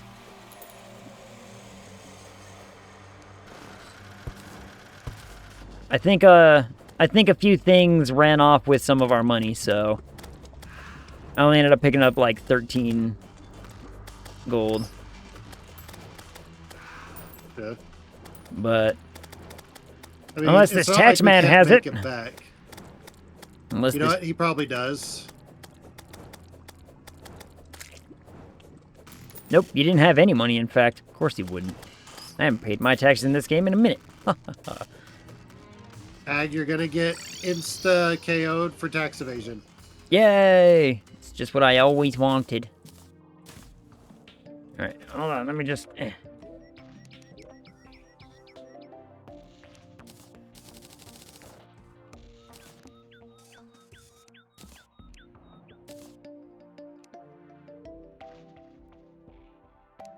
The hell is this thing?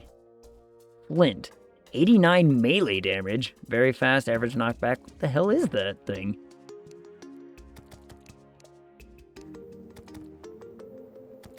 I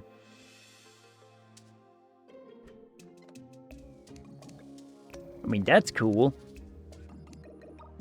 Alright, I now have... I have the 3 drills, and we need...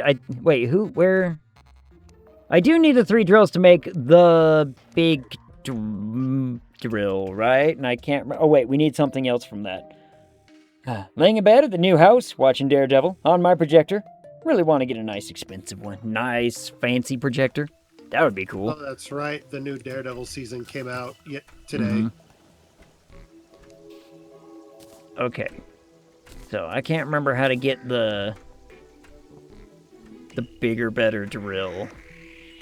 But... let me back really quick and let me check. Yeah, I'm back at the house real fast so I can look. I can be like, drill. Drills.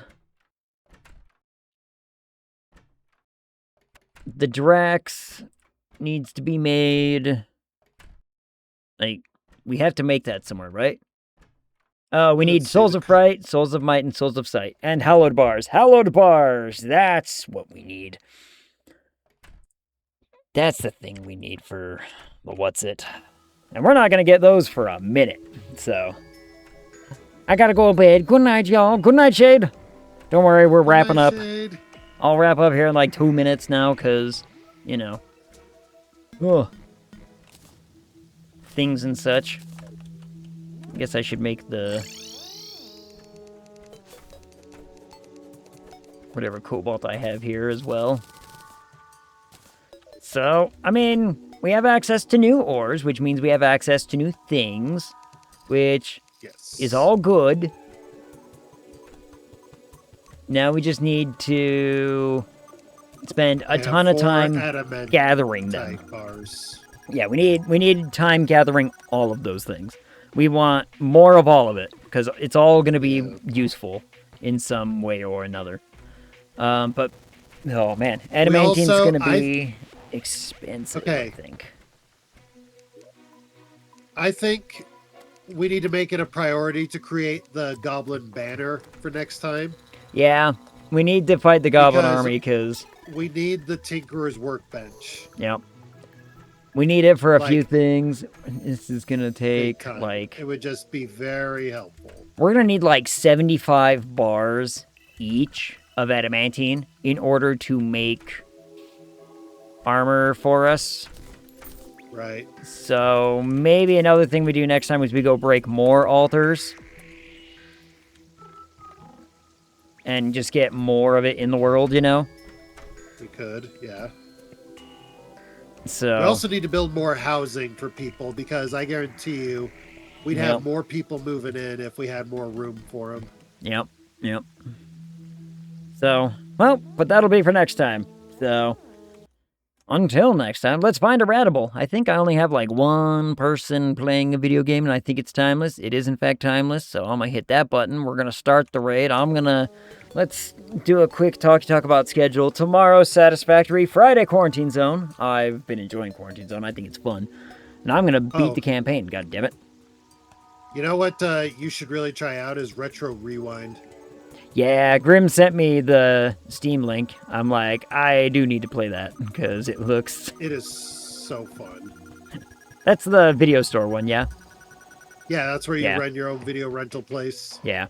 Yeah, I do need to play that one, because...